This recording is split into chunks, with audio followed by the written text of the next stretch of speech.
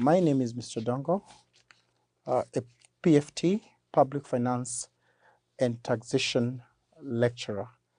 Today, we will be going through August 2024 paper. And we start with question 1. Question 1A, explain the following terms used in public finance management. 1 is the consolidated fund services, and 2 is what we call division of revenue bill. So we come put the question. So question 1. So A, explain the following terms. Explain the following terms as used in public finance management. As used in the public finance management.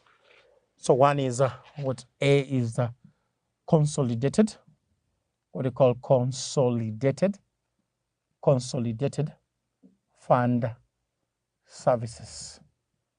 So basically, when you talk about a consolidated fund, that all government revenue are basically kept in account called a consolidated fund, except the ones that are not approved by the Act of the Parliament.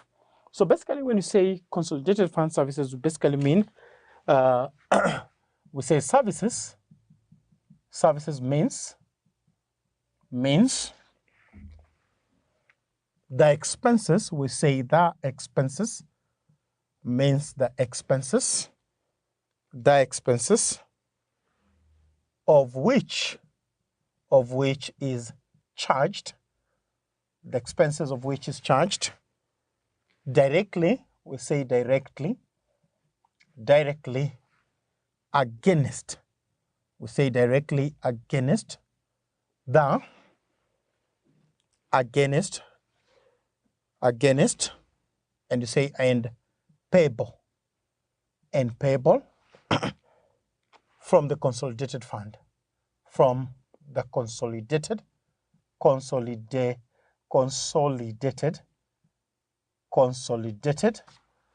the consolidated fund,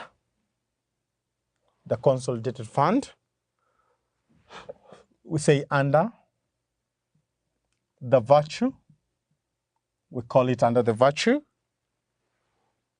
of the Constitution,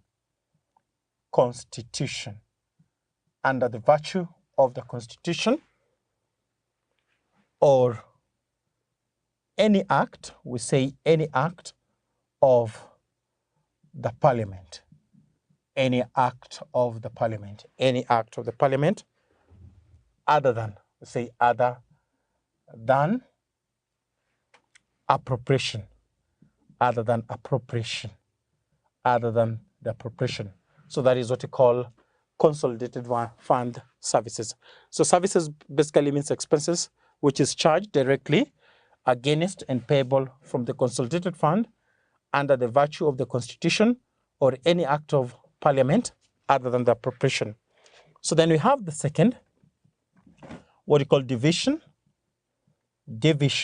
of revenue bill. Division of revenue bill. When you talk about division of the revenue bill, we're basically talking about how revenue is divided at the 2 levels of government. That is the national government and the county government. So this refers to it's a bill that aim at.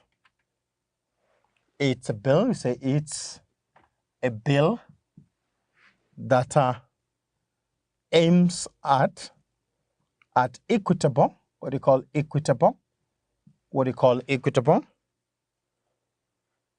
Equitable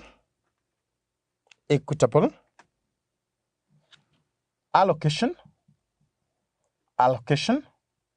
of funds between 2 allocations to distribution of funds between 2 levels levels of the government. Between two levels of the government.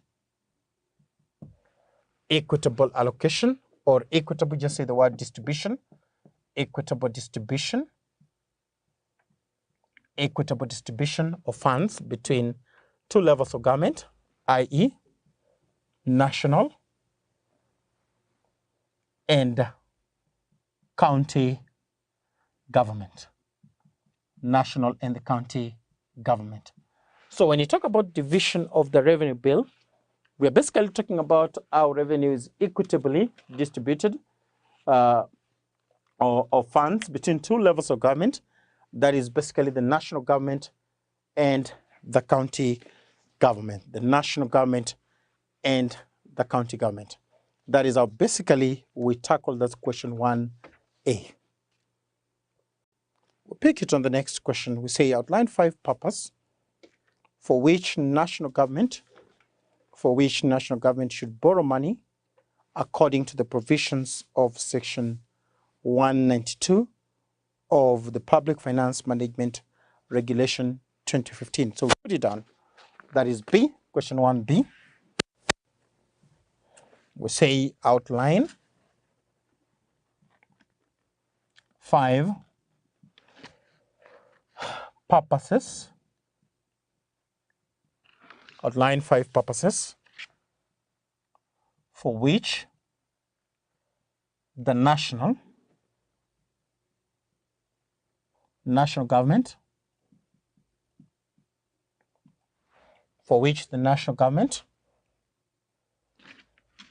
should borrow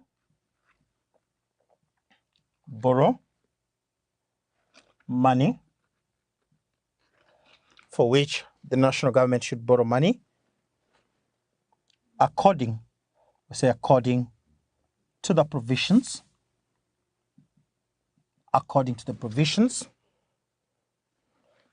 of section 192 we say of the public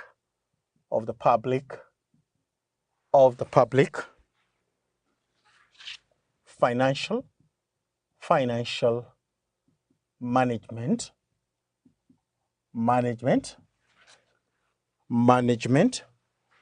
regulation. We call it Regulation 2015. So basically we are being asked by the examiner the 5 purposes to which national government should borrow money according to the provision of the section 192 of the Public Financial Management Regulation of the Public Financial Regulation of 2015. So basically, national government would borrow money for various purposes. One of it is to overcome budget deficit. One of the very common things about these developing countries, Kenya being one of it altogether, that is majority of the budget, most of the budget cannot be covered by the revenue. So one of the reasons is that they borrow to overcome a deficit. We also have another reason that we can talk about in case of emergency, so we can put them down. We have one, what we call financing the national deficit, financing what we call the national deficit. Deficit when expected expenditure is more than the expected revenue. The second is borrowing for the purpose, what we call borrowing for the purpose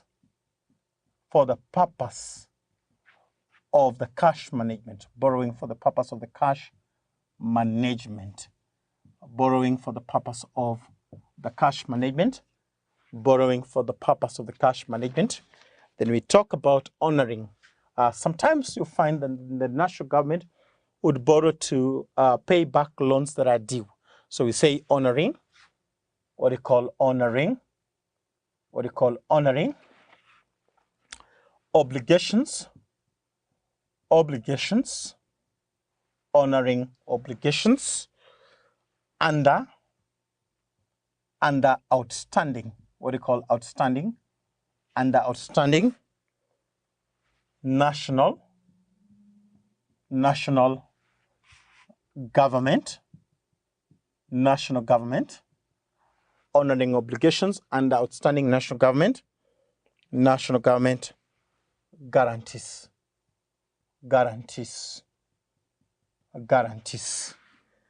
Then we can talk about the next, what we call refinancing.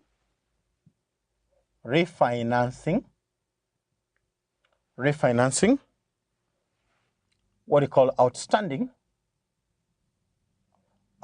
debt. Refinancing what we call outstanding debt, or repaying what we call repaying a loan,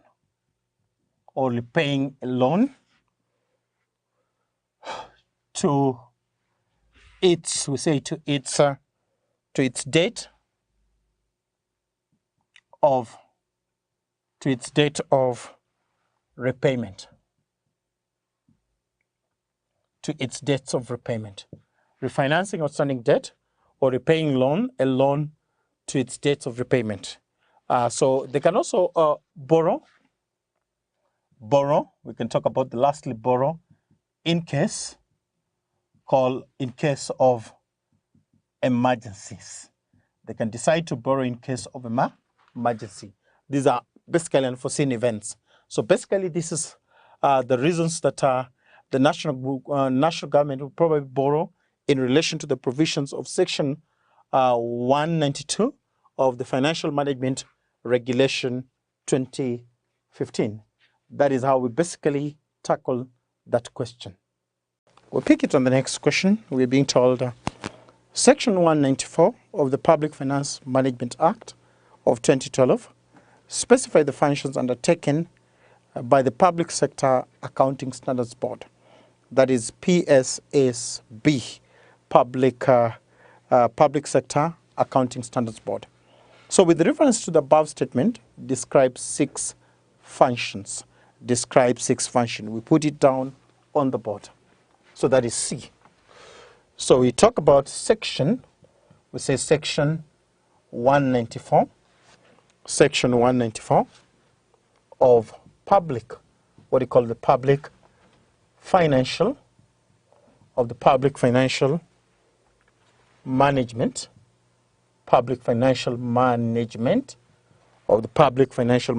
Act 2012, of the Public Financial Management Act of 2012, we say comma, specifies, we say specifies the functions, specifies the functions to be undertaken, we say to be undertaken by public sector, what we call the public sector accounting standards board. Public sector's accounting standards board. Into bracket, that is the PSSB, public sector's accounting standards board. So then you say with reference to the above statement, with the reference to the above statement, with a reference to the above statement, describe, we say describe functions of PSSB. Describe the functions of the PSSB, Public Sector Accounting Standards Board. So number one is to define, to understand what you mean by Public Standard Accounting Standard Boards. It's basically their role. We need to understand that this basically comes from topic 3, that is oversight of the public finance. One public sector accounting standard board is one of the areas of oversight, one of the areas of oversight. That is basically one of the areas of oversight when you look at the Public Sector Accounting Standards Board.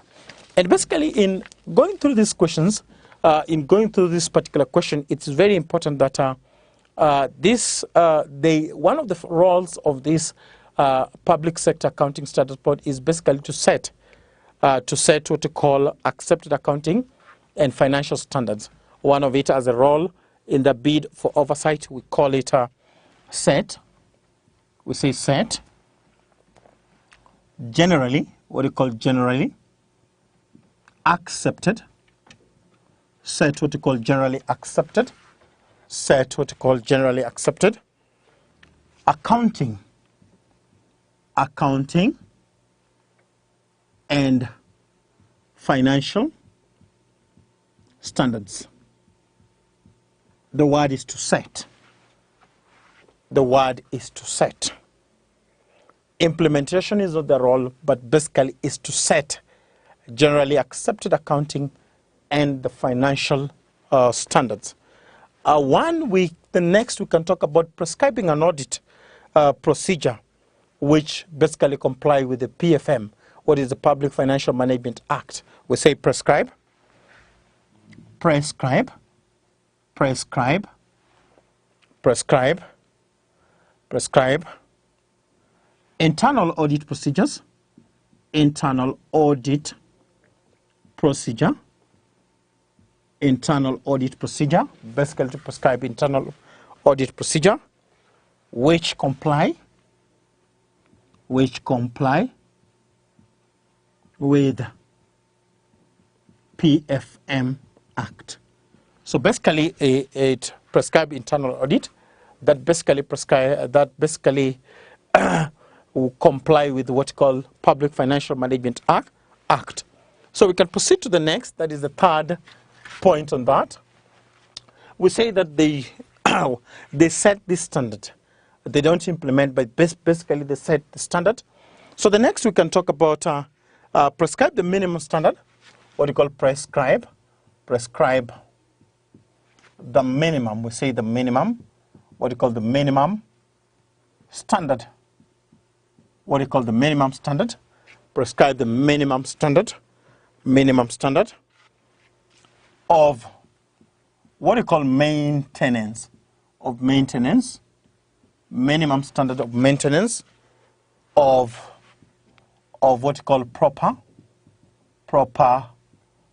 books of account. Of maintenance of proper books of account. Minimum standards of maintenance of the proper books of account as the next role.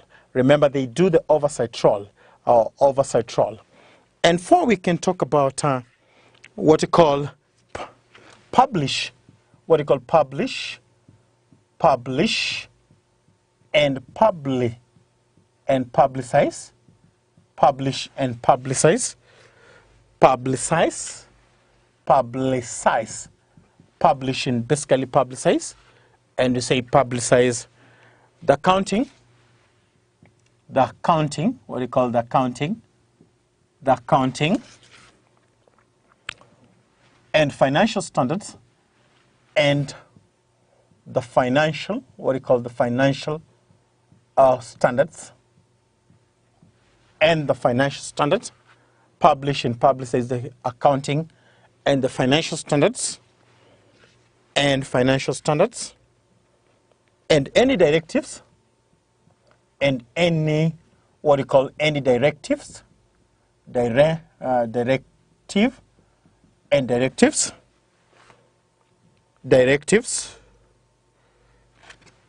and guidelines and the guidelines prescribed by the board. Prescribed by the board. What you call prescribed by the board. So basically, publish and publicize the accounting and the financial standards and any other directive that is basically prescribed by the board. So we have the next, perform. We can say that is 5, that you say perform any other function. Perform any other function. We say function related, any other function related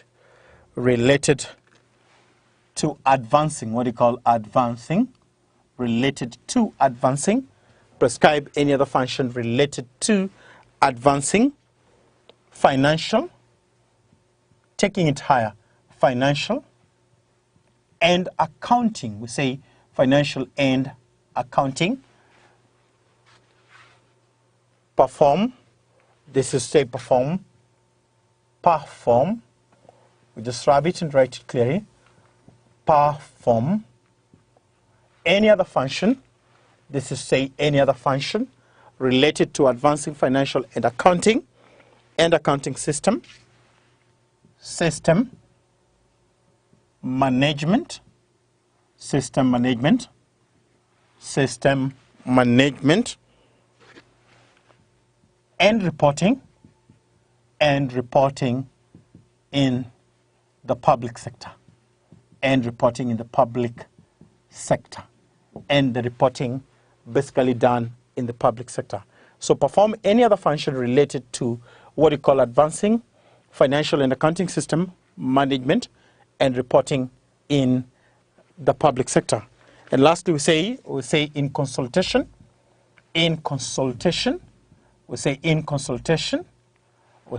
consultation with the cabinet, secretary, in consultation with the cabinet secretary on the effective, what do you call effective, on the effective dates of the implementation, in consultation with the cabinet secretary on the effective dates, that is cabinet secretary of finance, on the effective dates of implementation of the standards, we have not said they implement, but they consult on the effective dates of the implementation of the standards, and you say comma, gazette, the dates, we say gazette the dates, for application,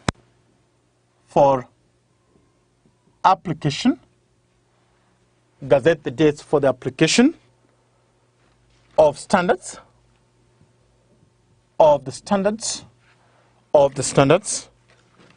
and guideline. Again, very important for us to get to understand that when you talk about public sector accounting standard board, that's an oversight. So there are also various levels of oversight, that we basically have in relation to oversight. Also, various areas of oversight, apart from the public standards accounting boards. We have the internal audit as also an oversight. That's an area that can also be examined. So as you look at this, it's also very important to look at other levels of oversight. And I've talked about one as internal audit. And what is the role of internal audit? That is how we basically tackle that very question. We'll pick it up on the next question. That is question 1, Roman D, the last question on 1. So the question says, in relation to the public procurement and asset disposal regulation 2020, outline 5 methods that accounting officer or procuring entity or procuring entity may use to dispose the asset. So we have the question on the board. We say that is D. We say in relation to the public, what do you call the public? In relation to the public procurement, in relation to the public procurement and asset disposal, and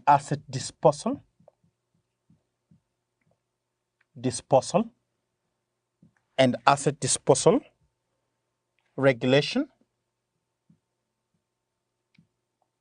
2020, Regulation 2020, outline 5. We say outline 5 methods. Outline 5 methods that an accounting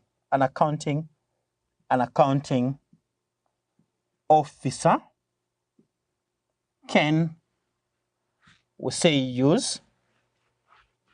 5 methods that accounting officer can use, that an accounting officer of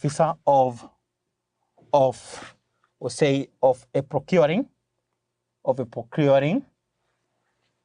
entity may use to procure, may use to dispose asset.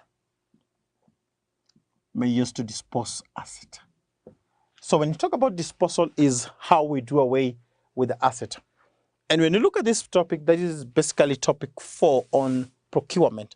So we are basically being asked that in relation to what you call the public procurement and disposal regulation, that is of 2020, what are the methods that that accounting officer of a procuring entity may use to dispose? To dispose basically is to do away with the asset.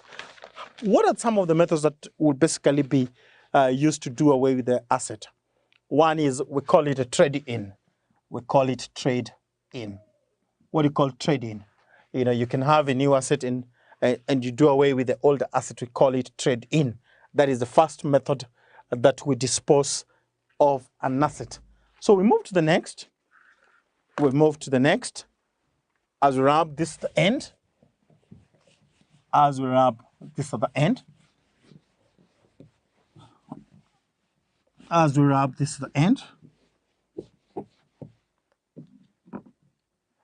As we wrap this to the end. The next method that a procuring accounting officer of a procuring entity can use to dispose an asset, can basically use to dispose an asset. We talk about sell by public. What do you call sell by public tender? What do you call sell by public tender as another method that can be used to dispose an asset. Then you can also call number 3. What do you call sell? We say sell by public auction. What do you call the public auction? Sell by what you call public auction. Sell by the public auction. We also have what you call transfer. Another way for disposal, we say transfer. We can call it transfer to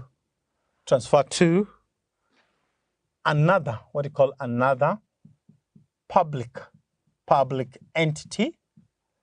Transfer to another public entity, or part, what do you call part of public entity, part of the public entity, with or without financial adjustments. With or without financial adjustment. With or without financial adjustment. We've talked about transferring to another public entity or part of public entity with or without what you call a financial adjustment. And lastly, what you call waste disposal management. What you call waste disposal management. Lastly, what you call waste disposal management. Waste disposal management. Very important for learners to understand that this is also a very crucial topic in the public finance. We need to understand even the role of IFMIS under this, the roles of a number of things. For example, IFMIS in relation to procurement. What are the benefits of electronic procurement as opposed to a procurement that was basically being done physically? What is the role? Pre-qualification of tender. What are some of the pre-qualifications that are required for tender, for the ones that are basically picked for tenders? Basically still touching on procurement. But particularly for this, we were basically talking about a number of ways that an accounting officer in a procurement entity may dispose an asset. We've talked about trade-in. We've also talked about sale by public tender. We've talked about sale by public auction, transfer to another public entity or part of public entity with or without financial adjustment.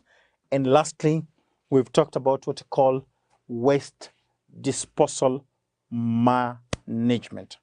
That is how we particularly handle that last question. And that marks the end of the question 1. See you in the next class.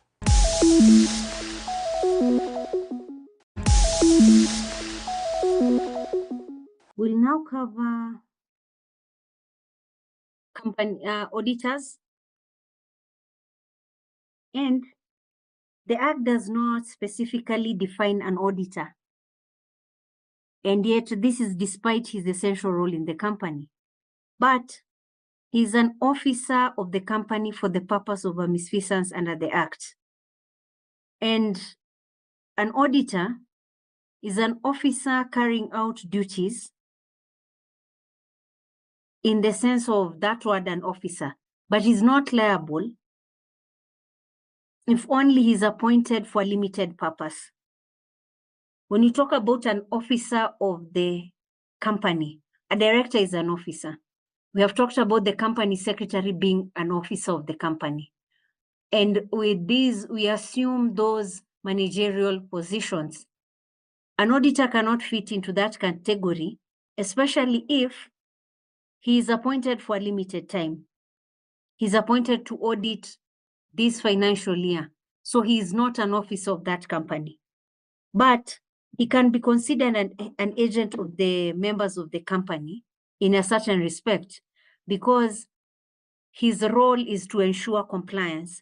His role is to ensure the books of accounts are represented in a fair manner. But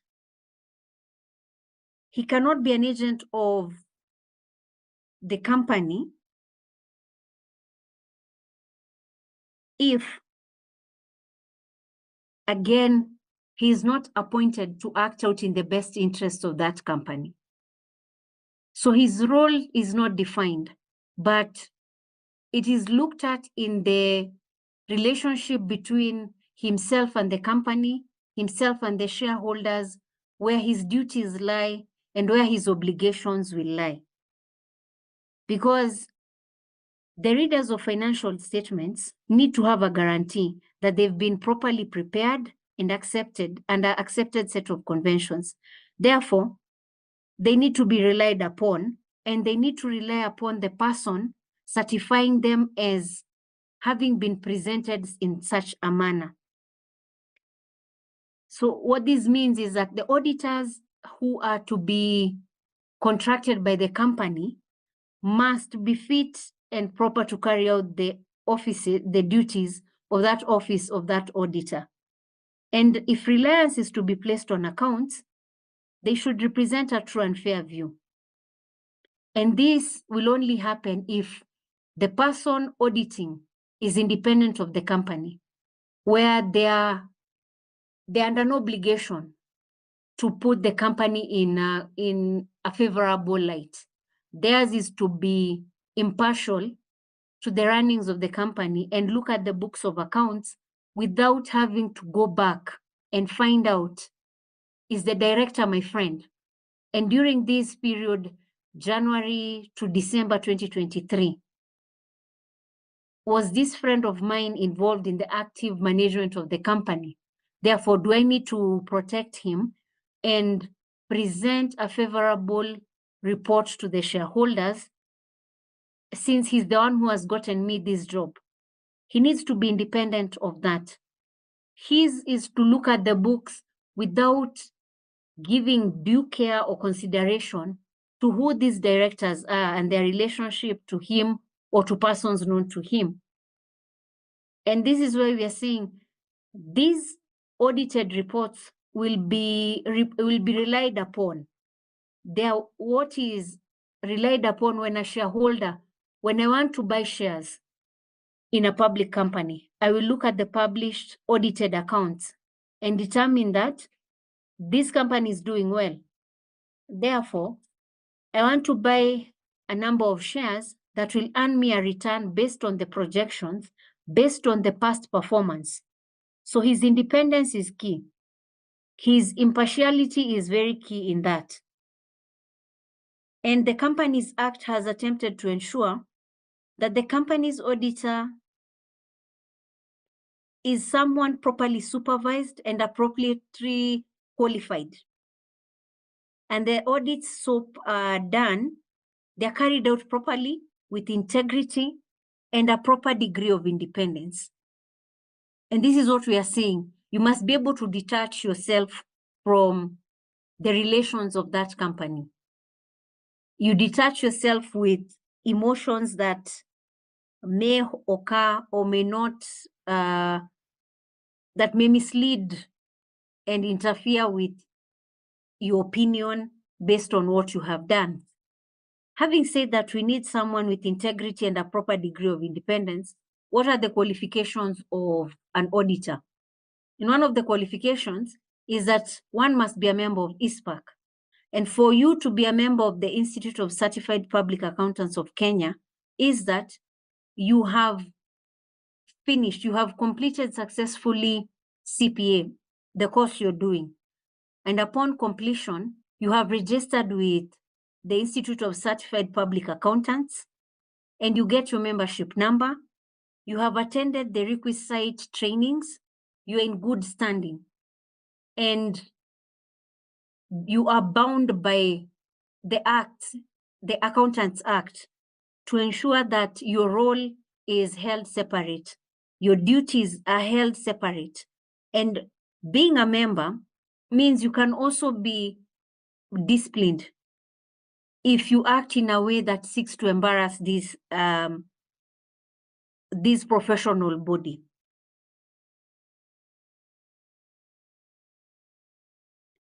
And we have a situation where a firm of partners may be appointed as auditors, unless it's contrary against the Articles of Association. So when we talk of an auditor, it may not just be an individual person. We have audit firms. We have KPMG. We have any other local audit firm that may be appointed. The company may appoint that firm, and the firm will determine, according to their expectations. We have Deloitte, who will be able to conduct this audit of this particular company. Section 161(2) disqualifies the following from being an auditor: an officer or servant of the company. You remember in our definition of who an auditor is, we said we cannot call you an officer per se, because you're supposed to be detached. So when section 161(2) disqualifies you as an officer or servant of the company, is because you want the company to do well. It is for your best interest if the accounts are made to present fairly and a true presentation. We also disqualify a person who is a partner or in the employment of an officer or servant of the company. This is where we are saying the degree of independence. If I am employed by one of the directors of your company, I cannot purport to come and audit your company. I should be able to be so detached that the performance of your company is only relevant to me if it's being represented, if the books of accounts are being represented in a fair manner. We are also disqualified if you're disqualified for appointment as an auditor by any other body corporate, which the company's subsidiary holding company would disqualify you. So if we talked about a holding company and a subsidiary, Jambojet being a subsidiary of Kenya Airways, if you are disqualified from being an auditor of Jambojet, you cannot again be an auditor of Kenya Airways. So essentially, you are barred from acting as an auditor for either company.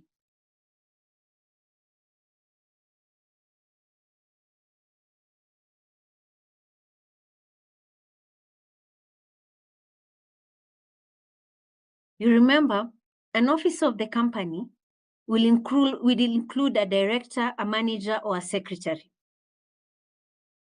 And this is where we are saying you cannot be an officer in this respect, despite you being contracted to work for the company. Your independence must be guaranteed. So how do we appoint these auditors? One, there's the automatic appointment. And the provision for automatic appointment without a resolution, that is of an existing auditor who is willing to continue in the office. And you are retiring, but you're deemed to be reappointed unless you are not qualified for their reappointment and a resolution has been passed at that meeting appointing somebody else. And this officer, this auditor, has given the company notice in writing of his unwillingness to be reappointed. But where notice is given of an intended resolution to appoint some person in place of a retiring auditor, and by reason of death or incapacity that disqualifies the person, the resolution cannot be proceeded with due to those issues. That retiring auditor shall not be deemed to be automatically reappointed. And at the AGM, where no auditors are appointed or deemed to be appointed, the registrar may appoint a person to fill the vacancy. In such a case, within 7 days, you must give the registrar notice. And the company failing to give notice means that every officer who's in default shall be liable to a fine. So we talk about first auditors. The first auditors are normally appointed by the board of directors before the first AGM, and they hold office until the conclusion of the first annual general meeting, and where the new auditors will be appointed to take place of those appointed by the directors. Again, before that AGM is held, notice will be sent out to the shareholders that we are appointing auditors. So the ones that held office from the inception of the company up until the AGM is held will then be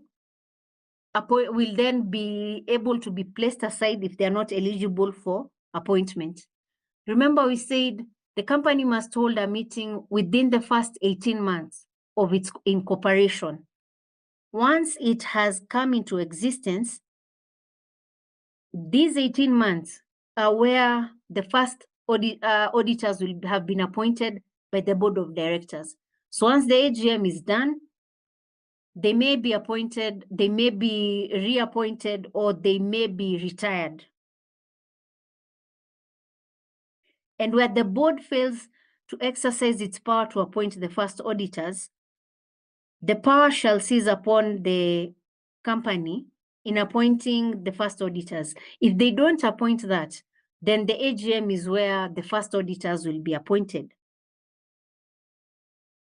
So subsequent appointment, upon the expiry of the term, they're either reappointed or vacancies filled. So how do we fill casual vacancies? That vacancy, if it continues,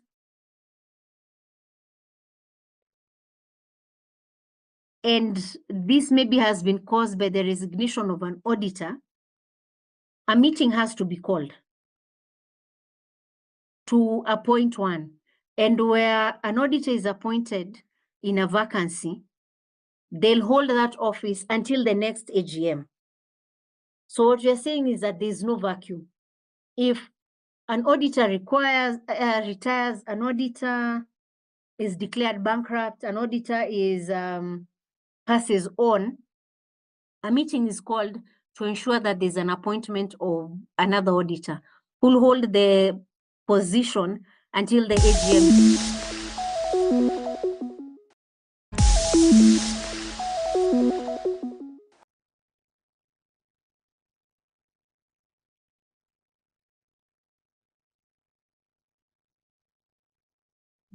We have receivership, and it refers to a situation where a creditor, and when we say usually secured by debenture, we had talked about floating charges and fixed charges. This one is where that creditor has an asset attached to the funds he has availed to the company. When they realize that the company is in default of payment, and that security, whether it is a title deed, whether it is a logbook, or whichever document that was used to secure these debts, when they realize it is threatened, that it may not be able to pay off the amount that they had been advanced, including the interest accrued on it, then they may petition for the company to be wound up so that they receive their money. So you note that receivership is normally after a creditor, and it's a secured creditor who will appoint a receiver to ensure that they're able to recover the funds given to that company. Administration, on the other hand, is where a company is struggling financially or is already trading insolvently, but it may be able to be saved. It's not, there's hope literally. And this is normally voluntary.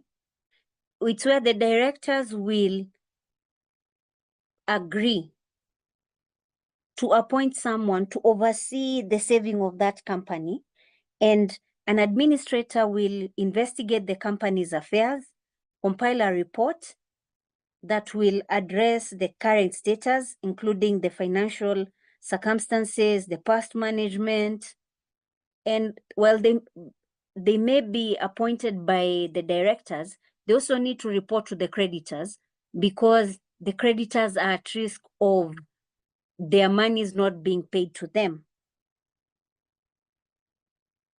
We talk about liquidation. Liquidation signals the end of a company's trading. It can no longer transact. It can no longer enter into contracts. It can no longer buy assets. It cannot, if it was meant to, it was formed probably to buy and sell land, to build apartments, then it can no longer do that. And once the liquidation is done, is where now dissolution comes in. And dissolution is that it no longer exists. The share certificate, the incorporation, that certificate will be withdrawn and it ceases to exist. So we have these 4 terms, and their differences are in who brings what action, how will that be done. We'll see how receivership will be done, how liquidation will be done, and whether the aspect of, is it voluntary or is it sanctioned by the court? Did the shareholders and the directors agree that we need to finish the business that we started with this company. We started with the formation of a company, its directors, its shareholders, how to get financing. So we'll agree whether it is voluntary or the aspect of it being voluntary has been bypassed by events. It's no longer in your control. Now you can no longer act. It's not up to you. Outside forces will dictate what happens to this company of yours. So you remember that winding up precedes its dissolution. So you first need to initiate the winding up proceedings. Once the winding up proceedings have been done, then now it can be dissolved. Winding up will mean the assets will be distributed, the creditors need to be paid off, the statutory deductions need to be paid, and once the books of accounts have been closed, then the company can be dissolved. And prior to dissolution and after winding up, the legal entity of the company remains and can be sued in a court of law. We said that it's in winding up that that company stops existing. But no, it is in dissolution that the company stops existing. So once you wind it up and prior to it being dissolved, its legal entity remains. It is still a separate entity. It is still recognized by law. Once it is dissolved, then the law no longer applies it. The law no longer recognizes it. And this element of it can be sued, it can sue in its own name, now ceases to exist.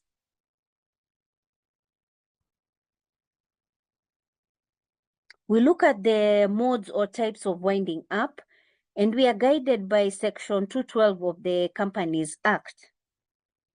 So it can either be voluntary or it can be supervisory or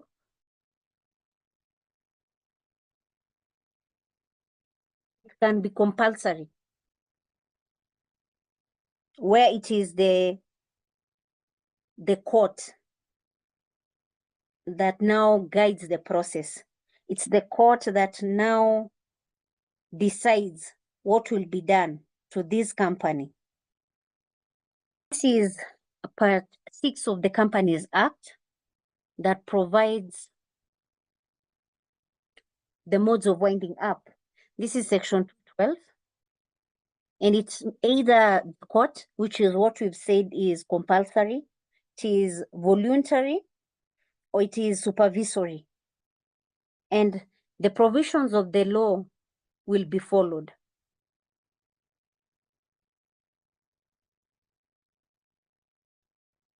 And Section 2 provides that unless the contrary appears, these are the only modes of winding up that we have. So we are guided by the Companies Act, Section 212, Part 1 and Part 2 on the same.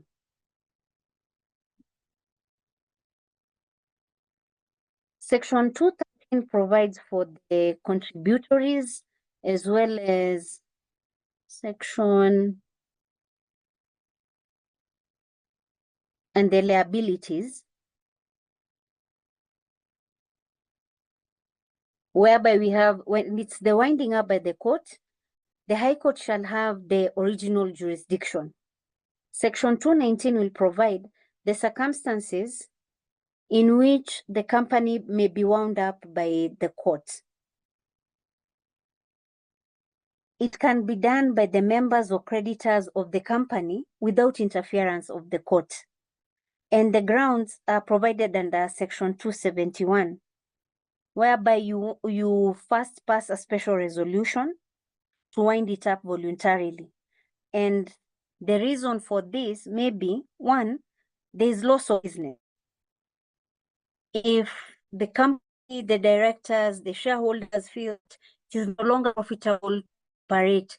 It is no longer profitable to continue carrying on this business. They can pass a resolution and wind up that company. Instead of waiting for it to make losses and be declared bankrupt, they can actually preempt, where they look at the books of accounts, they realize the future may not look very bright for them. So they preempt that essence of having outsiders decide for them. They do it for themselves. And where also the members may wish to distribute their surplus assets amongst themselves and terminate the company's activities. If the members feel we have reached where we wanted, we don't see any other profit, or we don't see any growth that we may have, so let us just finish up this business. Whatever assets we have gained, let us distribute. We can sell off, then distribute the surplus amongst ourselves. We don't need to continue. There's no motivation for us to continue doing this. It also happens where there's a breakdown in management. There are angles every now and then. So they decide, let us pass a resolution, cut short this activity that we are currently doing. And we wind up, we save ourselves future headaches of taking each other to court, where we have our creditors taking us to court because we are not able to make decisions. We are basically not agreeing. So that is a members' voluntary winding up. It is also voluntary, whereby if the company was formed to last only for a fixed period, and that period has come to an end. Let's say you formed a company to speculate, where we buy land in these remote areas.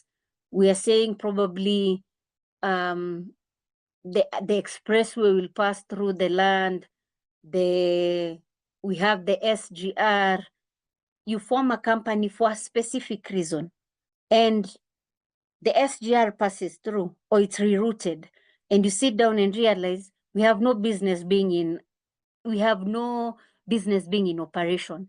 Let us wind up, because either the event didn't happen or the event happened, and we have recouped our investment. We are able to move on from here and do better, or just move our separate ways.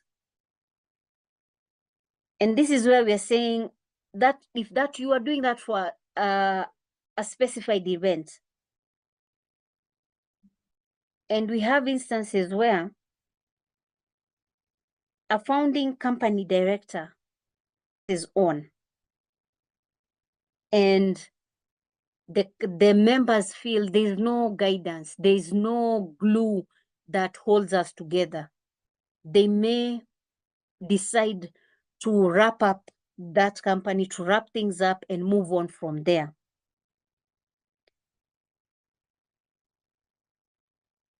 And that is a members' voluntary winding up, where these members themselves conduct the liquidation process through the appointed liquidator. And this is only possible where the company is solvent, unable to pay its liabilities in full. You must be able to pay off all your creditors. You must be able to pay the costs of winding up. You must be able to pay up your liquidator. And the directors at the meeting must declare that the company is solvent. And if it has debts, within 12 months from the commencement of these winding up proceedings, it must be able to pay them off, or the debts. So there's no credit coming to stop this process and say that, no, you can't wind up because you owe me money. And this declaration must be made within 30 days, preceding the date of passing of the winding up resolution. Again, you deliver it to the registrar, signed by a copy of the report of auditors, and the profit and loss prepared. The profit and loss is what will guide the registrar to confirm your status. Are you solvent? Are you able to pay off your debts? Are you able to pay off any costs that originate from this resolution you're passing?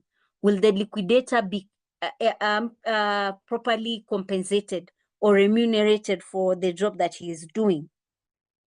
And where these directors make a false declaration of solvency, then the Act provides they may be imprisoned or a fine at the discretion of the court. And the directors, the ones to be held liable, because it is at that meeting where the special resolution will be held, they provide declaration. We are doing well enough to pay off debts. We are doing well enough to cover the costs. That within 12 months, we'll have cleared all assets, we'll have sold, settled our debts, and we will have the surplus with us.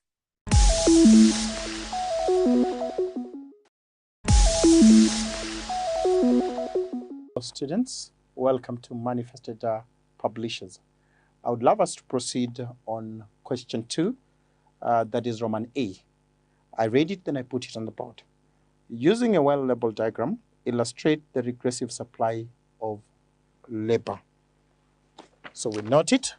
That is question 2. Question 2. Question 2. Roman A. Using a well-labeled diagram. Using a well-labeled diagram. Illustrate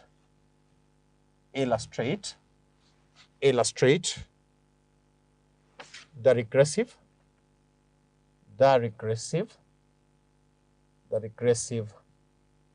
supply of labor. Regressive supply of labor. Before we embark on putting it down and expounding it on the board, very important is to understand what we imply by regressive supply of labor. I want us to note that this is basically found in topic 2, that is demand, supply, and consumer equilibrium. And whenever we talk about regressive supply of labor, we are now talking on the exceptions of the law of supply. We need to understand what the law of supply states. The law of supply basically states that other factors held constant, supply is low when the price is low, and supply is high when the price is high. When you say exceptions is contrary. So basically we mean the supply is high when the price is low, and supply is low when the price is high. And one of the areas that an examiner has tested, that is the area of what you call regressive supply of labor. So the first thing is to put down the diagram and we expound on the diagram. So regressive supply of labor, regressive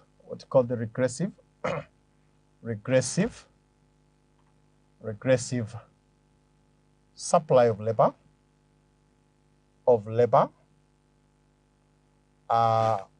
labor is also what's called the backward bending of supply curve. Backward bending of supply curve. Backward bending of supply curve. Stroke what you call trade-off between work and leisure. Trade-off between work and leisure. Trade-off between work and leisure. We have the diagram.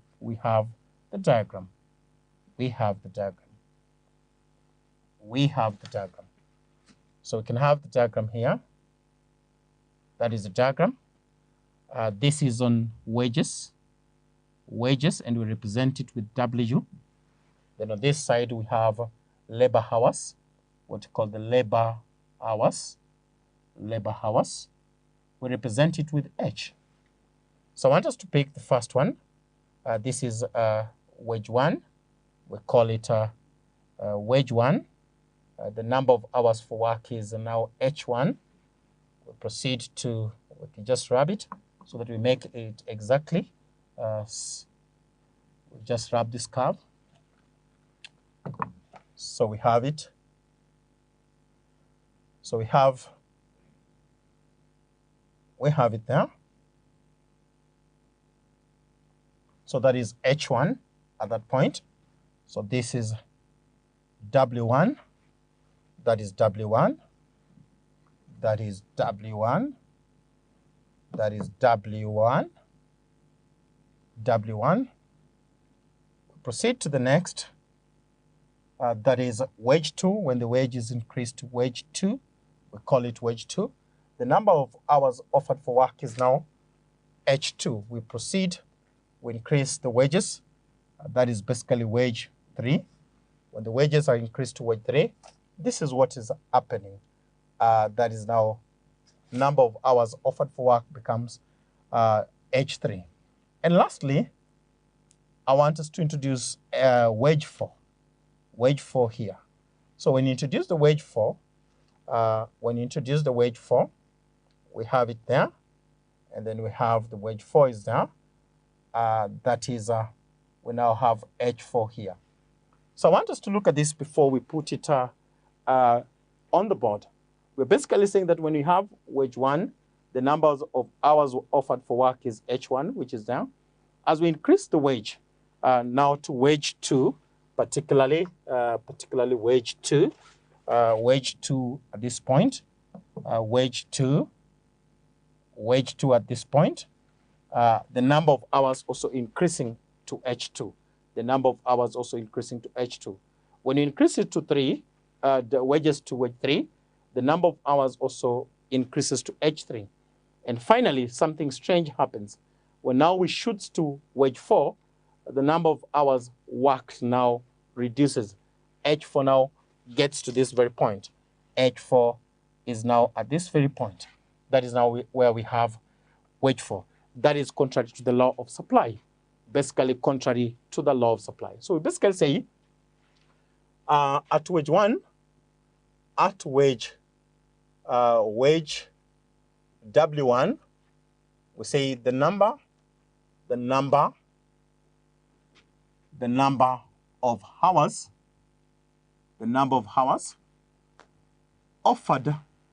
offered for work is H1. Full stop. When wage 1 is increased to wage 2, comma, the number of hours offered for work,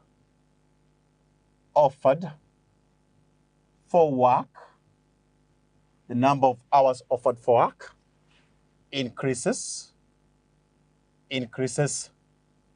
from H1 to H2. Then you proceed and say that if the wage is further increased,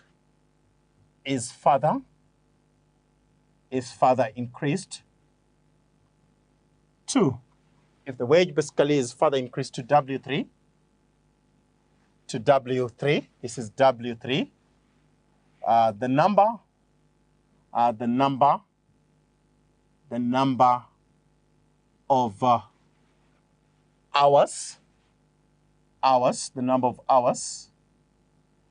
for work further increases to W to H3. The number of hours offered for work further increases to H3. However,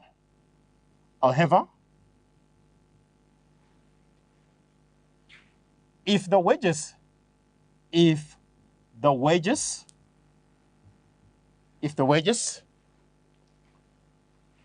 are increased to wage 4, comma, the number of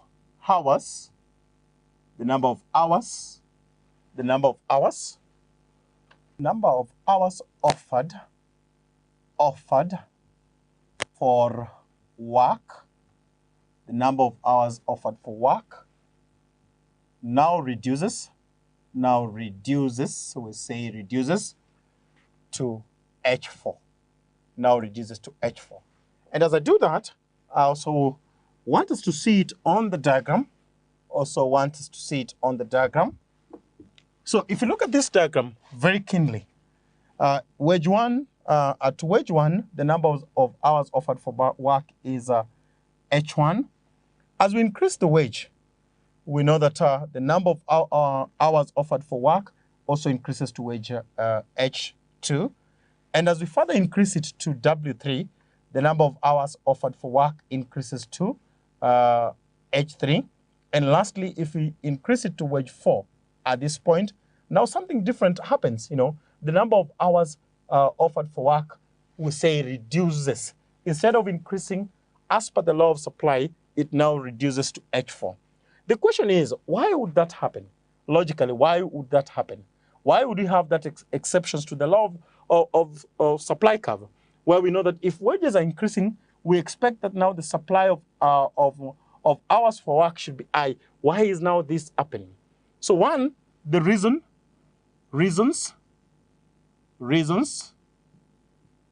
why as we increases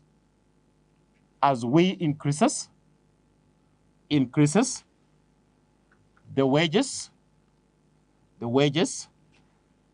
the number of hours offered for work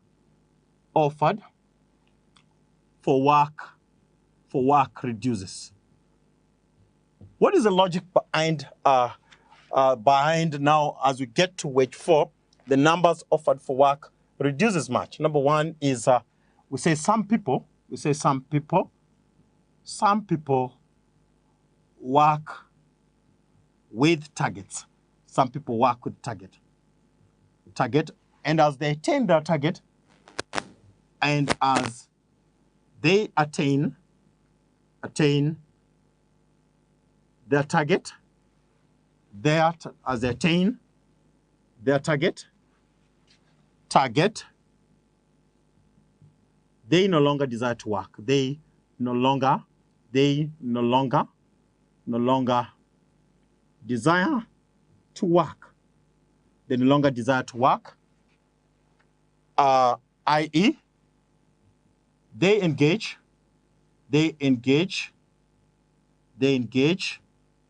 now on building their dreams, on building their dream or business. So the first reason why there's that we offer higher wage, but no, the number of hours offered for work is less, is that some people work with targets. And when they attain their target, and when they attain their target, they no longer desire to work, i.e., they engage now on building their dream or their business. Let's say, for example, somebody was working to get 5 million in order to start their business. Once they get 5 million, they no longer desire to work anymore. That's why, explains why, even when you increase it to wage 4, we now the number offered for work is H4. The second reason is some people will trade work for leisure. Some people will trade work for leisure. Some people, normally when they get to a certain level of income, let's say, for example, the goal was to attain 1 million shillings. Once they get 1 million shillings, they will no longer desire to work. They would want to maybe take a vacation and go and relax. That explains why when you get to wage 4, the number of hours offered for work becomes less. And lastly, we have what you call the fear of taxes. The fear of taxes. We know for sure that at certain level, incomes are not subject to taxes. And when you get to a certain level of income or wage, the taxes may be very high. So some people, when they get to a certain level, they will no longer desire to offer hours of work for labor because of the fear of taxes. And that explains what we call regressive supply of labor. That explains what we call the regressive supply of labor. Maybe just something to understand based on this question. This question was touching on two aspects. Number one was the diagram and a bit of explanation. So always know that on these questions that basically touch on the diagram will always constitute a lot of marks. Like, let's say, for example, we had this as 6 marks. We can have the diagram taking 4 and explanation maybe one or two, one here and maybe one reason here. That will give you a total of the 6 marks. And that is how we go about that. Let's speak on our next question. That is August 2024, question 2, but now Roman B. I read the question. Explain 3 exceptions to the law of diminishing marginal utility. Explain, that is 2B. Explain 3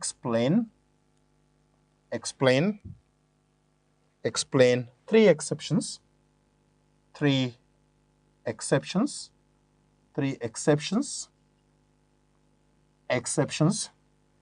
to the law of diminishing marginal utility. To the law of diminishing marginal utility. To the law of diminishing marginal utility. A very interesting question. So the first thing for us to understand is to understand what we mean by the law of diminishing marginal utility. So basically, the law of diminishing marginal utility says that as more and more units of a commodity are consumed, total utility increases, but at a diminishing marginal utility. And you say that as we consume more and more, it eventually diminishes. I want to pick it practically. For example, depending on an individual, when you consume the first bottle of a soda, that is 300 ml soda, you feel you need more. But as you get to the second bottle of a soda and finishes the second, when you get to the third one, you now do not feel the much craving as you felt on the first and the second. And when you go to the fourth one, you'll experience that you begin to even vomit. And that is what you call the negative utility. Now you don't experience the satisfaction or that you experienced in the first and the second. And that is what you call the law of diminishing marginal utility. And the examiner in this question is very clear. What are the exceptions? And it's very clear in asking what are the 3 exceptions to the law of diminishing marginal utility. What are these instances where you find a consumer who consume more and more but still desire more and more? One of it is, we say desire. One of it is desire. We call it desire for knowledge. One of it we call desire for knowledge. No one gets enough of knowledge. You'll do a PhD, but still wants to do another master's or wants to do another PhD. So knowledge, we don't get to a point that we get satisfied with knowledge. So that is one of the first exception. Another one that is common to majority is the desire for money. Desire for money. You can be a billionaire, but still you want more and more, more and more money. Nobody gets enough of money. We can also talk about the third one. The third one, you talk about hobby. Hobby are the things that you love to do. Even if they're too much, you still want to do them. We can also talk about what to call number 4, desire for alcohol. Desire for alcohol. We call it the desire for alcohol. This, for instance, go against the law of diminishing marginal utility. No one gets enough of knowledge. No one gets enough of money. No one gets enough of a hobby. And also no one gets enough of alcohol. So though in that question, when you look at those four are basically what you call exceptions to the law of diminishing marginal utility. I want us to pick on the next question. Question 2, Roman C. We'll read the question. State 4 challenges faced by small industries in developing countries. Put it down. State, that is C. State 4 challenges. 4 challenges. State 4 challenges. Challenges faced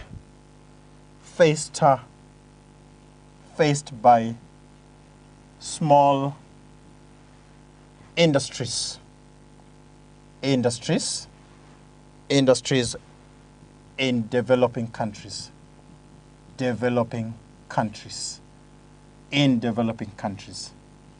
State 4 challenges faced by small industries in developing countries. Very important to understand small industries and what we mean by developing countries. Developing countries are countries that are not yet developed, they're still under the process of development, and Kenya is one of the developing countries. And when you look at the small industries, like when you look at the pottery, when you had the pottery and the weaving, those are small industries. And this small industry, they also play a very vital part in the growth of an economy. And in as much as they play a very vital part in the growth of an economy, we realize that they face a number of challenges within and also outside. So some of the challenges, like the examiner asked, state 4 challenges faced by small-scale industry. One of it, we can talk about stiff competition from the large firms. We call it stiff competition. When we say stiff competition, one of the challenges is stiff competition from the large scale industry. That is one of the challenges. Stiff competition from the large scale industries. That is one of the challenges. We can also look at number 2 challenges that they face. We say high taxation, what we call high taxation. We can also have a high taxation from the government. You realize that they are faced with higher taxation. And because of the nature that they're small, they also have challenges to do with what we call lack of capital. We call it lack of capital. We have lack of capital, high taxes, lack of capital. Again, you realize wherever they may be stationed or where they're positioned, one of the challenges that they face is poor infrastructures. Poor infrastructure and communication. We can talk about poor infrastructure and communication. Poor infrastructure and communication. And very important is to step further and talk about lack of proper management. We can also have things to do with lack of proper management. Lack of proper management due to lack of skilled personnel, knowledgeable personnel, knowledgeable personnel. I just want to say something on this question. I want us to understand that this question touches on macroeconomics. And as a learner, very important for you to understand is that for such questions that may ask on developing countries, economic growth, these questions, you can have varied answers. You may not just be limited to what Mwalimu is putting on the board, but you can always think and come up with even a much better point. But just to emphasize, the small industries face stiff competition from the large-scale industry, high taxation from the government, lack of capital. We also have issues to do with poor infrastructure and communication and lack of proper management due to lack of skills to knowledgeable personnel. That is how we go about that very question.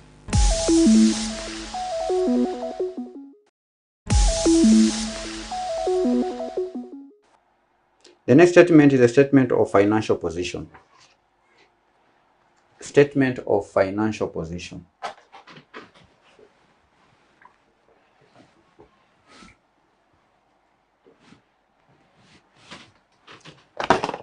Statement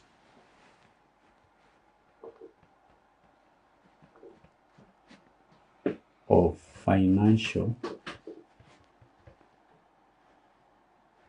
position. Now, the statement of financial position is also known as the balance sheet. A balance sheet. It is a balance sheet and is based on the accounting equation A is equal to C plus L, where A is the assets, C liabilities, and C capital, and L liabilities. So a balance sheet, as I said earlier on, presents a snapshot of the business financial position at a specific point in time, and it shows the assets, liabilities, and owner's equity. So a balance sheet will just have three components: assets, liabilities, and equity. And by now we know what assets are. Examples of assets are cash, debtors, inventories, property, equipment, furniture, plant. Then examples of liabilities are accounts payable, loans, long-term loans. Then owner's equity will represent the capital, the drawings, the retained earnings or accumulated profits. So maybe what I need to do before we look at illustration is to show the format of statement of financial position. Just like the statement of profit or loss, the statement of financial position can be presented in two ways: the horizontal format, which is the traditional format, horizontal format, which takes the T account. So we'll have it like that. So we have the credit side and the debit side. So the debit side, we record the assets.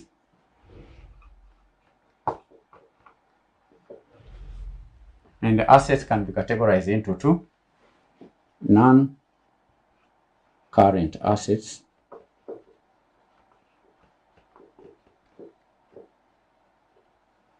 these are long-term assets like land, buildings, furniture, motor vehicles, and so on. So you have the assets there.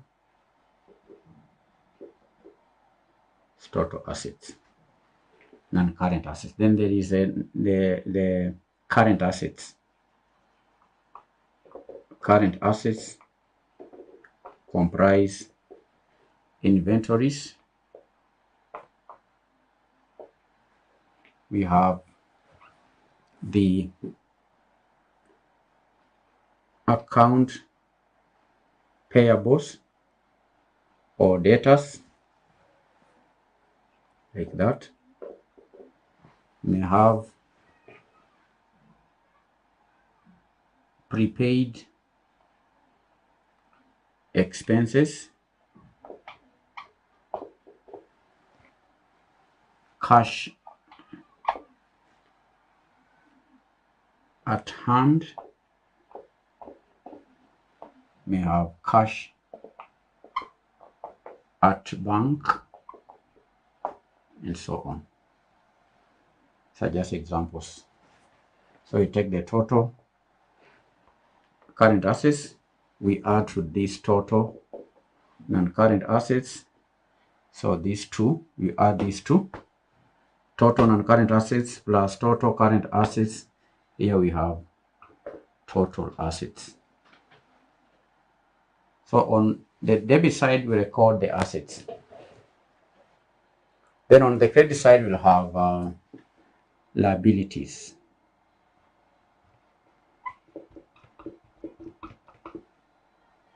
Again, liabilities, we have long-term liabilities, like the long-term loans. We also have short-term, short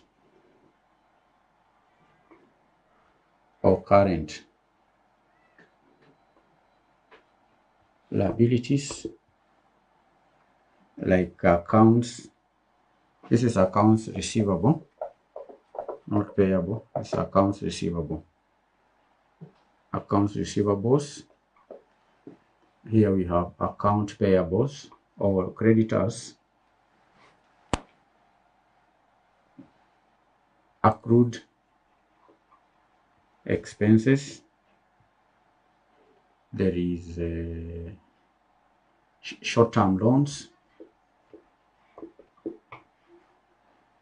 bank overdrafts, and so on. So these are liabilities. So we have the current liabilities here. We add the current liabilities.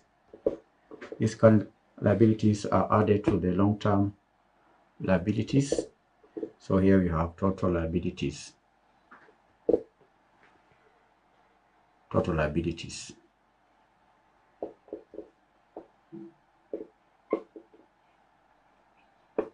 To these total liabilities, we add capital.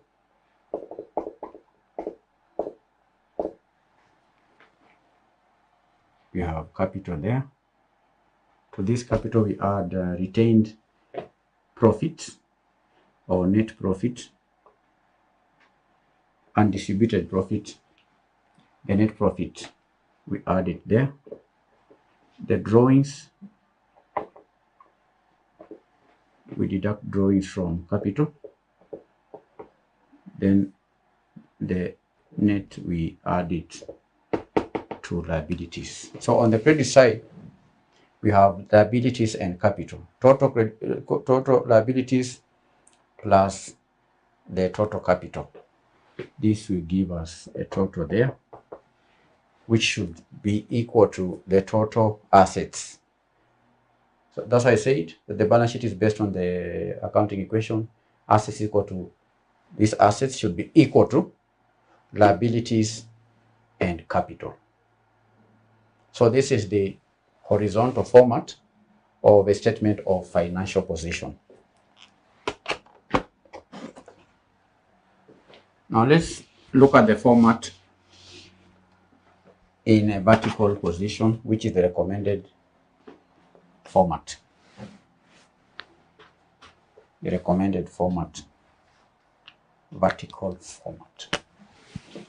The vertical format of a balance sheet. So we begin with the assets. So we're going to have the assets first. So this, we just record them under assets. Then below it, we have the liabilities and capital. So begin with the non-current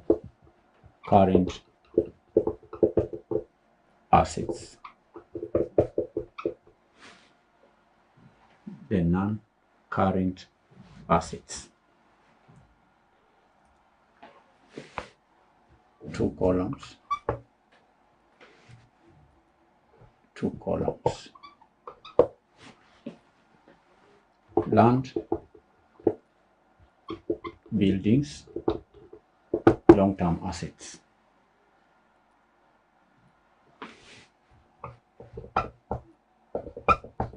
We get the total and current assets there. We add the current assets. We all know the current assets: stock, debtors, bank, cash, and so on. Put it down on that column. You get the total current assets. Add to the total and current assets here. Add these two, you'll have the total assets. This is total assets. We close. So that represents the debit side if you are to prepare the balance sheet in a horizontal format. So this is just presented at the top. Then below it, we have capital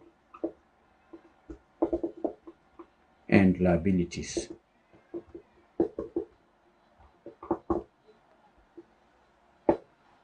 We can begin with the capital, push it towards the end there. Retained profit or net profit, we add it to the capital.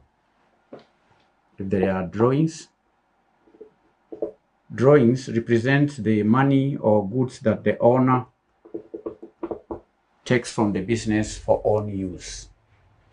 That reduces the capital. If you are running a shop and every evening you take bread for your breakfast, that represents a drawing. If you are running a butchery and every day you take home 2 kilograms of meat for your own personal use, that is a drawing. It reduces the capital. That's why the drawings here, we deduct drawings from the capital. So we have total capital there. Total capital. Total capital. Then below this capital, we have liabilities. Liabilities. So example, creditors, loans, accrued expenses. So we have the liabilities there. Get the total liabilities, add to the total capital.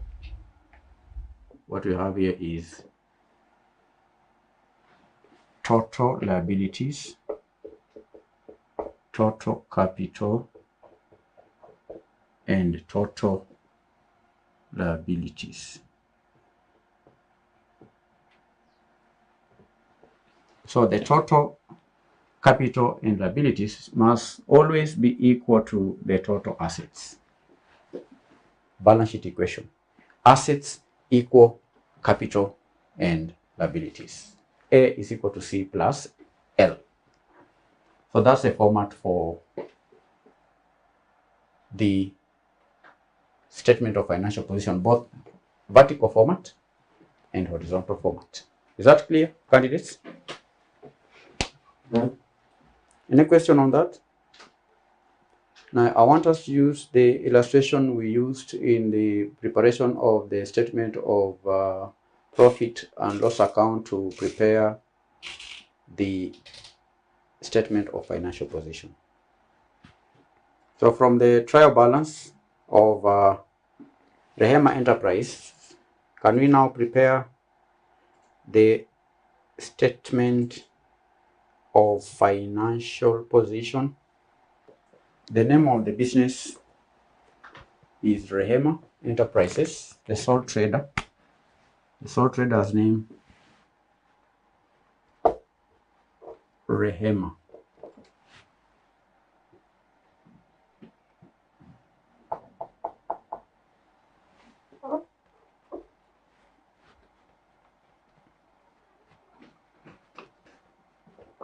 Rehema Enterprises.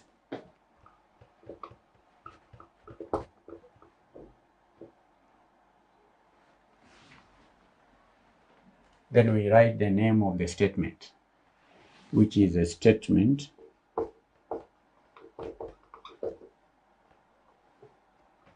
of financial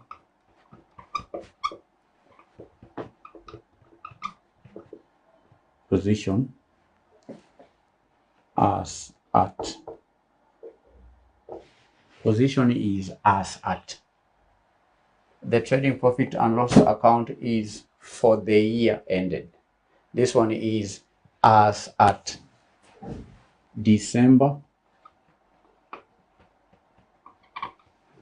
2015. Get the difference. The statement of financial position is as at.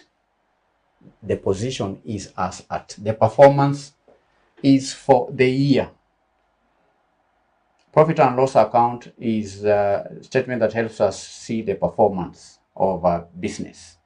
So you write trading profit or loss account for the year ended.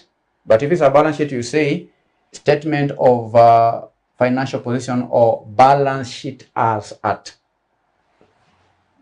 So first we have the assets.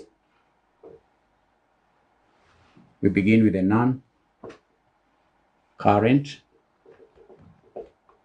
assets.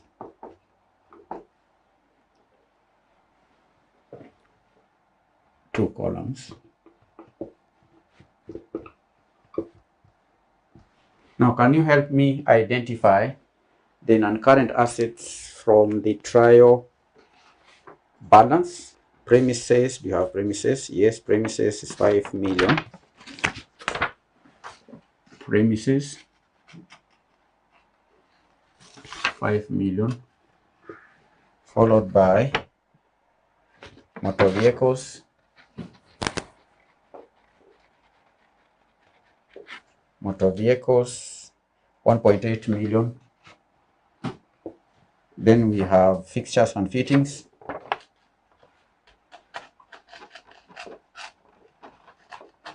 Fixtures and fittings, 350,000.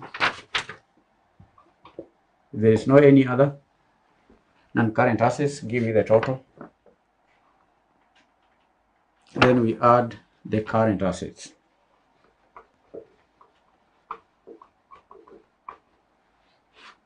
Somebody help me identify the current assets. John says the total non-current assets is 7150. You can confirm that. 7150.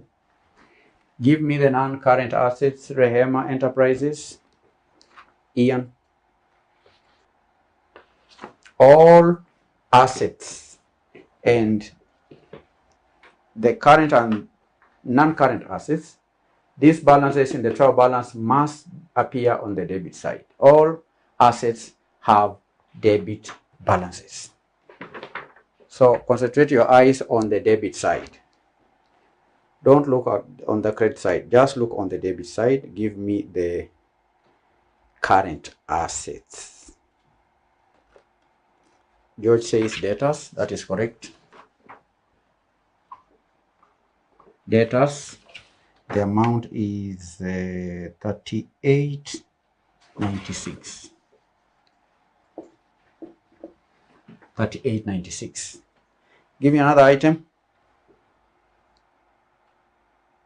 George says cash at bank. That is true. Cash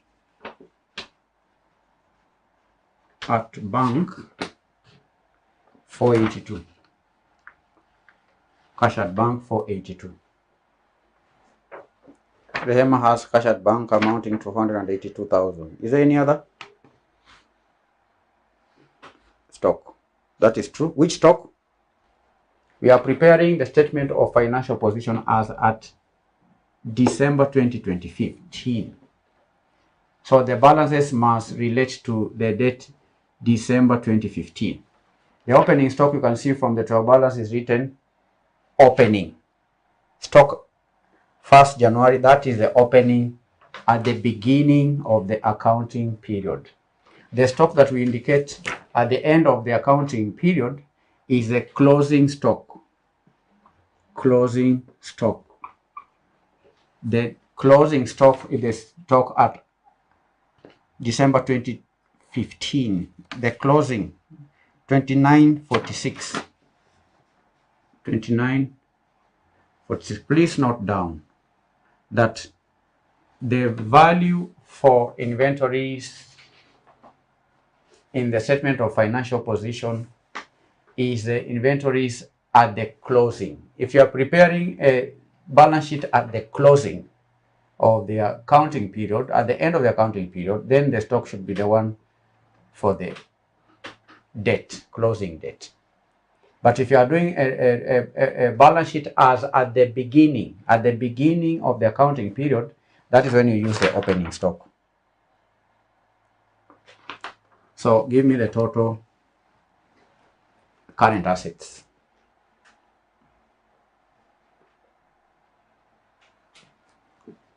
So this will be the total assets. To this total assets, we just close, get the total there. Then we close that bit. Then here we have capital and liabilities. Can begin with either capital or liabilities. Let's do capital. The capital, the last item in the trial balance there, and the capital candidates will always have a credit balance. When you are looking for capital, just look at the credit side of the trial balance and you get it. 12,636. 12,636. That is the capital. Then we add net profit. This is the net profit for the year ended December 2015, and we have it here. This is the net profit for the year ended December 2015, 1617. We add it here, 1617. If there is any drawings, we deduct. We have drawings. Yeah, drawings we have, and candidates again, drawings always appear on the debit side, always on the debit side. Drawings 1.2 million. Deduct 1.2 million. Give me the total there. Then you have liabilities. Help me identify liabilities. 7324. What is 7324? Total assets? 7324. 7324. Or this one here. 7324. Think so. Help me identify liabilities. So 13,003, the total assets 13,003. Help me identify the liabilities from the question. And liabilities will always appear on the credit side. And I can see only one liability there, creditors. Creditors 1731. 1731 creditors. To these creditors, let's add the capital, the net capital. Total assets, someone says 14,474.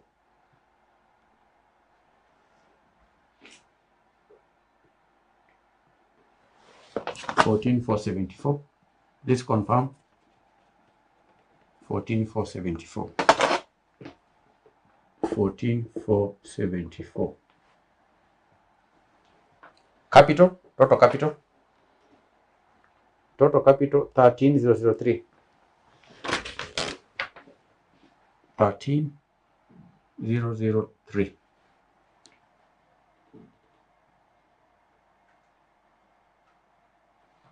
Is it adding up?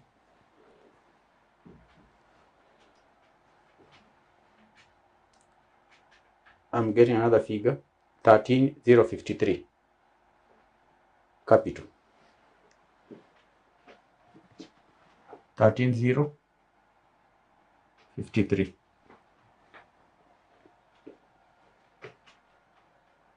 Which is which? Which? Total capital and liabilities.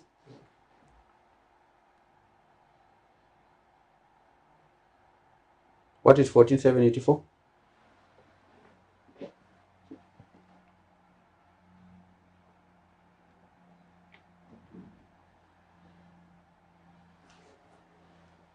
$14,784, 14,4.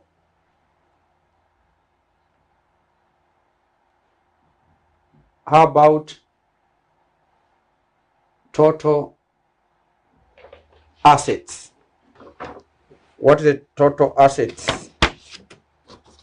Total assets.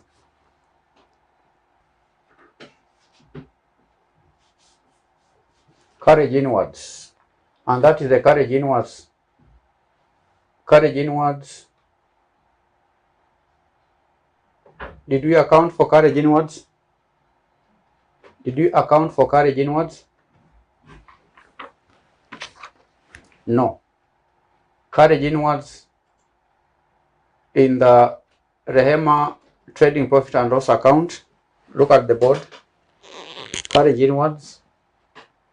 The carriage inwards is part of the purchases. So add carriage inwards here. Carriage to purchases. Add carriage inwards. Add carriage inwards. The amount is 310.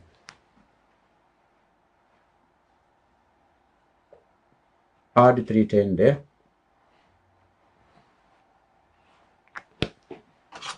Carriage inwards.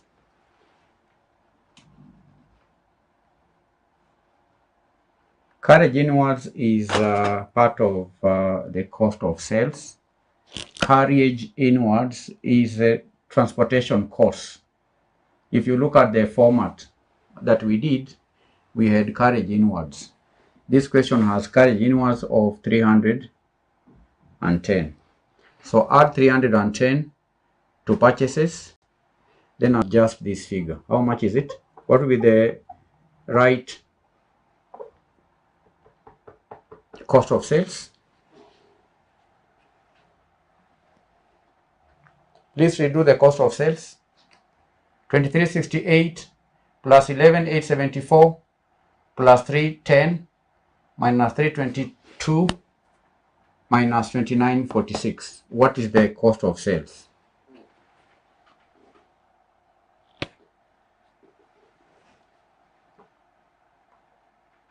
$11,284. 11,284. This 11,284, deduct it from the net sales. What is the right gross profit? Gross profit 11,284. John says 7,111. If it is 7,111, then adjust the net profit. What is the net profit? The expenses are not affected by that change. Deduct 5804 from 7,111. 1307. So we work with 1307. If profit is 1307, this profit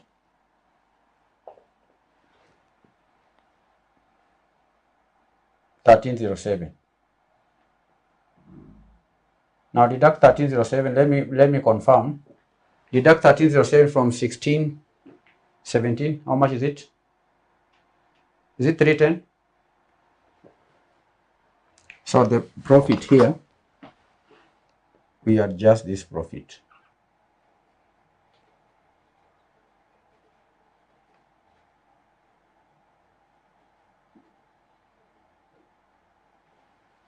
So the right net profit there is 1307. 1307. 1307, which affects the net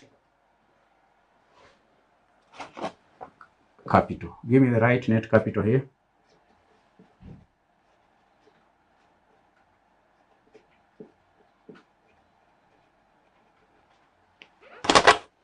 $12,636 plus 1307 minus 1200. 12,743. 12,743. Then is this total 14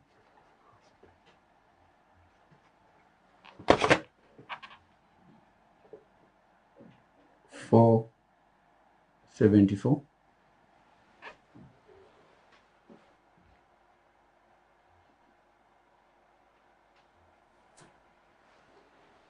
Is it the total agreeing with the total assets? Is it agreeing? These two must agree. They must be the same. And if they are not the same, then you've made a mistake. In this question, we omitted the carriage inwards. That's why I told you to give me the balance. The balance here.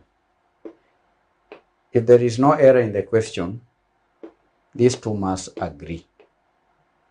So the starting point when you are doing this statement, these totals, the first thing check you can make is to get the difference. Like in our case, we saw it is 310. Then you go back to the trial balance. You check if there is 310. That's what we did. You told me it's 310. I went to the trial balance. I saw a 310. Then we checked if that 310 was accounted for. Then we realized it was not accounted for. We made the change. Then we made the correction. But candidates in your exam room, because of time, you may not have time to go back checking your answers. Please, in your exam room, if you do what we did, because we mark entries. If this is question 1, this you will get marks for these entries. Okay, you will get marks for these entries. You may miss a mark here because of the omission, just 1 mark. So what you do, concentrate on the right ones. These ones, do the right entries. And sometimes you advise students not to bother doing the totals. Sorry. Just make the entries. You can leave the blanks in the exam room. All right. Just make the right entries. Pick the right entries. Make sure you have the right entries. These are marks. Get the marks. Okay.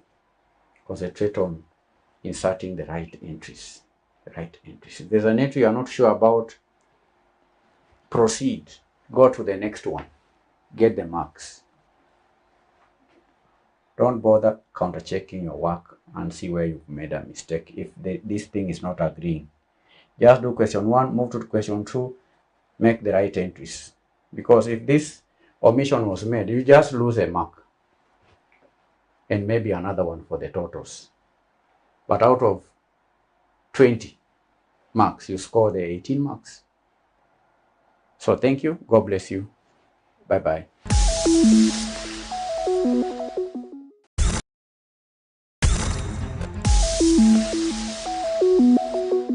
Hi students, welcome to another session of manifested online classes. So in this session, I want us we continue with the topic number 3, subtopic number 5, financial statement of cooperative societies.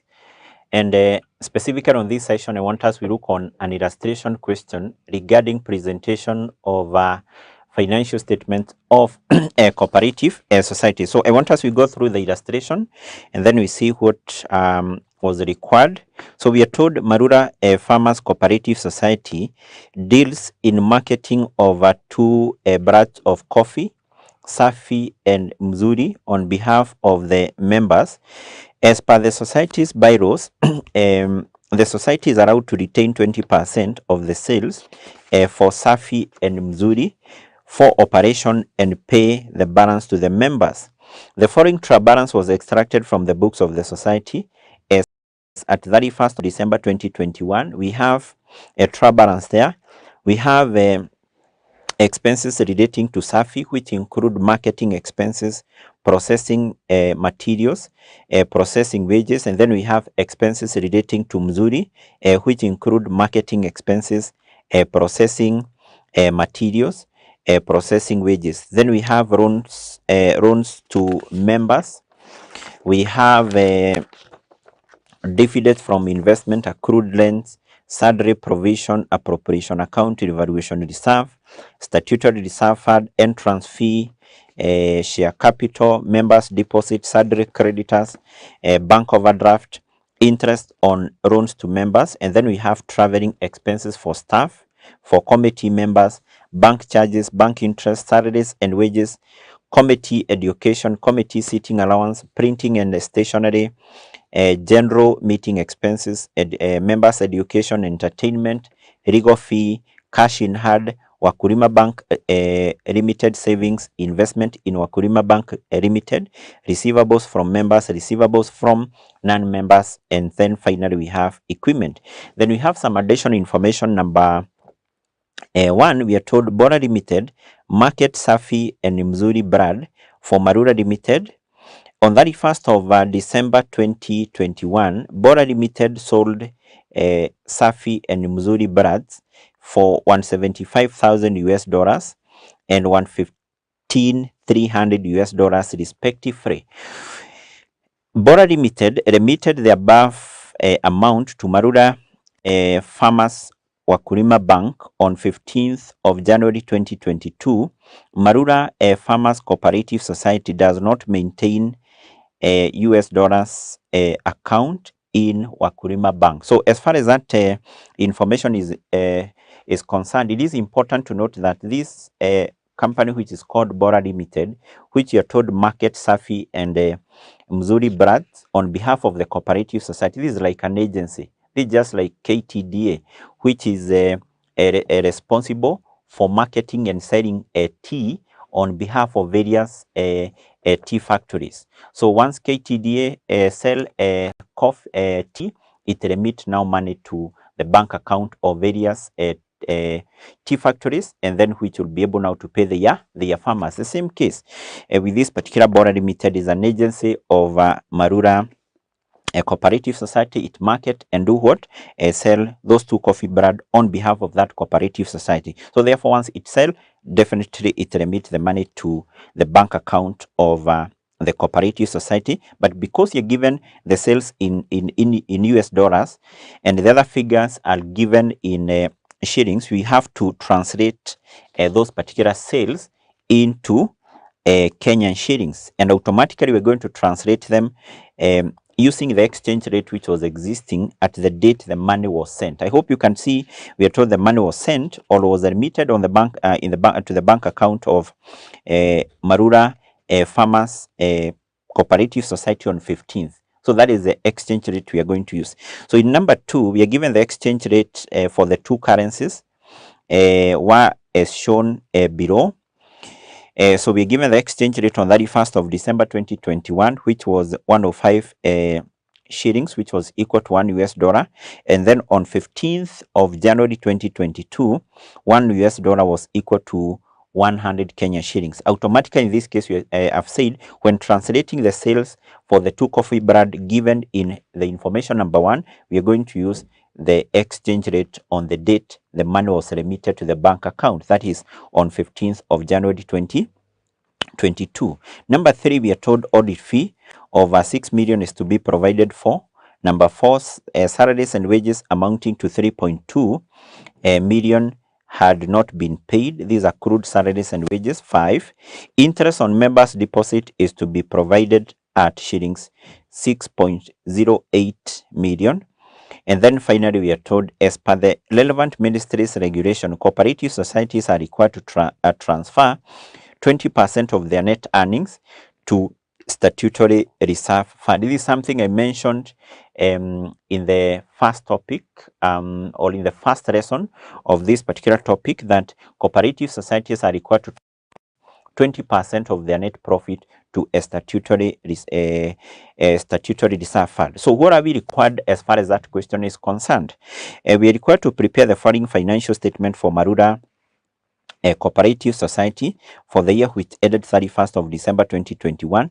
Number one, Safi Brad marketing account showing the profit and loss. Number two, Mzuri Brad marketing account showing the profit or loss. And part C, statement of profit or loss for the year which ended 31st of December 2021.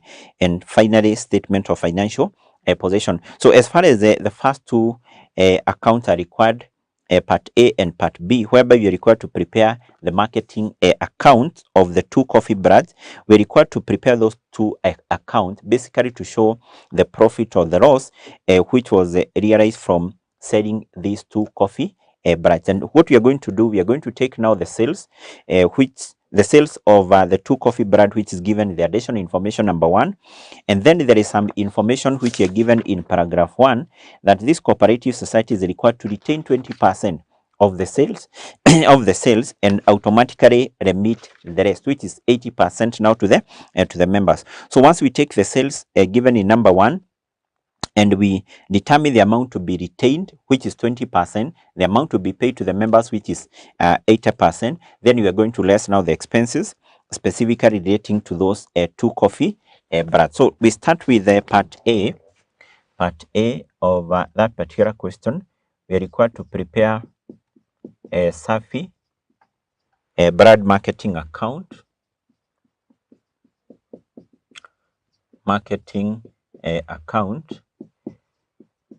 which is for the year which ended 31st of December 2021, 31st of December 2021. So in this case, we need to have just a single column here, and our figures are in thousands of shillings. So what do we start with here? We start with the sales from this coffee brand, and we are given that information in additional information number 1. We are told the sales from this coffee brand, that is a Safi, it was $175,000 US dollars. 175,000 US dollars. Because these sales are in US dollars, so what we need to do, we need to translate this into Kenyan shillings. I've said we're going to use now the exchange rate when the money was remitted out to the bank account of the cooperative society. And the money was remitted on 15th of January 2022, in which case now the exchange rate was 100 shillings, which was equivalent to $1 US. So we multiply that with what? With 100, so that we get the final figure here. So let's get the final figure. So this is 175,000, then times 100. So that will give us 17.5 million. Take into account our figures are in thousands of shillings. So that will be recorded there 17,500. Then what you are told is that out of these particular sales from these two coffee brands, now the cooperative society has to retain 20% to cater for the expenses associated with marketing and selling this particular coffee brand, and then 80% of these sales will have to be paid to the members, or basically to be distributed to who? To the members. So therefore, the first thing we need to do, even before we less now the expenses. So first of all, we have now to deduct amount due to members. And basically in this case, we have said the amount due to members is 80%. Amount due to members. That amount due to members in our case, we have said, is 80% of these sales, because we are told the cooperative society is supposed to retain what? supposed to retain 20%. 20%. So what is 80% of 80% of this? 80% of 17 500, which will give us 14,000. So this is the amount now to be paid to the members, meaning that the amount retained by the cooperative society, and which is now 20%, is how much? Is 35. So basically what that means is that this particular amount should be equal to, this amount should be equal to 20% of this. Maybe you can just confirm 20% of 17 500. That should give us 35. That is the amount to be retained by the cooperative society to cater for the expenses associated with marketing and selling this coffee brand. So then what we need to do is basically to go ahead and list now the expenses. We list the expenses. So we are given the expenses, or we're given specific expenses relating to marketing and selling this coffee brand. And those particular expenses are given in the trial balance. I think the first item is the trial balance. We have the expenses associated with marketing and selling a Safi. So we have marketing expenses, which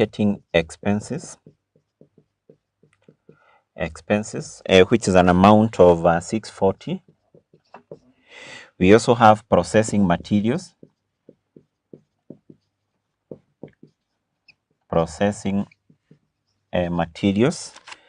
an amount of 860. And then we have processing wages,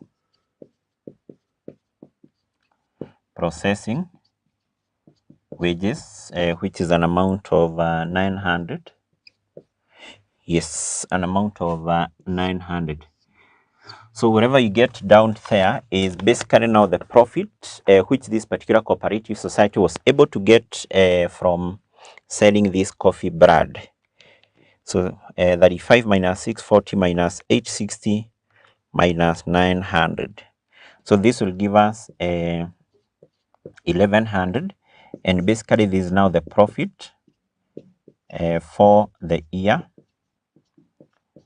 from selling and marketing this particular coffee brand. So basically that's what the examiner was requiring there, and you can see how many marks were allocated there. The marks allocated were 3. So for recording basically these particular items here, the sales and these particular expenses here, then you had to get those 3 marks. So let's move to part B of that particular question, part B of that question, and we are required to prepare now a marketing account for the other coffee brand, which is Mzuri brand marketing account, which is equally for the year which ended 31st of December 2021. So our figures are in thousands of shillings, and we're following the same format. We start with the sales of this particular coffee brand, and that is given in the additional information number 1, which was 115,300. But this taking into account our US dollars, we have to translate that to Kenyan shillings using the exchange rate which existed on the date this money was remitted to the bank account of the cooperative society, and this will give us 11,530,000. So just like what we have done here to this, we need to less the amount due to members, the amount which was supposed to be paid to the members from this particular sales. So we less amount due to members. In this case, we have said the amount due to members is 80% of the sales. 80% of the sales. And then what we get here is the amount retained, the amount retained by the cooperative society to cater for the expenses associated with marketing and selling this particular coffee brand. So 80% of 11,530, 11,530. Okay, we can take that again. 80% of 11,530. Yes, that will give us 92.24. That is the amount which was due to members. And then how much amount was retained here? We deduct that from 11,530, which will give us 23.06. So this is the amount which was retained by the cooperative society and which was supposed then to cater for the expenses associated with marketing and selling this coffee brand. And we are also given those particular expenses. Those expenses are given in our trial balance there. So what we just need to do is to record them here. To record them here. So we have marketing expenses. Marketing expenses, an amount of 150. And then we have processing materials.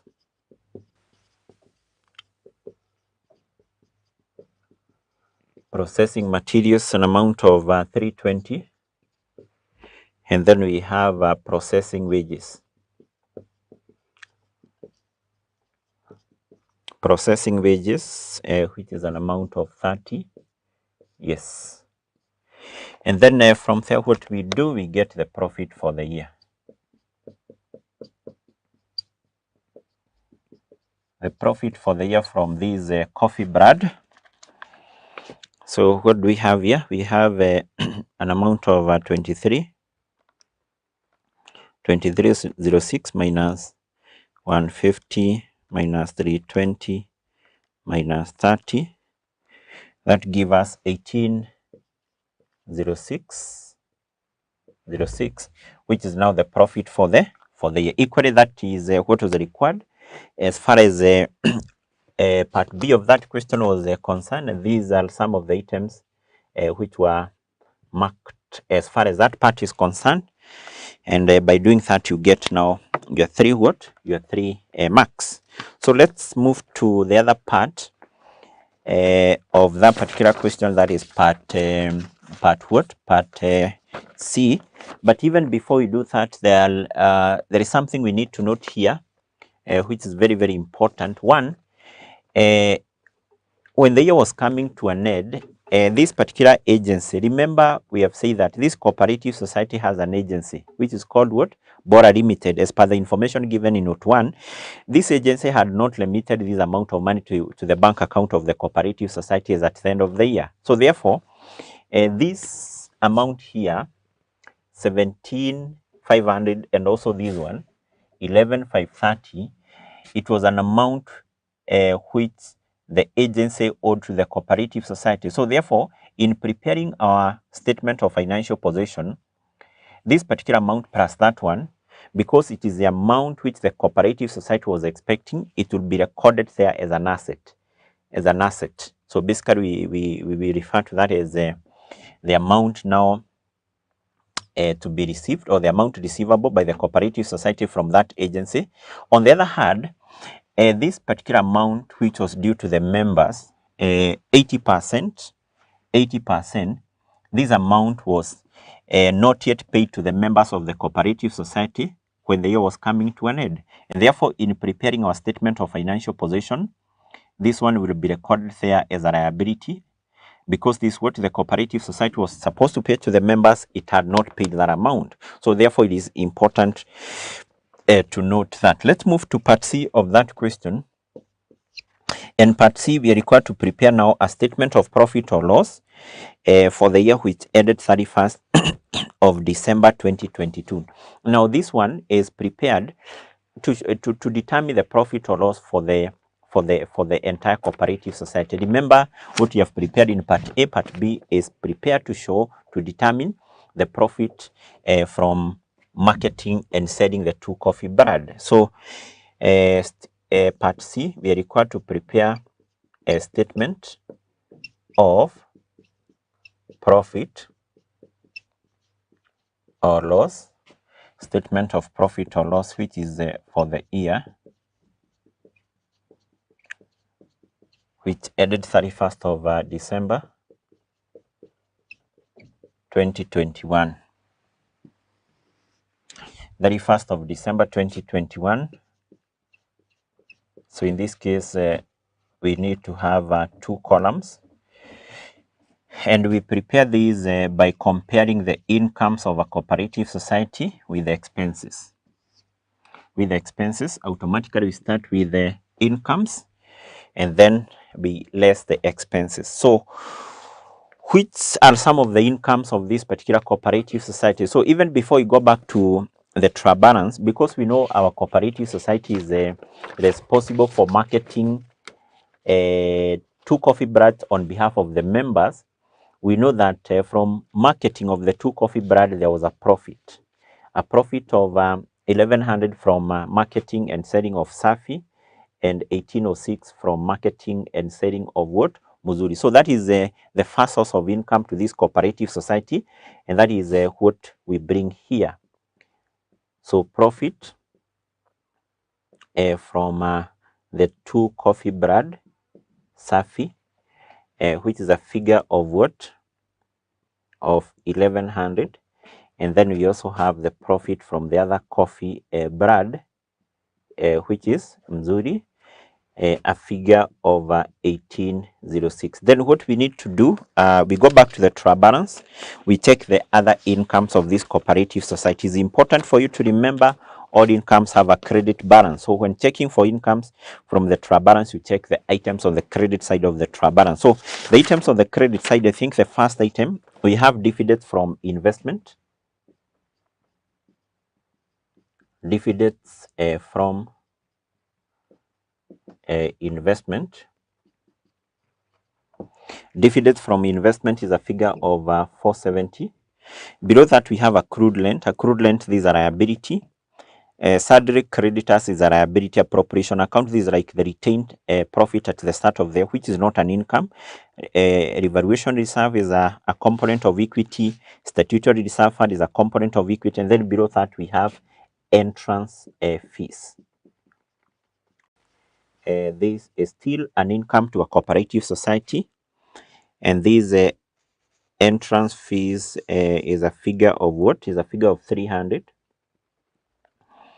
Below that, we have share capital, members deposit. None of those is an income. Sundry creditors, bank overdraft, all those are items of liabilities. And I think finally we have interest on members' loans. Interest on members'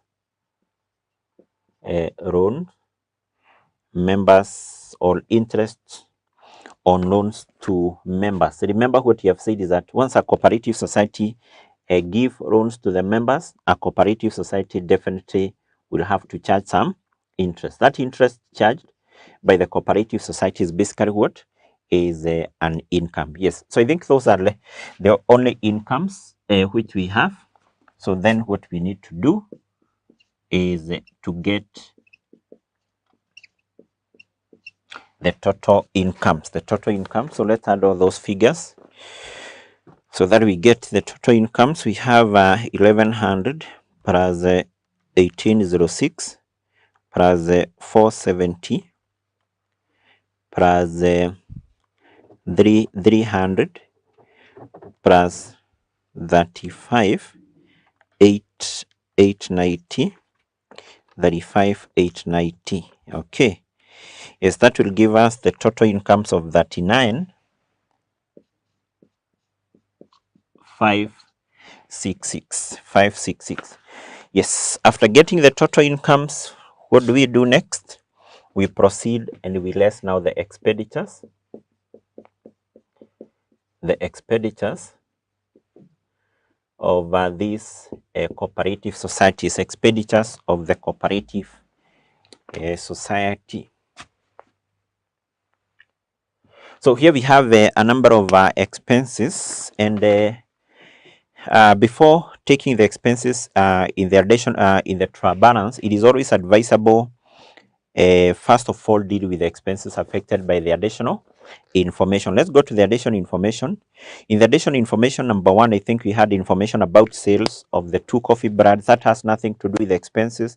Number two, the exchange rate that do not affect expenses. And then number three, we are told audit fees to be provided for. Audit fee to be provided for, that is an expense. But equally, because we are told this audit fee was provided for, it means that when the year was coming to an end, this audit fee had not been paid. Meaning that in our statement of financial position, there is a liability. So we have audit fee of 6 million, but remember all our figures are in thousands of shillings. And then number four, we are told staff salaries and wages amounting to 3.2 million had not been paid. So we have staff salaries and wages. So what we do, we take the amount which was not yet paid at the end of the year, which is 32, and then we add to this, we add the amount which had already been paid, and this is the amount appearing in the trial balance. So the amount appearing in the trial balance as the staff salaries and wages is a figure of what? Yes, is a figure of 2290. 2290. So we add the two figures, so that now we get the total staff salaries and wages for that year. So we have a figure of 3200 plus 2290. So the total staff wages and salaries for that year is a 5490. So let's go to note number 5. Interest on members' deposit is to be provided for. Remember, in this case, you have said that interest paid to members based on their deposit, this is an expense. This is an expense. And equally, it is also important to note that this amount are not being paid. It's just provided for. So therefore, still in preparing our statement of financial position, this will be a liability. So I think we are done with that point. And then number 5 is all about the amount to be transferred to the statutory reserve fund. That is not an expense. So what that means is that we go back to the trial balance which you are given, and we pick now all the other expenses. It's also important to note that all expenses in the trial balance, they have a debit balance. So we check the items on the debit balance, on the debit column of the trial balance, that is. And I think we can start from where we have traveling expenses. That, I think, where we have the first expense. It is important for you to note that we have some expenses which relate to these 2 coffee brand, Safi and Mzuri, and because we capture those particular expenses here in preparing this particular account, we don't take into account those particular expenses. Those expenses specifically relate to Safi and Mzuri. What we are recording here are the general expenses relating to the cooperative society. So we have traveling expenses for staff and committee members, a figure of 80 and 100. And then we have bank charges, an amount of how much? An amount of 200. We have bank interest,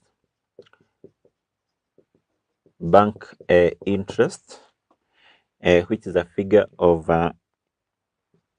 890. Then below that we have salaries and wages. We have already dealt with that here. And then we have committee education, that is the other expenditure. Committee education, which is an amount of 1,000. Below that we have committee seating allowances. This is committee allowance. We have committee okay, this is a committee's education. Committee's education, which is 1,000. Then we have committee seating allowances, which is a figure of 1110. And then we have printing and stationery,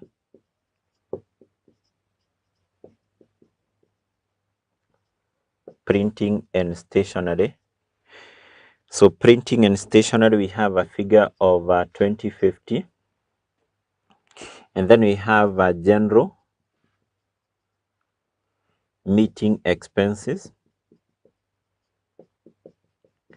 General meeting expenses, an amount of 500.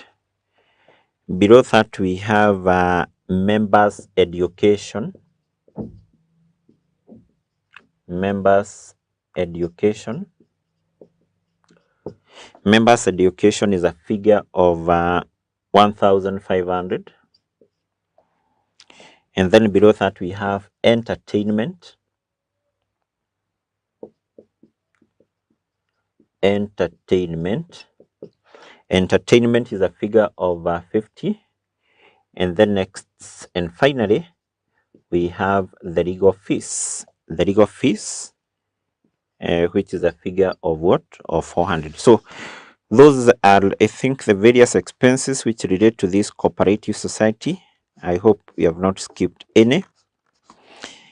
Yes. So what then we need to do, we need to add all those particular expenses of this particular cooperative society so that we can be able to determine the profit or what? The loss for the year. So let's add all these particular expenses, starting from where we have audit fee, 6,000 plus 5490 plus 6086 plus 80 plus 100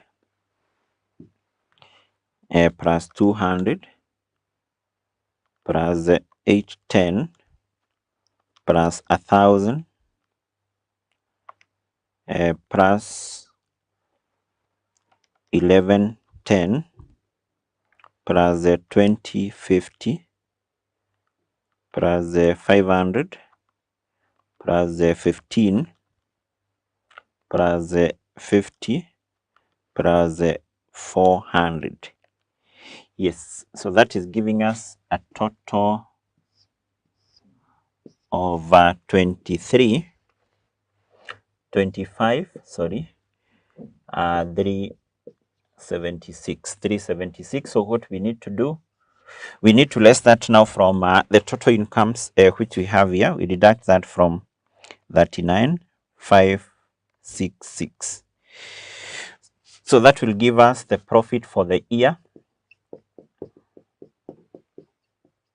The profit for the year of 14,190. So basically that is it, that what is required as far as that part was concerned. Preparation of the statement of profit or loss, and in that case now the examiner had given how many marks? The marks were allocated to that were six.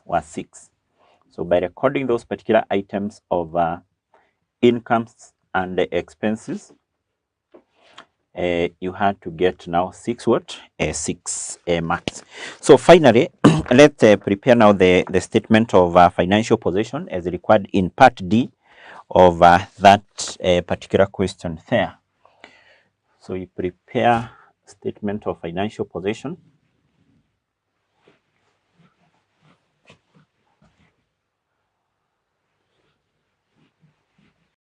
Statement of financial position. That is part D. You can just refer to it as abbreviated as SOFP, as at 31st of December 2021. 31st of December 2021. So remember, you say that it is a statement of assets, liabilities, and equity. So we just need to have a single column here. And we start by recording assets. And remember what we said in our first session. As far as this is concerned, we don't need to classify the asset into non-current and current. We just record asset starting from the most liquid to the long term. And I think we are given the asset starting from where we had our last expense, the legal fee. Below that we have cash in hand. cash in hand. The cash in hand is a figure of 540. Then below that we have Wakulima Bank. Wakulima Bank Limited savings, which is an amount of 6780. And then we have still investment in Wakulima Bank Limited. Wakulima Bank Limited, which is a figure of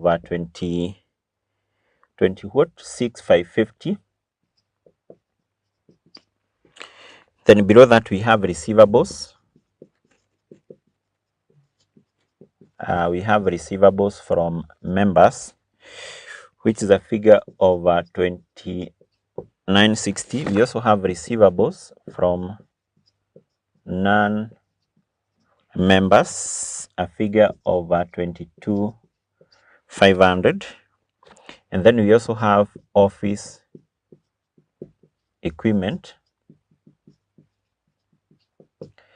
Office equipment is a figure of what? Is a figure of 900. Yes, so I think those are some of the items which we have in the trial balance.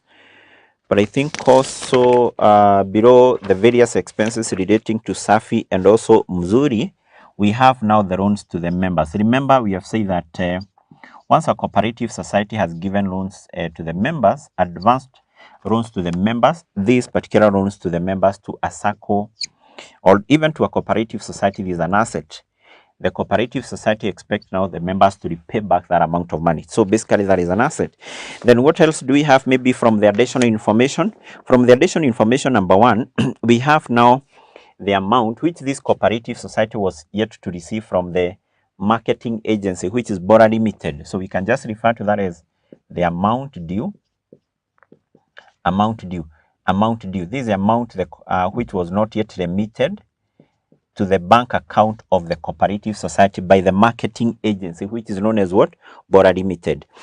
And this amount, because it is given in terms of US dollars, we have now to convert that now to Kenyan shillings.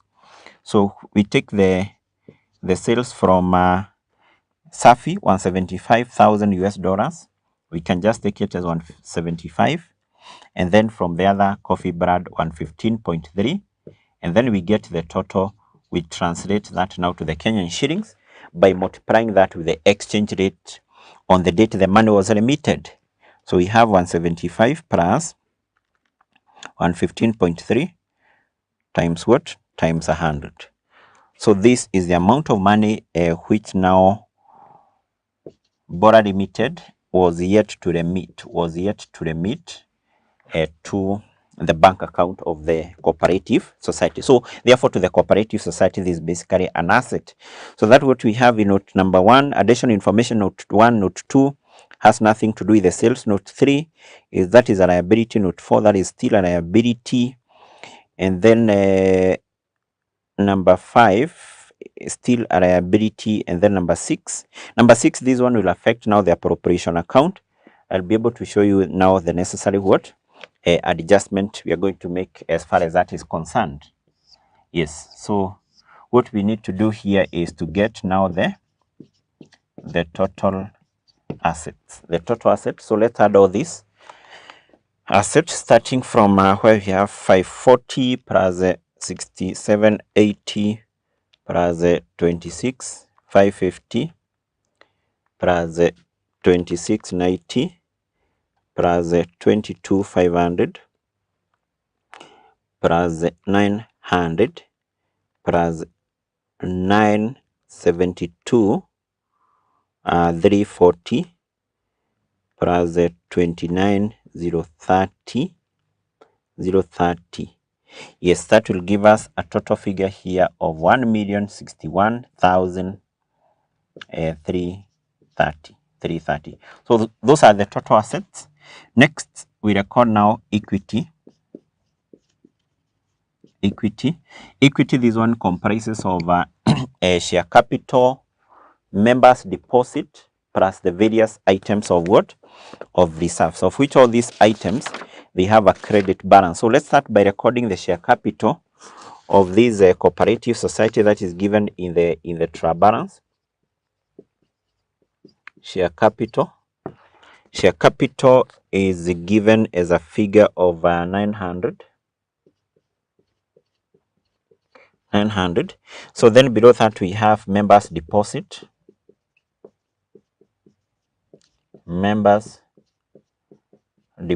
which is a figure of 64 650. Yes, and then from there we have various items of reserves, starting with just above the share capital entrance fee, we have statutory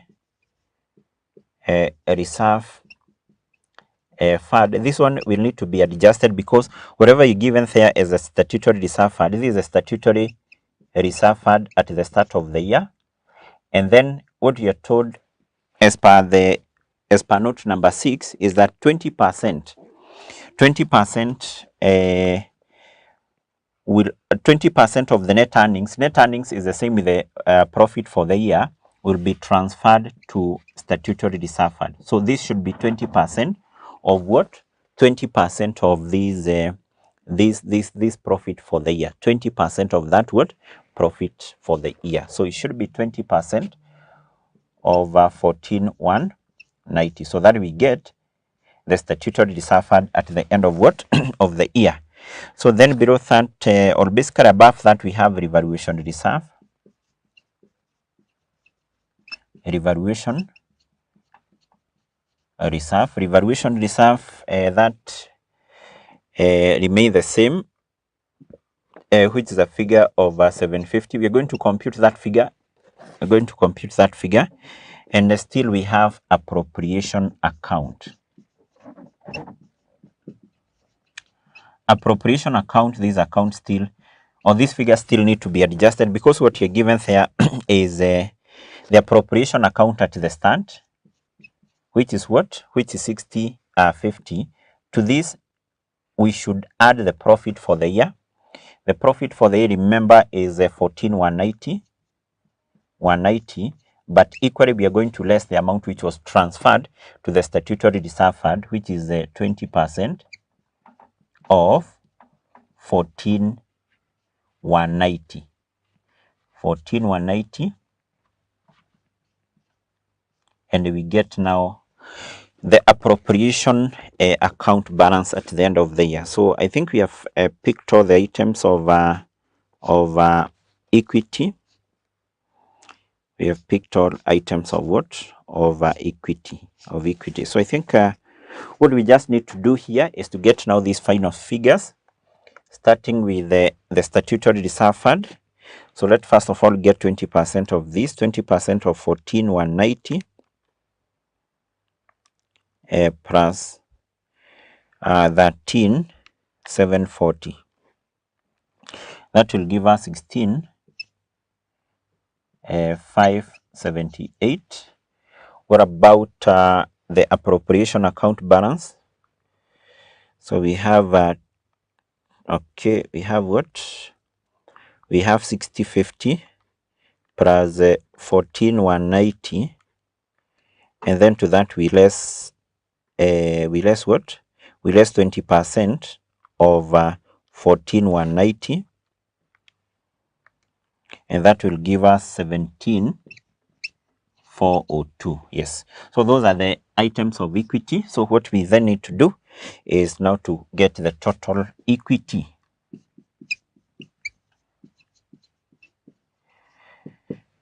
Let's get the total equity by adding all these items, actually starting from there. We have 17,402 plus 750 plus 16,578 plus 64,650 plus 900,000. 900,000, which will give us 999,380. So that is the total equity. total equity. So what we need to do next, or actually finally, we need to record now the liabilities. We need to record now the liabilities. We need to record the liabilities.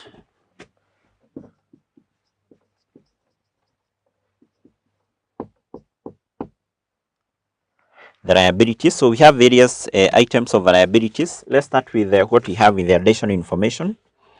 In the additional information, number one, there is something, first of all, you need to remember that there was amount due to members. There was some amount which was, this cooperative society was supposed to pay to the members, which was 80% of this amount, which was from the sales of the 2 coffee bread. So we can just 224. This amount which this cooperative society was yet to pay to the members. So that's what we have in note 1. Number 2 is about exchange rate. Number 3, we have provision for audit fee. For audit fees, this amount was not yet paid. It was just provided for. So therefore, it is a liability, 6,000. And then number 4, we have accrued salaries and wages. Accrued salaries and wages is 3.2. And then below that, number 5, we have provision for interest on members' deposit. Members' deposit. Still, this amount are not being paid. It was purely provided for. That's why we are accounting for it as a liability here. I think with that, what we have. Yes. So let's then go back to the trial balance and we pick now the other items of liabilities. Remember, all liabilities, they have a credit balance. So starting from where we have dividends from members, below that we have accrued rent. Accrued rent, which is 470.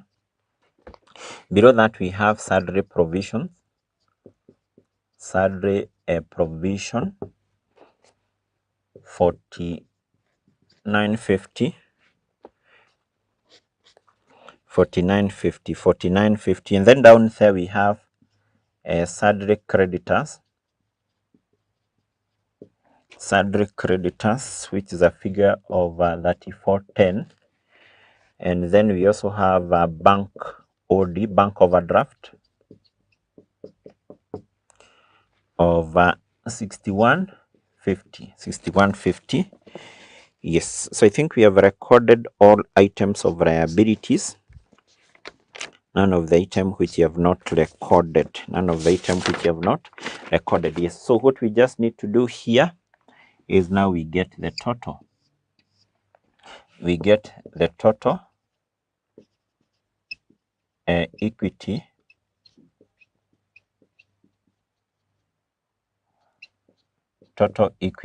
and liabilities. So for the total equity and liabilities, we take the total equity there and then we add all these items of liabilities. But let first of all we add these items of liabilities. We have 23,224 plus 6,000 plus 3,200 plus 6086 plus 470 plus 4950 plus 3410 plus 6150. Yes, plus what we have there is 999 380. Okay, let me take that again. Okay, so we have what? We have 999 380, and then we have 23,224 plus 6,000 plus 32 plus 6086 plus 470 plus 4950 plus 3410 plus 6150. Yes, so that is giving us the same figure there as 1061 330. 1061 330. So basically that is what was required in that part D of that question. These are the items now which were to be marked. The items to be marked, but definitely that particular statement of financial position, as you can see, there are so many entries, so many what entries, and basically by doing that, you are allocated 8 marks as far as that question is concerned. So that brings us now to the end of that particular illustration as far as the preparation of financial statements by cooperative societies are concerned. And I think that is the most recent question on cooperative societies. There is another question which was tested back in the year 2010. So if you can be able to access the past papers for 2010, you can be able to check a question which was tested. So I think it was question number 4 from that particular sitting. So therefore, we stop at that particular point. See you in the next session as we move to a different topic.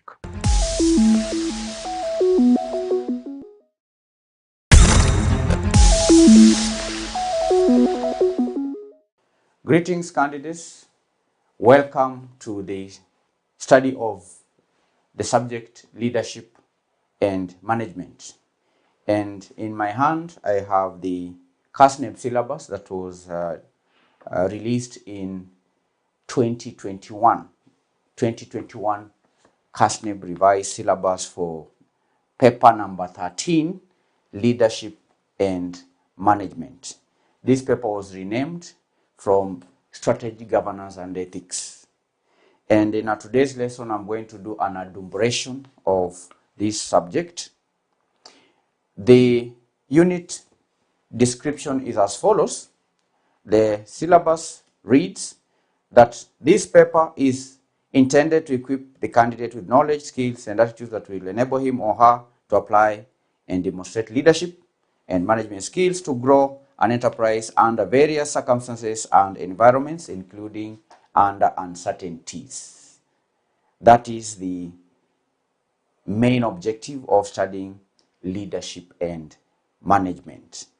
It is to equip the candidate with knowledge, skills, and attitudes that will go a long way to enable the candidate apply and demonstrate leadership and management skills in order to grow an enterprise under various circumstances, various environments, including uncertain environments.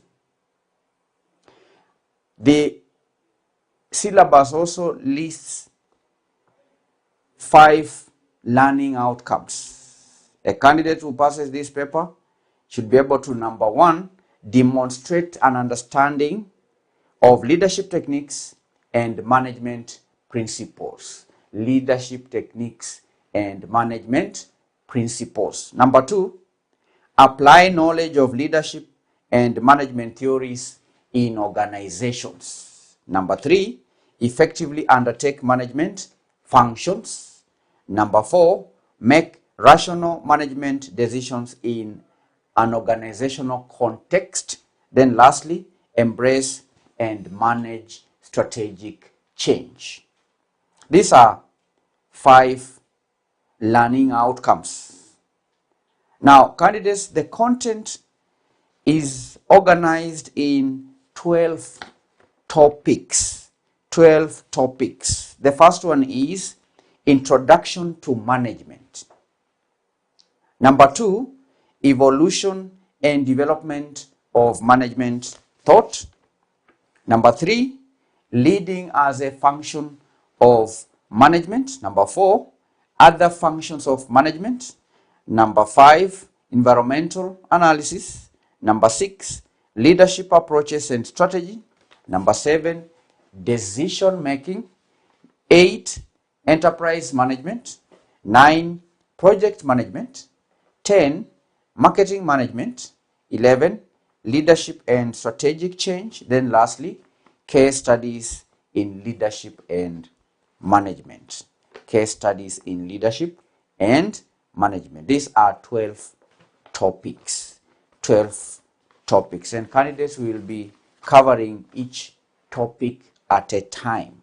Each topic at a time. For example, the first topic, introduction to management, we will study the nature of management, importance of management, levels of management, multidisciplinary nature of management, roles of management as advocated by Henry Mitzbach, the changing roles of managers and management, qualities of an effective manager, management and administration. These are the subtopics under the first topics. Then in topic 2, there are 3 categories of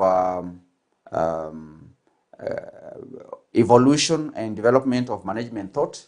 Is organized in 3 subsections. Number 1 is the classical approaches to management. Number 2, behavioral management approach. Then modern management theories. The third topic, leading as a function of management, will study differences between management and leadership. We'll study attributes and skills of a good leader. We look at the delegation, responsibility, and accountability. Then we will cover power, authority, and accountability.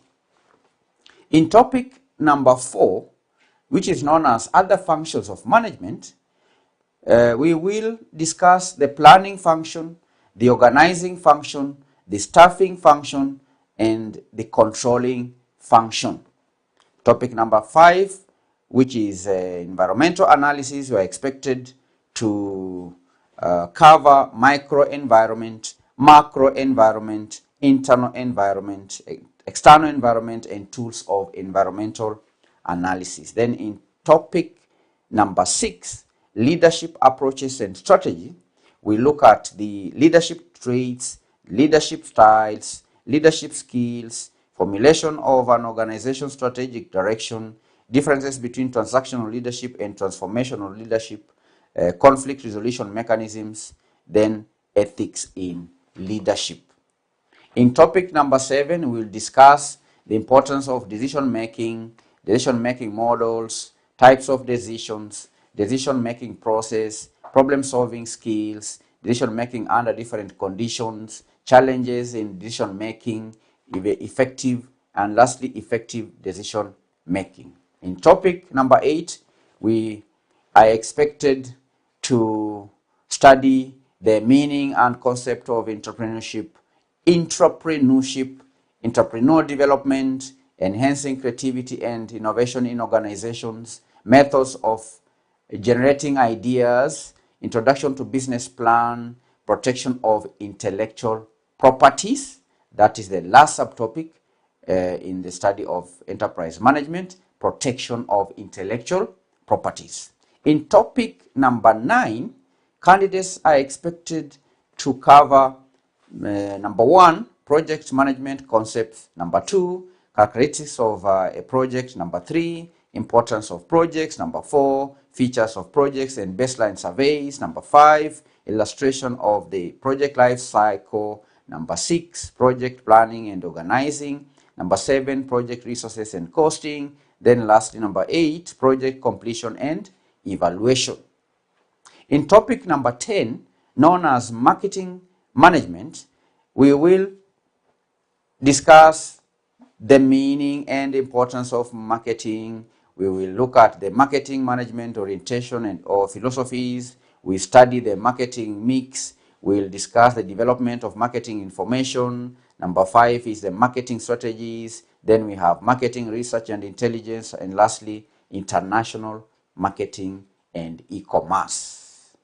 Topic number 11, leadership and strategic change. We will consider the meaning of change, theories of change, types of organizational change, managing resistance to change, organizing the change context, levers for strategic change, methods of introducing strategic change, problems of formal change programs, leading change is the last subtopic under leadership and strategic change. Then lastly, there is a case studies in leadership and management. Case studies, we will discuss or look at different case studies in leadership and management. So candidates, these are the areas that you are expected to study in your endeavor to gain knowledge, skills, and attitudes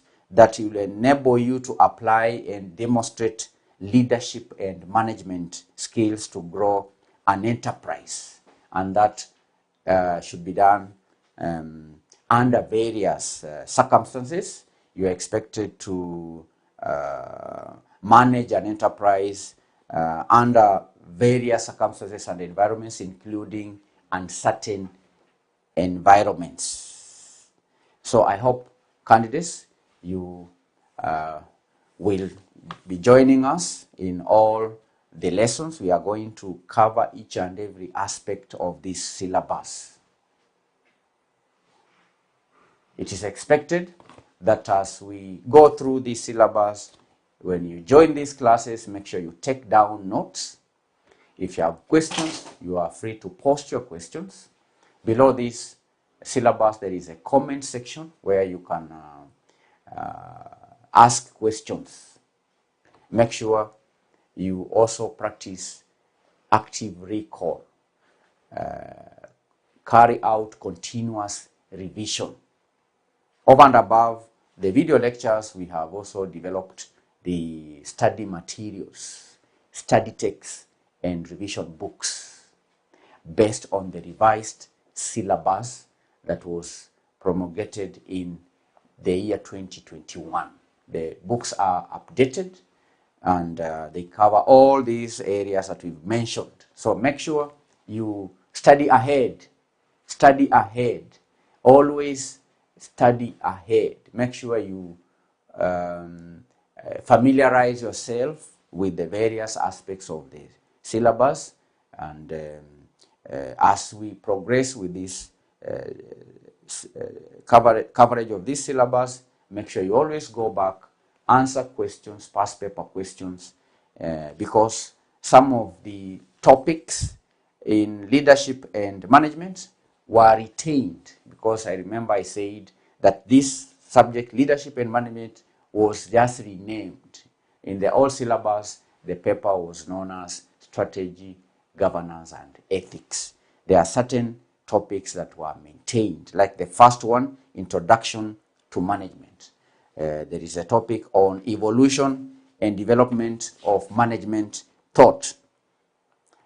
Other functions of management were also retained, like the planning function. We covered it in the previous syllabus, organizing function, the staffing function, controlling function, and even leadership approaches and strategy. These are some of the topics that were retained in this current syllabus. All right. The only new topics that were introduced here I can see is enterprise management, some subtopics on enterprise management. Project management is also a new topic, including marketing management. Though candidates in the old syllabus, when some of us were studying this course, we studied project management and marketing management. These topics have been reintroduced in the syllabus. So you can see, candidates, we have past paper questions from these areas that I've mentioned. So as we progress, make sure you revise, look at the past paper questions from our revision partners. Check our revision partner. We have past paper questions with solutions. So as we progress with the coverage of this syllabus, make sure you carry out continuous revision. Don't wait at the last minute in order to revise. No. Continue revising. When, for example, when you are done with topic number 1, go to the revision books, look at the questions that have been tested in the past under this topic, because in the revision books, we have organized the questions topically. So it's very easy for you to locate questions based on the topic that have been that we are covering in the subject leadership and management. So candidates, thank you for choosing to study with the Manifesto Publishers. We endeavor, we plan, we are ready to help you gain the required skills, the required attitudes and knowledge that will enable you meet the objectives that I read here. Remember, by the end of this training, number one, the syllabus states that you should be able to demonstrate an understanding of leadership techniques and management principles. Number two, you should be able to apply knowledge of leadership and management theories in organizations. Number three, you are expected to effectively undertake management functions. Number four, a student or candidate who passes this paper should be able to make rational management decisions in an organizational context. Then lastly, you are expected to embrace and manage strategic change. It's not just about knowing the principles or memorizing a few concepts. No, at the end of the training, it is envisaged that you should embrace and manage strategic change among the other objectives that I have read. So that is our intention. That is our purpose, to equip you with the knowledge, with skills and attitudes that will enable you to apply and demonstrate leadership and management skills that will enable you to grow an enterprise under various environments or circumstances, including environments and circumstances that are uncertain. So you can see, candidates, the training is not limited to you passing the exam. The skills that you gain here should enable you to demonstrate, to practice, to manage, to apply, to embrace, to make rational management decisions in an organizational context. So thank you one more time, and hope to see you as we continue studying leadership and management. Bye-bye.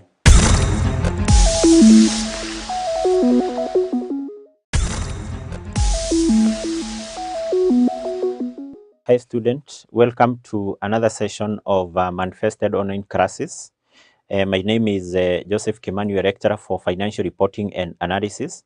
So in this session, I want us we continue with the topic number 3 with a special focus on subtopic number 5 regarding presentation or preparation of financial statement by cooperative societies. But before you look on the financial statement which a cooperative society need to prepare at the end of the year, we need to know what is a cooperative society, why is a cooperative society formed, and so on. Now, a cooperative society basically refers to an association or an organization which is formed in order to promote the economic well-being of its members. Basically, what that means is that a cooperative society here is not formed in order to provide services or basically in order to sell some goods now to the members of the public with an objective of making profit. So meaning that a cooperative society here is actually formed in order to promote now the economic well-being of the members. So therefore you can say that a cooperative society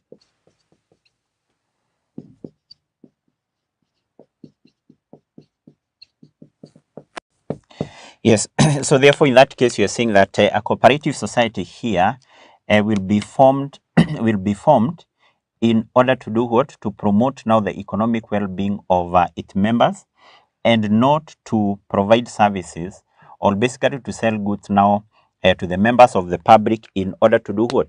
To make profit. So mean that whenever, for example, maybe a number of individuals come together, they decide to form something like a SACCO. Basically, a SACCO is a good example of a cooperative society. And we know that those particular members will be forming that particular SACCO in order to make some savings. And if one of the member maybe require a small loan, then he can be able to come to that particular SACCO and be able to do what? To borrow that particular money. So meaning that the objective of forming that SACCO is to promote now the economic well-being, to promote now the economic welfare of who? Of the members. Now, whenever a cooperative society is to be formed, a cooperative society is formed and also registered in accordance with something called the Cooperative Societies Act. And basically, once a cooperative society has been registered in accordance with that particular act, then it is recognized as a legal entity, meaning that a cooperative society do have the same status just like a company. A cooperative society can be able to own property. It do have what we refer as a contractual capacity. It can enter into contract on its own name.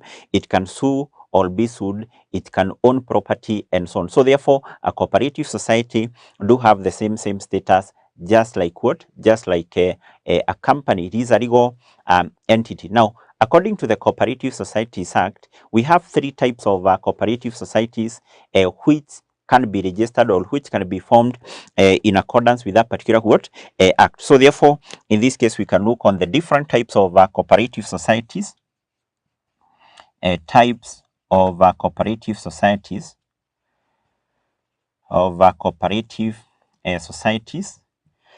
which may be registered in accordance with what we refer as the Cooperative Societies Act. Number 1, we have something called a primary society.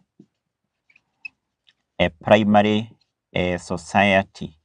So when talk about the primary society, this refers to any cooperative society which is formed by individual members.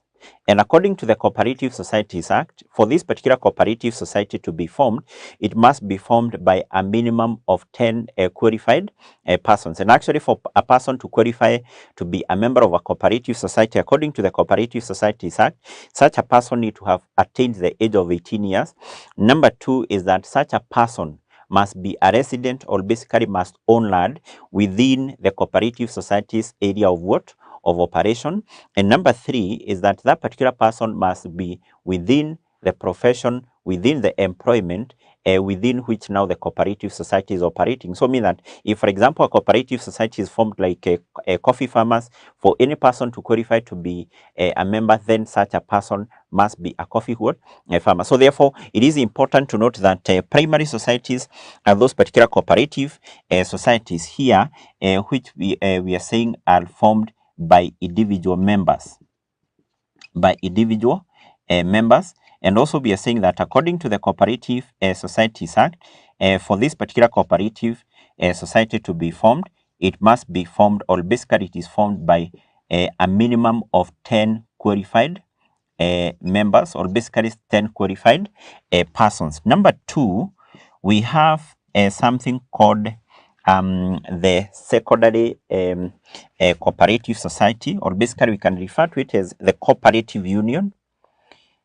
Cooperative union. In other terms, it can also be known as a secondary society or a secondary cooperative society.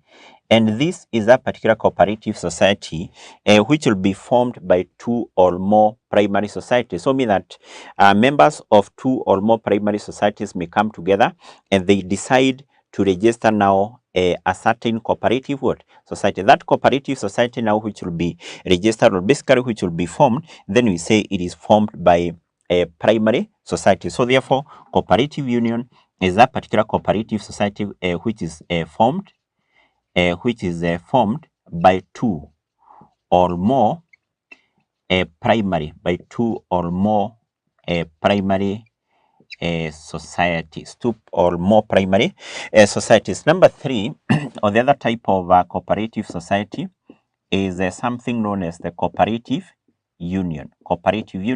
So when talk about the cooperative union, this refers to that particular cooperative society which is formed at the national level, basically to promote the growth and the development of what we refer as the cooperative union. So therefore, it is formed at the national level. The objective of forming this particular cooperative society is to promote the growth and the development of cooperative union. A good example of this particular cooperative society in Kenya is what we refer as KUSCO. KUSCO basically is a cooperative society which is formed at the national level to be able to promote the growth and development of cooperative union. So we can say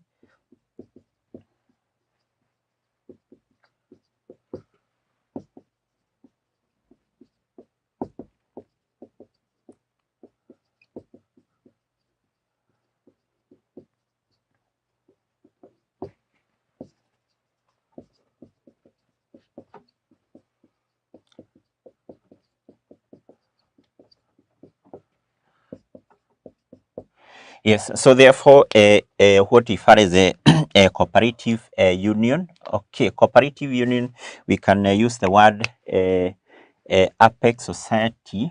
Let's rename this. The appropriate name for that, sorry, should be Apex Society. Apex Society, sorry for that, not cooperative union. So therefore, Apex Society, we are saying, is a particular cooperative society which will be formed at the national level to be able to promote now the growth and also the development of what we refer as the cooperative union. So therefore, according to the Cooperative Societies Act, we have those three types of cooperative societies which may be formed and also registered in accordance now with the Cooperative Societies Act. Now, our main focus here, as the topic suggests, is basically preparation of a financial statement of cooperative societies. And therefore, which are the financial statements which are prepared by a cooperative society? So we can look on those corporate financial statements. Financial statement prepared, financial statement prepared by cooperative societies. Cooperative societies. First of all, it is important to note here that when we talk about the financial statement, we are talking of the final accounts which are prepared by cooperative societies at the end of the year to basically ascertain their performance, to ascertain their financial position. In this case, we have three final accounts, three financial statements which are prepared by the cooperative societies, and those financial statements include, number one, what we refer as the income statement. Income statement, which is also known as a statement of profit or loss. And number two, we have what we refer as the appropriation account. Appropriation account. And number three, we have a statement of financial position. Statement of financial position. So these are the final accounts which any cooperative society need to prepare at the end of the year. So let's start by looking on what is an income statement and why a cooperative society need to prepare the income statement. So number one, we have the income statement which we also referring to a statement of a profit or loss.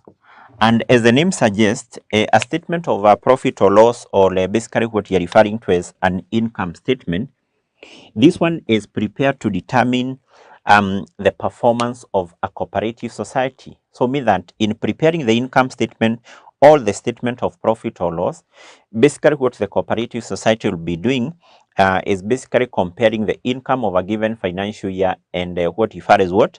The expenses or the expenditures incurred during that year. Any difference between the two is actually a profit or what? Or a loss. So therefore, you can say that this is prepared. It is prepared to ascertain financial performance.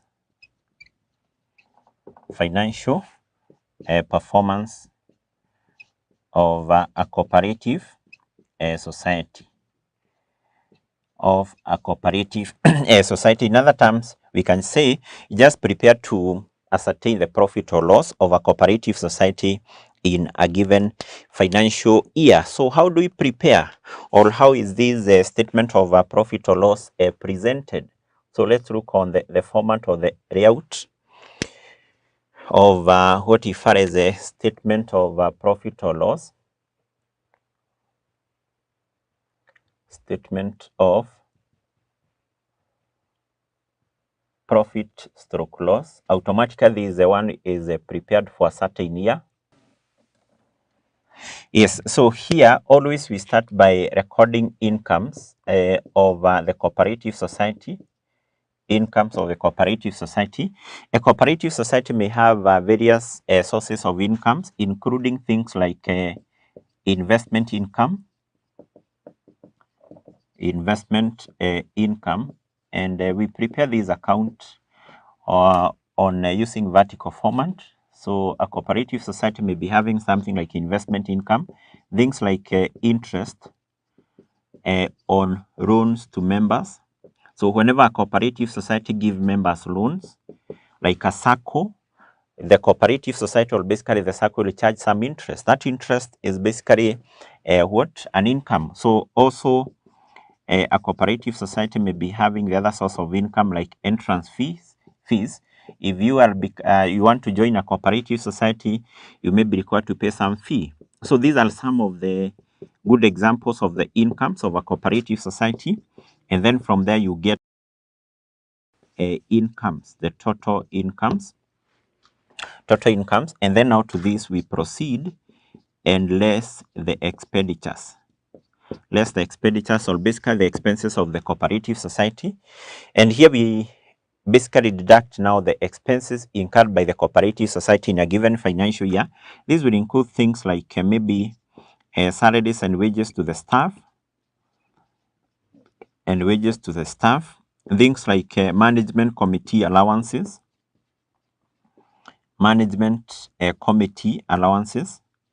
So a cooperative society is managed by a top organ known as management committee.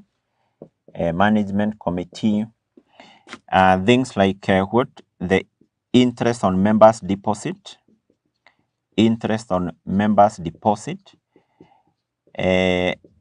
Cooperative societies, mostly SACCOs, they pay interest which is based on members' deposit, because the SACCOs want to encourage members to continue saving with that SACCO.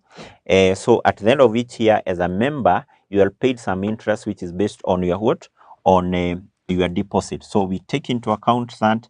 Then we also take into account other expenses like rent, etc. So we take into account all the expenses of the cooperative society, and we less that now from the total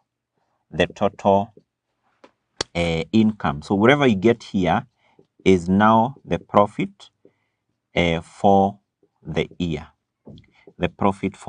So that's how a statement of profit or loss, or an income statement of a cooperative society is presented, or is what? Prepared. So next, let's look on what is the appropriation account and why an appropriation account is prepared. Yes, number 2, we have appropriation account. So as the name suggests, this is basically an account or a final account which is prepared by cooperative societies to show how the profit for the year is supposed to be distributed to the various stakeholders. For example, this account is prepared to show how much amount was paid to the members as dividends, and also how much amount was set aside as statutory reserve fund. Now, it is important here for you to note that under the Cooperative Societies Act, cooperative societies, mostly SACCOs, are required to set aside 20% of their profit as a statutory reserve fund. So therefore, that amount which has been transferred from the profit to the statutory reserve fund, in accordance with the Cooperative Societies Act, it is also shown in this particular account. And therefore, you can say that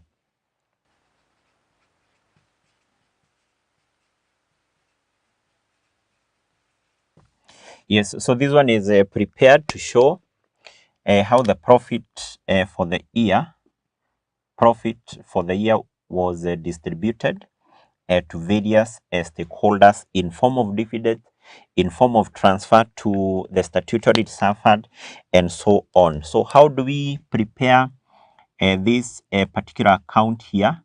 So we can look on the format of the appropriation account.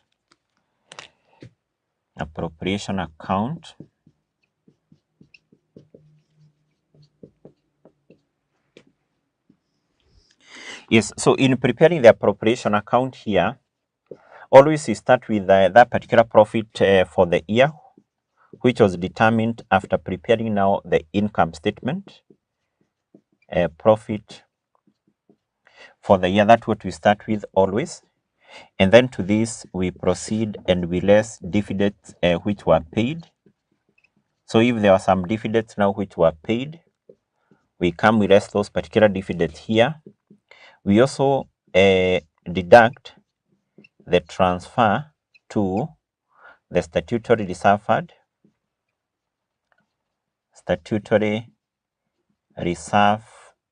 fund, and in this case I've said that the statutory reserve fund, the amount to be transferred to the statutory reserve fund, this one according to the Cooperative Societies Act is always 20% over the profit. 20% over the profit for the year. So the examiner may have given that particular information to you, but equally, if you're given a question for cooperative society, that information still is missing. You have to note that 20% is a must, that 20% of the profit for the year must be transferred to something called the statutory reserve fund. And then after deducting those two items, what we do is that we get now the retained profit for the year. The retained profit for the year. To this retained profit for the year, we add the retained profit balance brought down. The retained profit balance brought down. This is the profit which was retained in the previous year. And then whatever you get down here is the retained profit, which is also known as the appropriation account balance. Appropriation account balance carried down. And this particular balance which we have here, this one will be transferred to the statement of financial position as a component of equity. So this one is transferred to statement of financial position as a component of equity. As a component of what? Equity. So basically that's how the appropriation account is prepared. You can see it is basically prepared to show how now the profit for the year, the profit which was reported during the year was distributed now to the various stakeholders. Finally, I want us to look on how we prepare the statement of financial position. So number 3, statement of financial position. Now, when talk about this one, statement of financial position, formerly known as the balance sheet, this one is prepared to show the financial position of a cooperative society at the end of the year. In other terms, this is a statement of asset, liabilities, and equity, and this one always has to be prepared based on something known as the accounting equation. So we can say that this, yes, so therefore this is a statement of cooperative societies assets, liabilities, and equity as at the end of the year. On the other hand, we can say that it is prepared based on the accounting equation. Yes, so therefore this one we prepare it based on the accounting equation. The accounting equation is an equation which states that assets are equal to capital plus liabilities, equal to capital plus liabilities. So let's look on the format, how we prepare a statement of financial position. And actually this one we abbreviate it as SOFP, statement of financial position, which is prepared as at the end of the year. Prepared as at the end of the year. So always we start by recording assets. And when preparing a statement of financial position for a cooperative society, is not a must. There is no need of classifying the asset into non-current and current. Just like what the banks do, we record the asset of the cooperative society starting from those assets which are liquid. When talk about assets which are liquid, we are talking of asset in form of cash, and then followed by those assets which are highly liquid, those assets which can be converted into cash within a short period of time, and finally we record now the long-term asset like the PPE and so on. So therefore, we start by recording assets. In this case, I've said we don't classify the asset into non-current and what? Current. So when recording the asset, what is important here is you start with most liquid assets. Most liquid assets, and finally record long-term assets. So meaning that here we start by recording things like the cash and bank balance,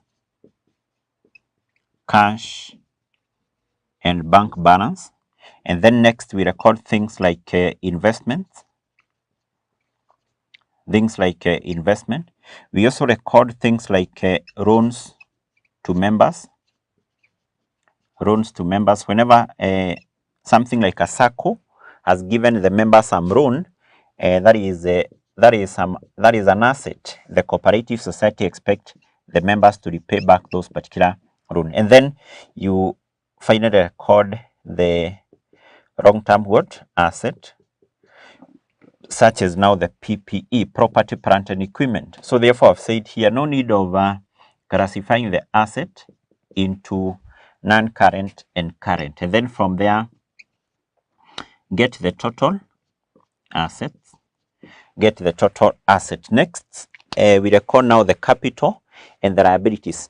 And remember what I've said is that the cooperative society here do have the same status just like a company. So therefore, for capital we record, or the capital, which is also known as equity. This comprises of share capital, things like members' deposits, and the reserves. So therefore, let's look on what we record under equity. So next we record equity. And equity, I've said that this comprises of share capital and what? Reserve. So we record the share capital.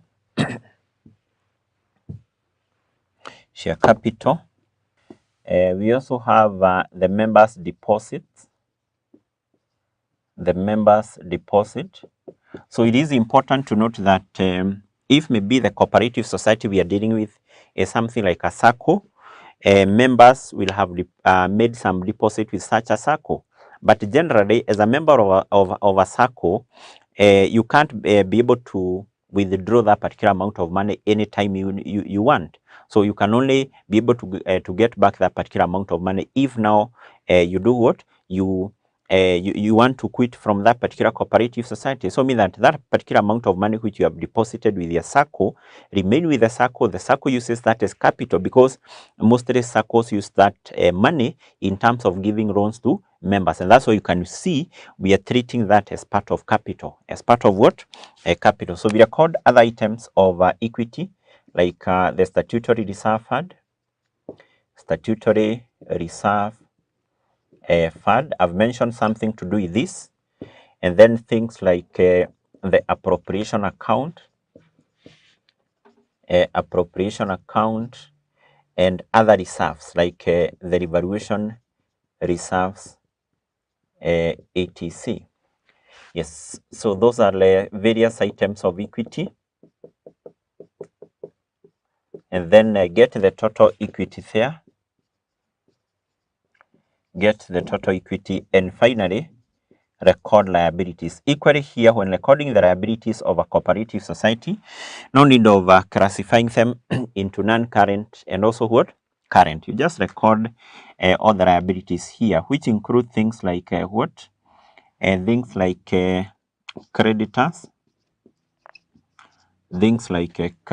the amount of money which is owed to the creditors, any accrued expense, etc. Yes. So record all those particular liabilities there, and then proceed. You get what? The total equity and liabilities. Total equity and liabilities. And whatever you get here is the total equity and liabilities, always it must be equal to the total asset, simply because we prepare that statement of financial position based on the accounting equation, which states that assets are equal to capital plus what? Liability. So therefore, that's how we prepare or basically present this particular statement of financial position of a cooperative society. So that brings us to the end of that session. In our next session, still in this on this particular subtopic here, we are going to look on an illustration question regarding presentation or preparation of financial statement of a cooperative society. So see you in the next class.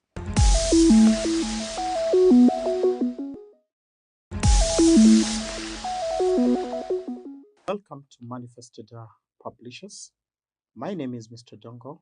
I am an economics lecturer.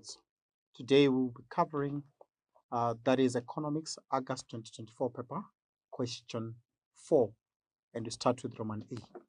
We read the question, then we put it on the board. It says this: state 5 factors that limit the success of economic integration in developing countries. I repeat, state 5 factors that limit the success of economic integration in developing countries.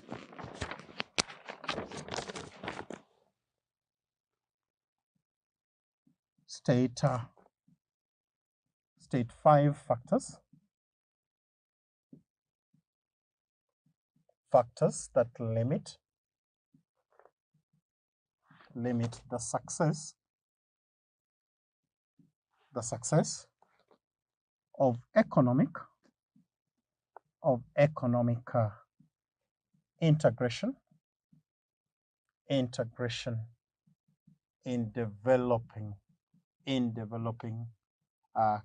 economic integration in developing countries.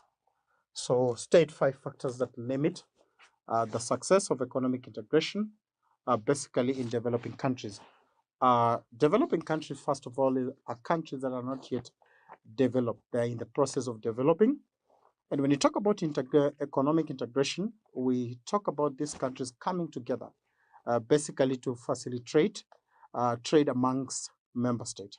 And you said one of the examples of this economic integration, a given example is like the COMESA, where you find developing countries coming together in order to facilitate trade. A given example of economic integration is COMESA, where countries come together to facilitate trade amongst member states. In the quest to facilitate trade and facilitation of cooperation amongst member states, there are a number of factors that basically hamper such integration. And some of the factors that we know basically does that is lack of trust amongst member states. We also have a number of things that deals with political instability, probably in the continent where those developing countries are. We can also talk about the difference in currency, may also hamper such integration. But you also know that there is violation, where you find some other members may violate the agreements that are basically enforced in such integration. We can also talk about some of the reasons that why these integrations may not work is difference in the level of technology. The countries that are probably more developed in terms of technology than other countries. And so with such, they may not be able to engage in such integration. But lastly, we can talk about a number of things like external influence. You can find countries that are not within the integration actually coming in and causes mayhem in such agreements. And therefore, at the end of the day, you find that such integrations are not facilitated. We can put them on the board. Say one, lack of trust amongst the member states, lack of trust amongst the member states. Number two, we have what we call violation of agreements.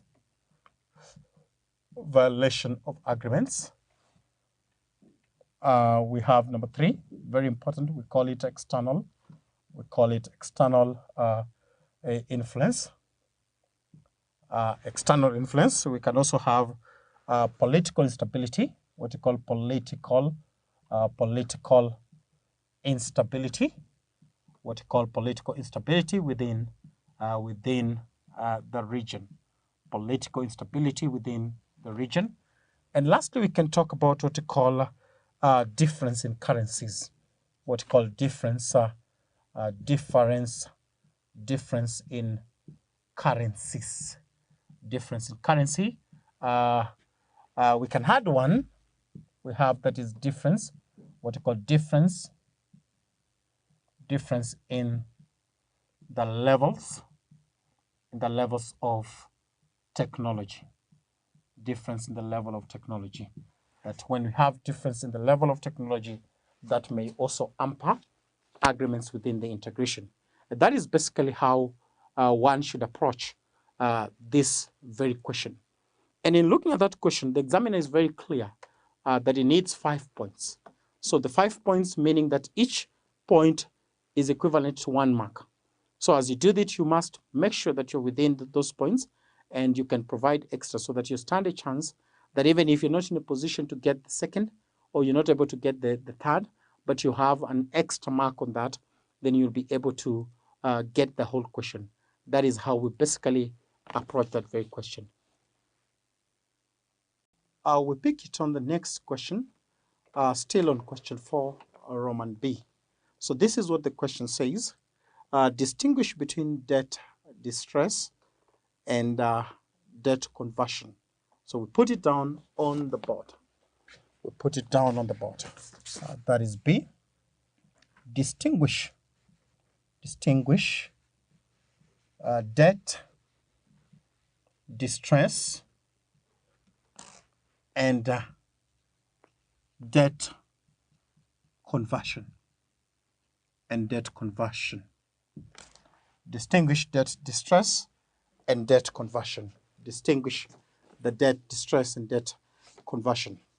One of the things that comes to our mind is when you talk about debt, we need to understand that being in a developing country, and Kenya one of the developing countries in Africa, we need to understand that one of the major policy issues is management of debt. Because you realize that these countries are not able to fund their budget, that most of their budgets are funded through debt. And so therefore, then there's need for proper debt management in such countries. And some of the terminologies when you talk about a numbers of issues pertaining to debt, we'll have what we call debt distress, and we have what we call debt conversion. To be precise, when you talk about debt distress, is inability of a country when a country is unable to fulfill its financial obligation. That is the debt distress. When a country gets to a point that is not able to fulfill its financial obligation as a result of the debt, that is what we call debt distress. And debt distress basically will lead to what we call debt restructuring, that you need to restructure the debt as a result of the distress that comes as a result of not being able to fulfill financial obligation. On the other hand, when you talk about debt conversion, we are basically saying that conversion of a short-term loan to long-term loan and vice versa, where we typically we typically exchange debt at sustainable discount. Exchange the debt at a sustainable discount. We can put it down and say debt distress. We say that debt distress is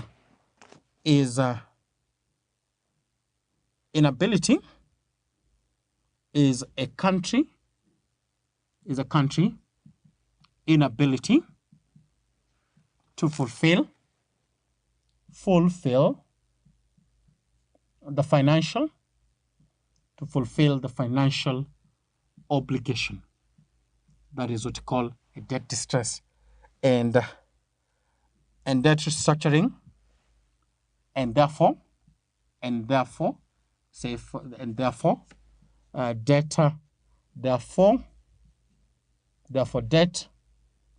restructuring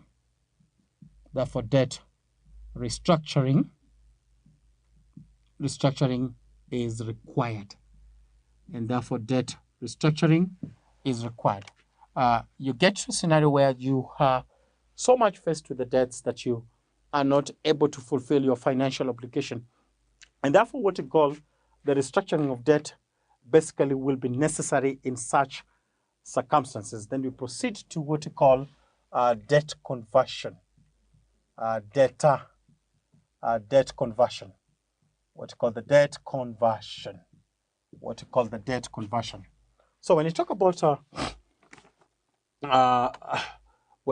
debt conversion, we basically say refers to the conversion of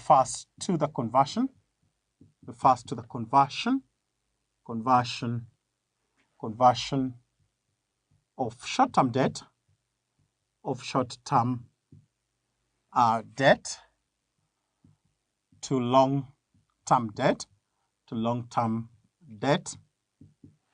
conversion of short-term debt to long-term debt, and vice versa,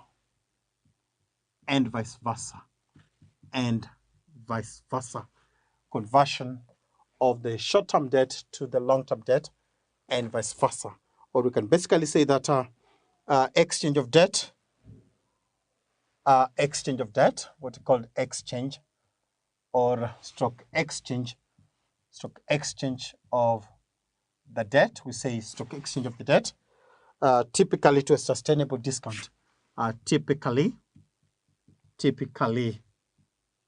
to a sustainable discount. That is what we call a debt conversion. That is what basically we call a debt conversion. And very important to understand again on these very questions that we have, very important to understand is that if the marks is allocated 4, it therefore implies that once you define the debt distress, that should account for 2 marks, and debt conversion 2 should also account for the 2 marks. That should also account for the 2 marks. And that's a question that is doable and manageable. And if you look at this, this is one of the areas that actually affect, is one of the emerging issues, especially to the developing countries, and is one of the areas that learners need to pay attention. Because if you look at these countries that are developing, Africa and having a majority of the countries that are developing, they're faced with a number of debt issues. And so we need to give much attention to that. That is how we approach that very question. We pick on our next question. That is August 2024. That is question 4, Roman C. We read the question, that we put it on the board. Outline 6 method that may be adopted to clear external debt in developing countries. Outline 6 methods that may be adopted to clear external debt in developing countries. We raised and said that debt is a major policy issue, meaning that debt is a factor that needs to be considered. We said majorities of these countries that are in developing world rely mostly on debt. Why that? The reason is that because they're not able to fund their budgets using their own sources of revenue. And so they have to rely on debt that is basically from developed countries in order to fund their budget. So the examiner clear is asking us, how do we get to reduce? How do we get to reduce? What are some of the methods that we get to clear external debt? Because these obligations actually affect the growth of a country. So we can put that on the board. Outline, that is C for C. Outline 6 methods. Outline 6 methods that may be adopted, that may be adopted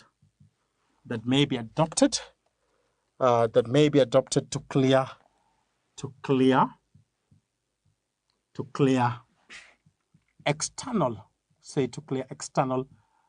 debts in developing, to clear external debt in developing countries, to clear external debt in developing countries. Something very important to understand about when you talk about debt management, those are basically touches on macroeconomics. And this is one of the areas, again, also, you're not so much limited into approaching these questions. It's not limited to what you find lecturers will give, but this is a very open way.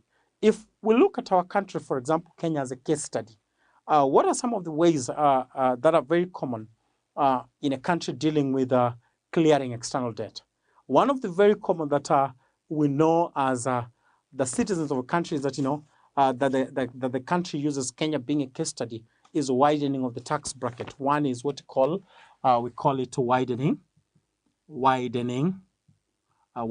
of the tax bracket, tax bracket. That essentially means that, i.e. increasing the taxes, i.e. increasing the taxes. That one of the ways that they deal with the external debt when it's too much, and how they manage it is increasing the taxes. We know that number 2 is what you call austerity measures, where government reduces. Also a measure, Kenya being a case study, we know that a country is dealing with a lot of austerity measures where a country is reducing expenditures. Number 2, reducing a country's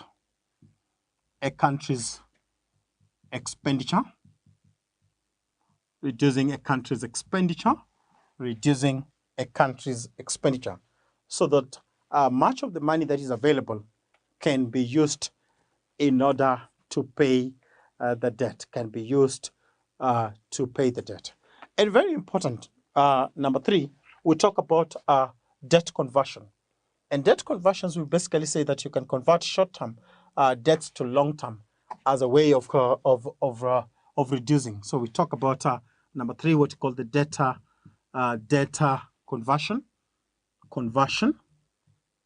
conversion, i.e. converting short-term loans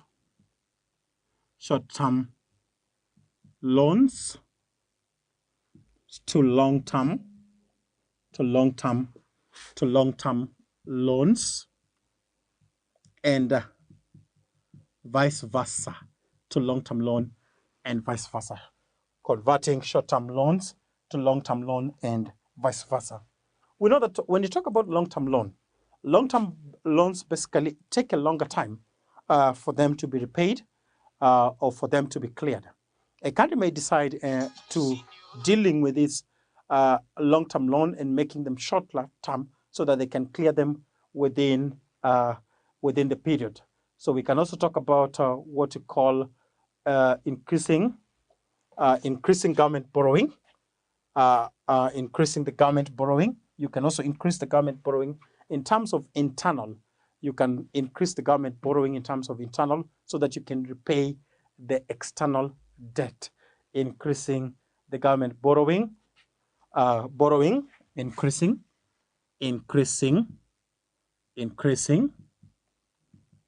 the government borrowing from central bank to clear, we say to clear external debt, to clear external debt. But very important, one amazing thing that a country can do. A country can also decide to seek, we say seeking what you call debt forgiveness. Seeking debt forgiveness.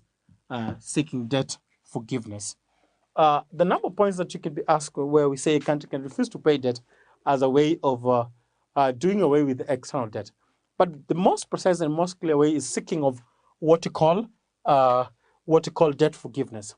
But you can also touch on what you call promoting investment so that they can have money to pay the debt. Say promoting investment so as to generate profits to pay up the debt, to pay up the external debt, so as to pay up the external debt, basically to pay up the external debt, that they can promote investment within the country so that they can pay up the external debt. So they can also decide to avoid rescheduling of the loan. But that basically touches, because you can have it, touches on conversion, avoiding rescheduling of the loans. We can have that as the last, avoiding. We can have it as avoiding rescheduling of the loans, so as to pay up in time. So as basically to pay up in time, that the country can decide to avoid rescheduling of these loans so that they are able to pay them up within the required time. That is how we basically approach that question on how do we reduce, what are some of the methods that basically we use to reduce the external debts. We'll pick it on our next question. That is August 2024, question 4, Roman D. This is what the question says. Highlight 5 limitations of quantitative theory of money. Highlight, we put it down. Highlight, question 4D, highlight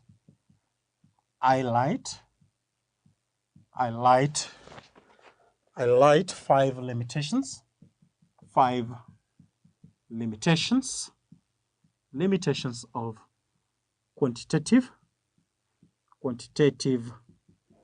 theory of money. Highlight 5 limitations of quantitative theory of money. So we need to understand what basically quantitative theory of money talks about. So when you look at quantitative theory of money, it basically talks about MV, which is money supply times velocity, is equals to price levels times the number of transactions, A number of limitations that are basically envisioned in this theory are that the theory does not address one of the limitation. We say number 1 limitation, the theory does not address the issue, what you call the issue of interest rate. Does not address the issue of interest rate. And we basically know that interest rate is one of major policy on monetary policy that we know we use to address a number of issues, in economics. We can also have number 2, limitations on this theory. The theory does not address the future. We basically say the theory does not address the future. This theory does not basically touches on the future. The theory does not address the future. Then we can also talk about is too much concerned. Number 3, we can say too much. We say too much concerned with money supply. Too much concerned with money supply, that is circulation of money supply, and ignores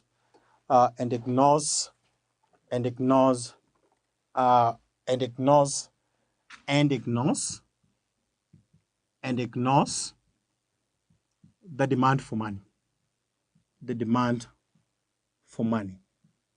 So when you look at the formula, one of the things that we have on that theory, it's concerned money supply times velocity is equals to the general price levels times the number of transactions. So this theory basically focuses on issues to do with the supply of money, but ignores what you call the demand of money. Then the theory does not explain changes in the value of money. We see that the theory does not explain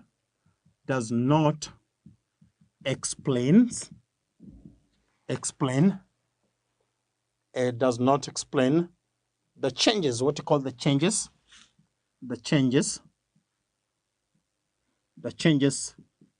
in the value of money, does not explain the changes in the value of money, and not how money does not explain. The theory does not basically attempts to explain. This is basically a term. Attempts to explain. Say attempts to explain changes in the value of money, but not how. We say not how money attempts to explain changes in the value of money, but not how money is in the first place determined. How money in the first place determined. Not in the first place determined. We can look at the last, when we have the last on that. This theory argues that there's no general price level. Argue that 5 argues that there is no general. Argues that there's no general price levels,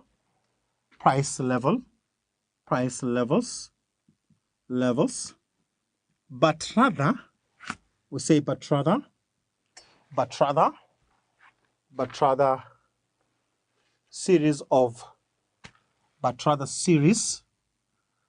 series. There's no general price level, but rather series of price levels, series of change in price levels, series of change in price levels, series in change in the price levels, in the consumer price index, consumer price index. So those are basically some of the limitations that are basically attached to the theory. That is the theory of quantitative money, or theory of quantitative theory of money. One we've talked about does not address the issues to deal with interest rate. We also know that it does not address the future. We also understand that is too much concerned on money supply and ignores the aspect of demand of money. We know that the theory attempts to basically explain the changes in the value of money, but does not address how money in the first place is determined. How in the first place it's determined. That is how we approach that very questions. That is how we approach that very question. That marks the end of question 4.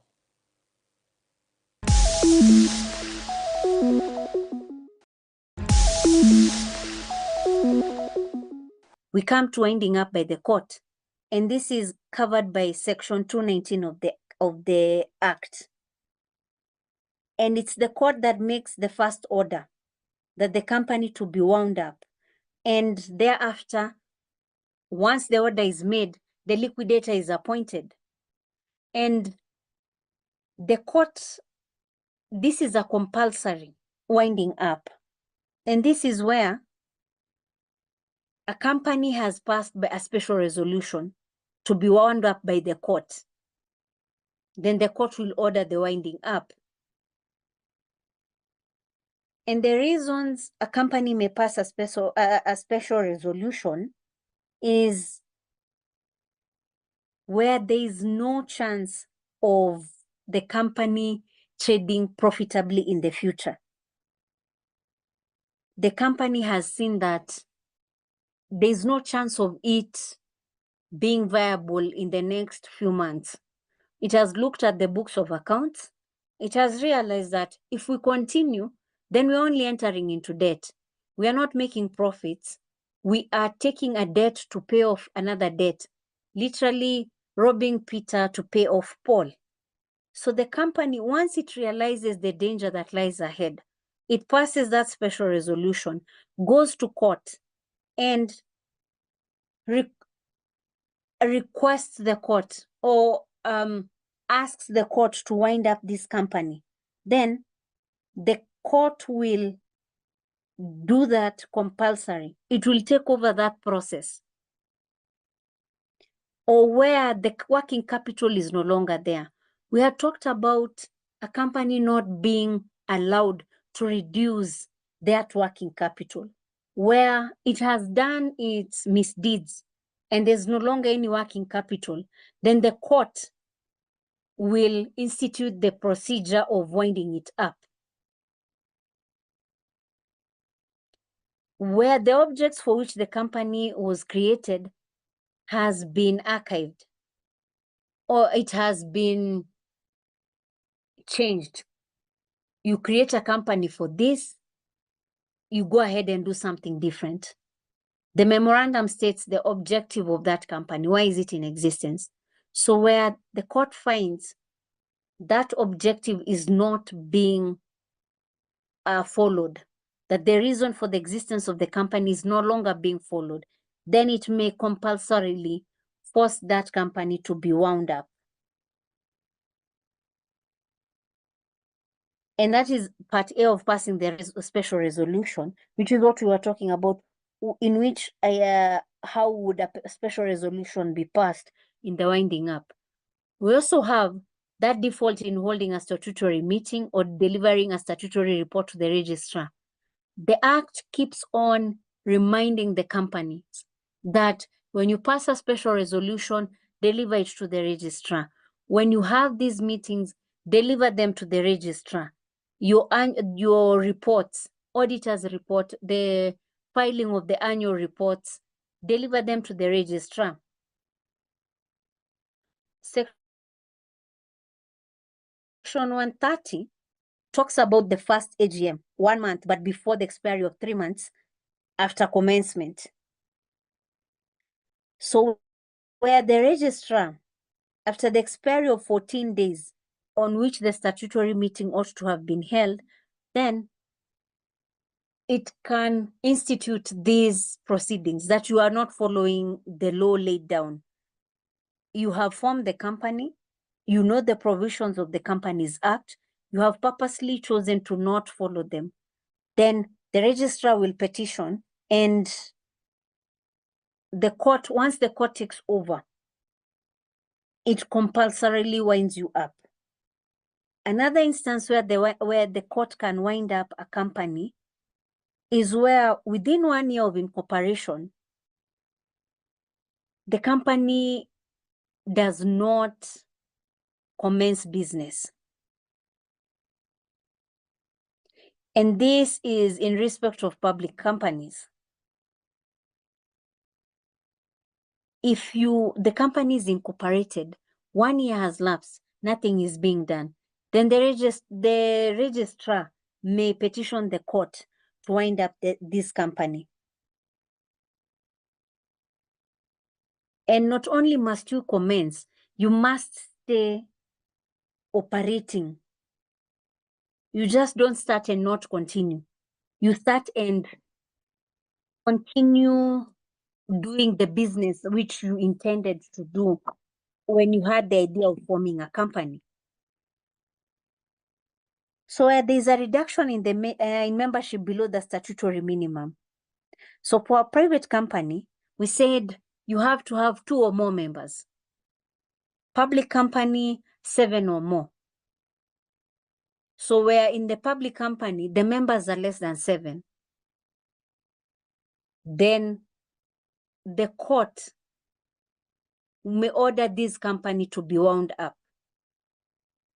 And if the company carries on business for more than 6 months while the member is so reduced, every member who knows of this fact will be liable for the payment for all the debts of the company that the company contracted during that time. So where you are aware that the number has reduced from what is statutorily given in the act, and you continue to trade, any debt that is entered into by this company, then you who knew and continued to do that, you'll be liable for the payment of that full debt. Again, when the court realizes that the company is unable to pay its debts, and this is the commonest of all grounds, or where it's unable to honor its monetary commitments. And this will be found out where a creditor has served the company at its registered office a demand for payment. And for 3 weeks, the company is ignoring.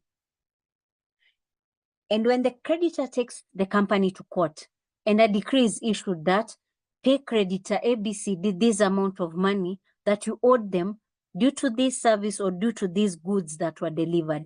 You see, when the court compels you to pay, in the first instance, the creditor came to the registered business. The registered business is, let's say, Bruce House in Nairobi, and they delivered a demand for the payment. And for 3 weeks, no action has been taken, no commitment to pay, no institution of any way of paying off the debt. And where this creditor takes you to court, and the court finds that your company should pay off, and the court executes a decree or order, it processes that pay off this creditor this amount of money, say 1 million, for the delivery of a photocopier to your offices. The photocopier was delivered? Yes. The photocopier is working according to the terms and conditions? Yes. The creditor demanded the payment? Yes. 3 weeks passed, you did not pay, you didn't know. So you're taken to court and you're told, can you pay up? Once you refuse to pay up, then the court may order that compulsory winding up of your company because you are unable to pay off your debts. If you're unable to pay off your debts, then you are unable to continue existing, and the reason you enter into that business is to make profits.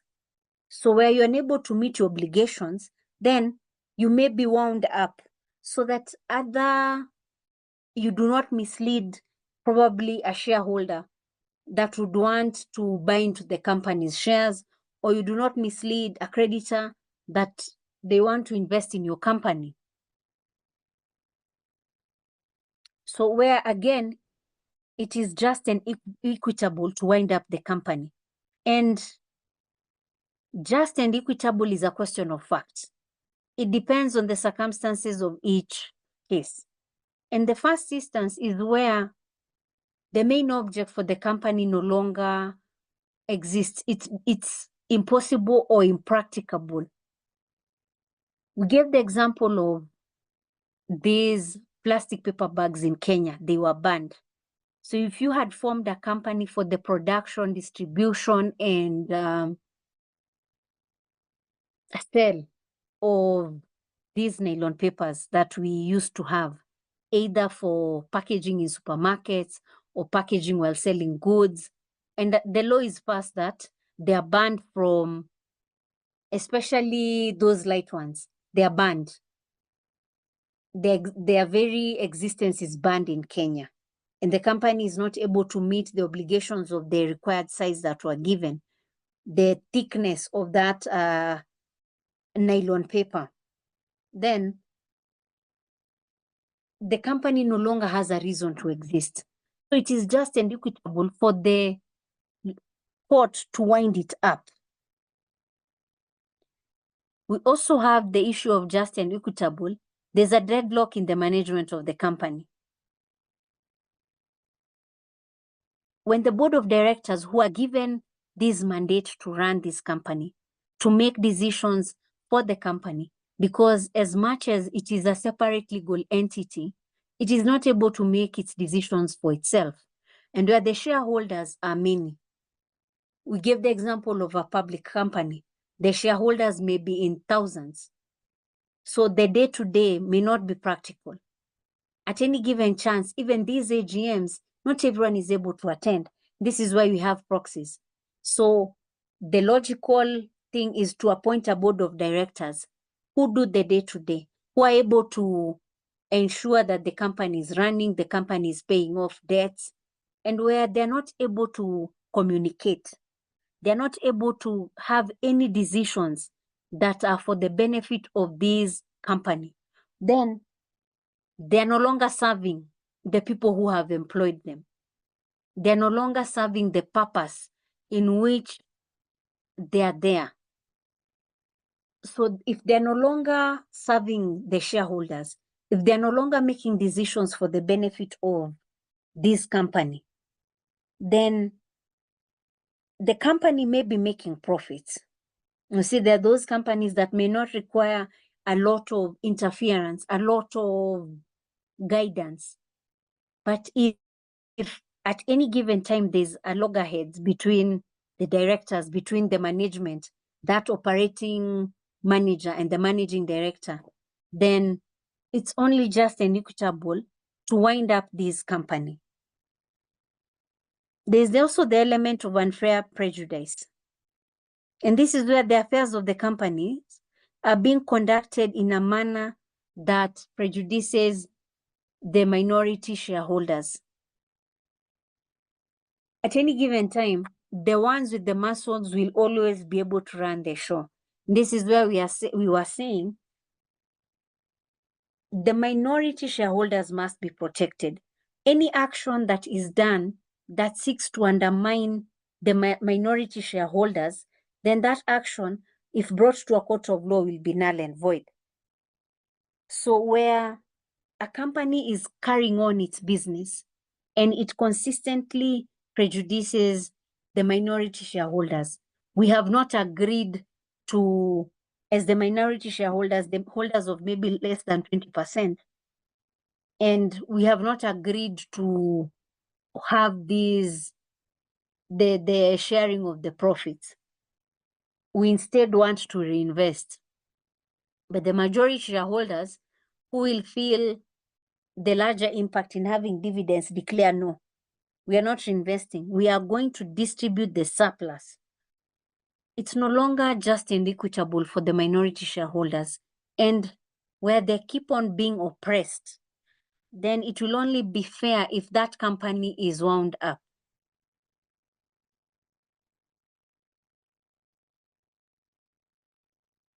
We have section 221, where if the inspectors appointed to investigate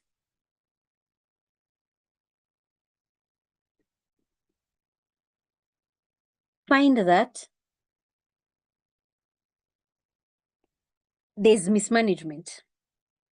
And this is where we were saying when we talked about investigators and the inspectors writing reports, where they lift the veil and go and find out that there's mismanagement, then the court will petition for this company to wind it up, since the element of due faith, of utmost good faith, the element of a fiduciary duty, it's no longer being done. It is no longer, things are not operating for the benefit of those shareholders. Things are not operating for the benefit of the company. Then it makes no sense to continue harboring an injustice. The company will be wound up to prevent a further miscarriage of justice being done, because that mismanagement will result in an individual or those shareholders or those creditors suffering from this mismanagement. Because out of this mismanagement is what will arise. The company is not able to pay off its debts. The company is not able to meet its obligations. So instead of waiting until the very dire consequences, the court will institute winding up proceedings so as to prevent further damage to this company.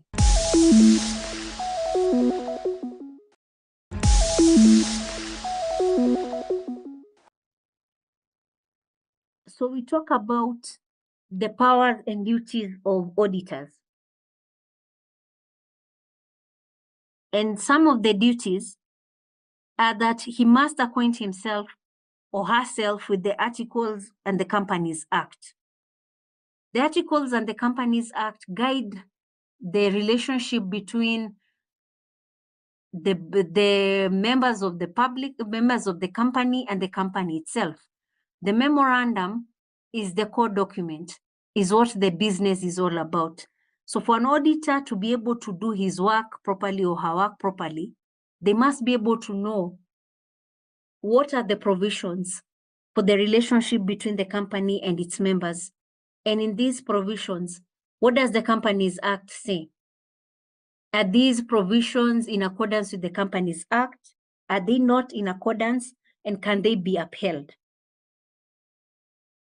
The auditors report to members. The main duty of an auditor is to make a report to the members of the company on the accounts examined by him and on the balance sheet and profit and loss account of the company, and on every document that is annexed to the balance sheet or profit and loss. He forms an opinion based on these balance sheet and profit and loss. When he forms that opinion, he will report to the members of the company that in as far as this information has been provided, this is what my examination of your documents has produced.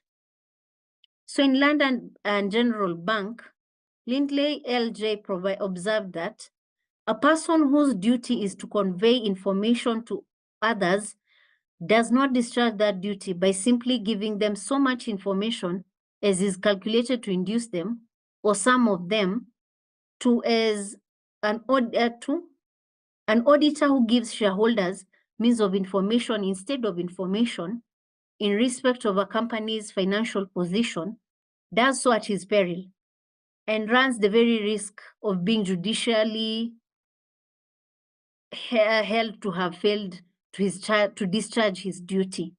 So we are saying the auditor will not just present the books of accounts. You just don't give out information. You don't give them the means of information. Instead, you give your opinion. They can access the information. They can access the balance sheets. They can access the profit and loss accounts.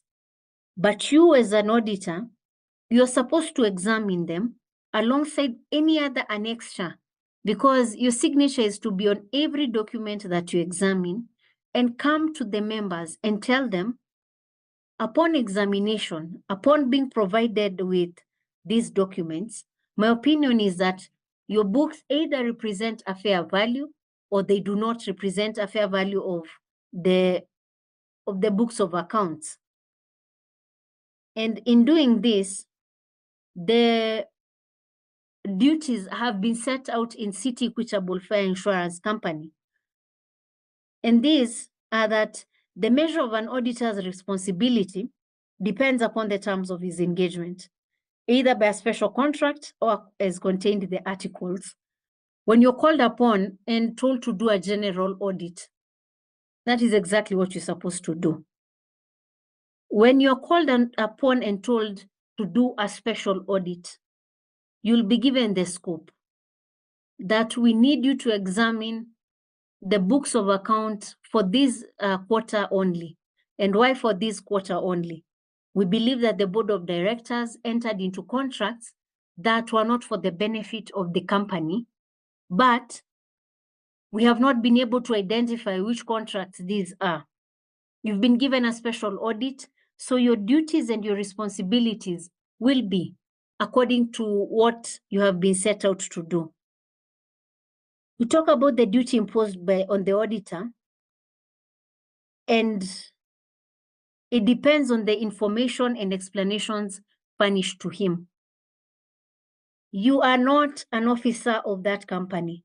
Therefore, you're not able to know every detail, where they keep, let's say, logbooks. If you have been given a duty, a job to examine the ownership of a company's vehicles, you cannot ascertain that unless you're given the copies of the logbooks so that you can match that information with what is available on the NTSA website in Kenya now. So you can only examine what you have been given. If no proof of ownership of the vehicles has been produced, you can't make an opinion on whether the vehicles belong to the company, whether the vehicles belong to directors, or who the vehicles belong to. And this is what we are saying, that the information that you're given is what will enable you to form an opinion. An auditor should not be content with the certificate that the securities of the company are with a particular person or firm, unless such a person or firm is trustworthy and is the one in which, in the ordinary course of business, keeps securities for his customers. So the auditor must also see that they exist by making a personal inspection of them. If they're safe custody of a banker, in the ordinary course of business, he may rely upon the certificate of the banker. And this is what we are saying. If the company has said they have used the title deed of their building space to acquire a loan, then unless and when the auditor asks who has the title deed, ideally in that course of business, the banker would be the custodian of that title deed. If anyone else, if a director purports to be the one holding that title deed, then you cannot believe that the director is doing it out of goodwill. What business would we be having holding the title deed that is not kept at the registered office? You may rely upon the bank because they have an interest. They need to make sure that the loan advanced to you will be paid. So they will place a charge on your title deed. And this is what we are saying, that as much as auditors rely on the information, they can't be content with just being told, yes, we have logbooks. The auditor needs to ensure that these logbooks are legitimate, that these logbooks, whatever information is endorsed on those logbooks, matches the information with the Register of Motor Vehicles. So they cannot just accept information given to them. They must also go and ensure that this information is correct. And further duties include the statutory reports. that after the statutory report has been certified correct, but not less than 2 directors, the auditor must also certify the report is correct in as far as it relates to the shares allotted by the company, the cash received in respect of shares, and the receipts and payments of the company. And this provision does not apply to private companies, as they are not required to hold a statutory meeting. In part of the meetings that are held, that once every year, and the number of shares that were issued, the number of shares that have been paid up in full, they will be discussed, and that document signed. The auditor will also append his signature on the same to certify that that information is correct. And in case of a prospectus, the law requires a report by the auditor with respect to profits and losses, assets and liabilities, and any paid to be included in a prospectus. The auditor has to certify these as correct. We issue a prospectus when we want to invite the public to trade in our company. And the information in the prospectus is what will be relied upon. So this information needs to be correct. When a member of public, when an individual, when an organization reads the prospectus and sees that the profit and loss account has been attached, that the company for the last 5 years has been making profits, and is enticed by these figures to buy the shares. If this information is found to not be correct, anyone who has endorsed on these prospectus, knowingly that it is a fallacy, will be held liable. And this is where you as the auditor, you are expected to remain independent. If the information is not correct, do not certify it as correct. Because once the prospectus is issued, once it becomes a public document, once someone relies on that public document to make a decision, you cannot again go back and refuse liability. You will be liable to the extent that the person suffered that loss. Same as the directors who endorse on that prospectus. Anyone who relies on that information and proceeds to make a decision, then you who made that false statement, you'll be held personally liable. So you as the auditor, whatever you sign, whatever you append your signature on, you must certify it to be correct. So auditors also assist in the investigation of the company. And Section 165, where we rely on that definition of an auditor as an agent, not in its strictest term, but according to Section 5,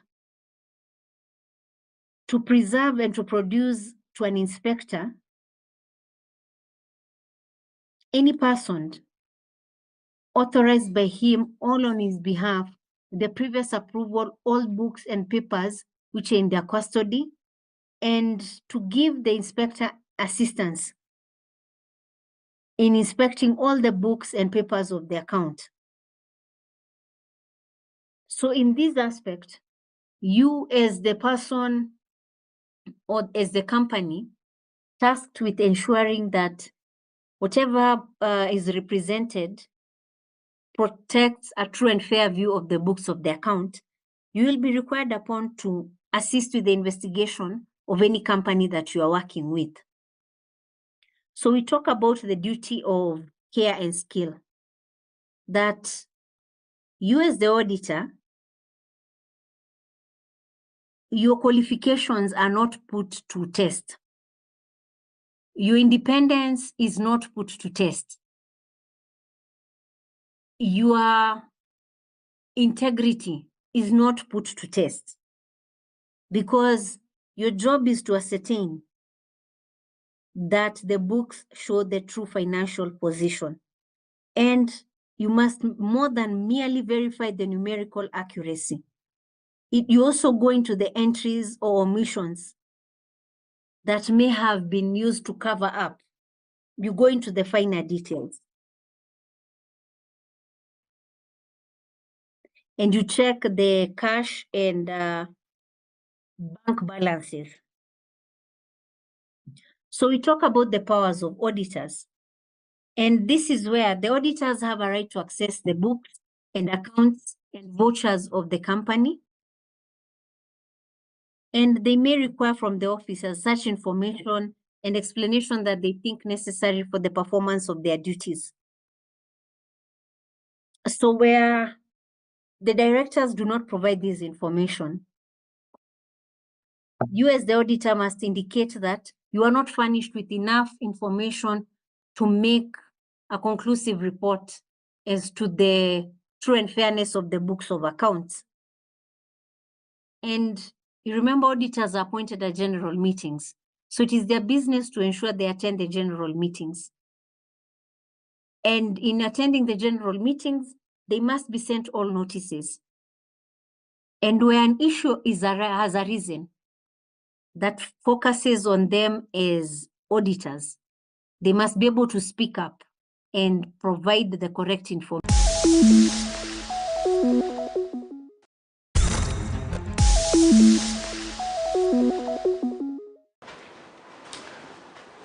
Greetings you all, and welcome to the study of business and data analytics. Business and data analytics is a newly introduced paper in the CPA syllabus. In our today's lesson, I'm going to do an adumbration of the CRISP DM framework. The CRISP DM framework. Now, learners, the CRISP DM framework is a model that serves as a base for a data science process or project. And CRISP stands for cross, CR stands for cross industry, this is cross industry standard, S stands for standard. All right, CR stands for cross, I stands for industry, S, this S stands for standard. All right, P stands for process,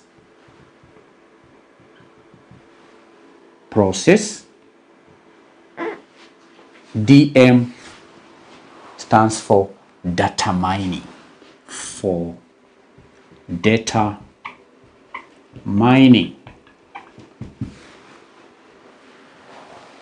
cross industry standard process for data mining.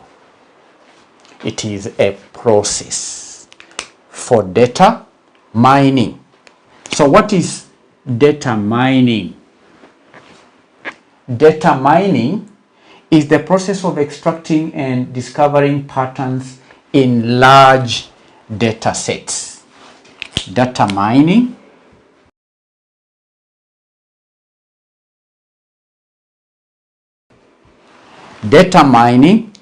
is the process of extracting and discovering data patterns in large data sets.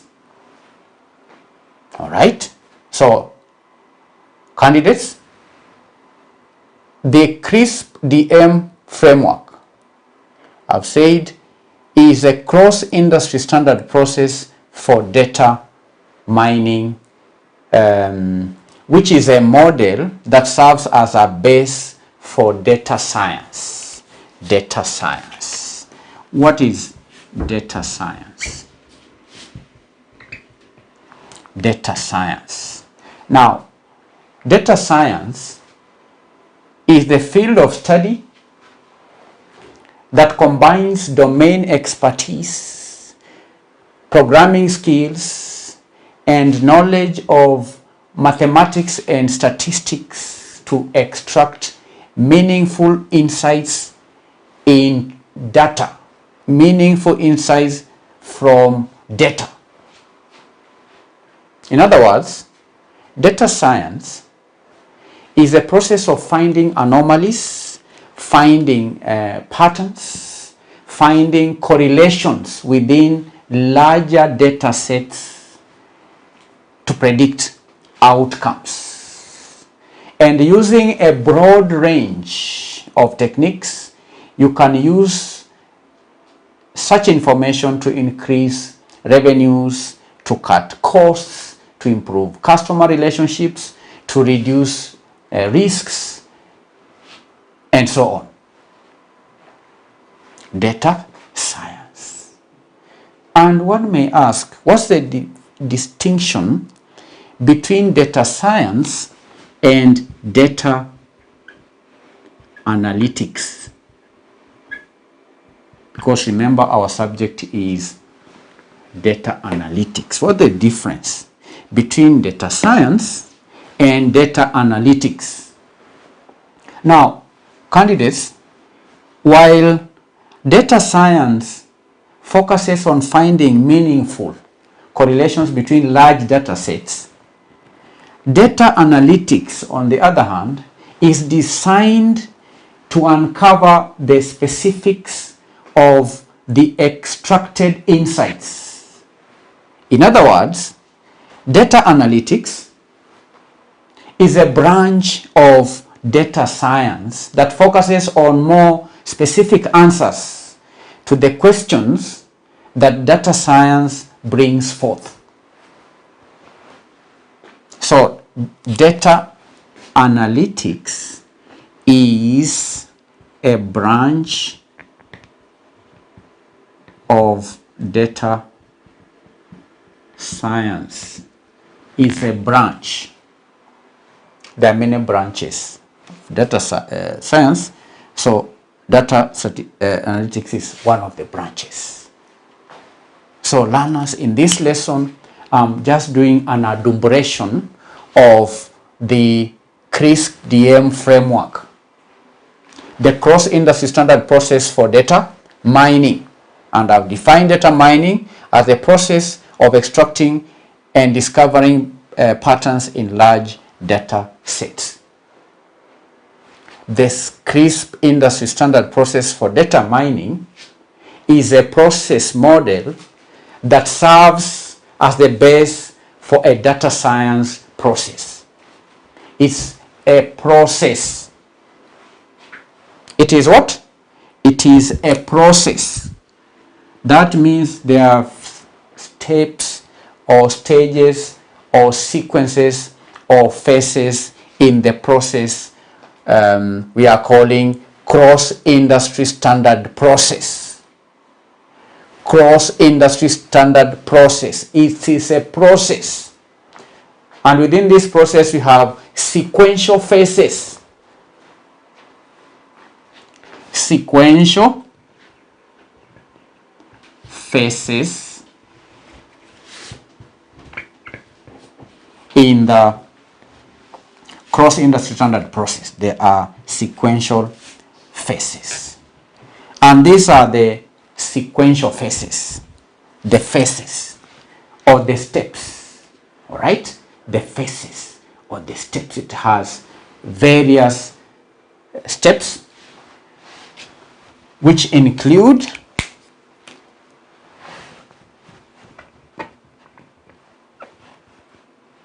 one is business understanding. Business understanding. The second phase is known as data understanding. The third phase is known as the data preparation. Data preparation. Number 4, modeling. Modeling.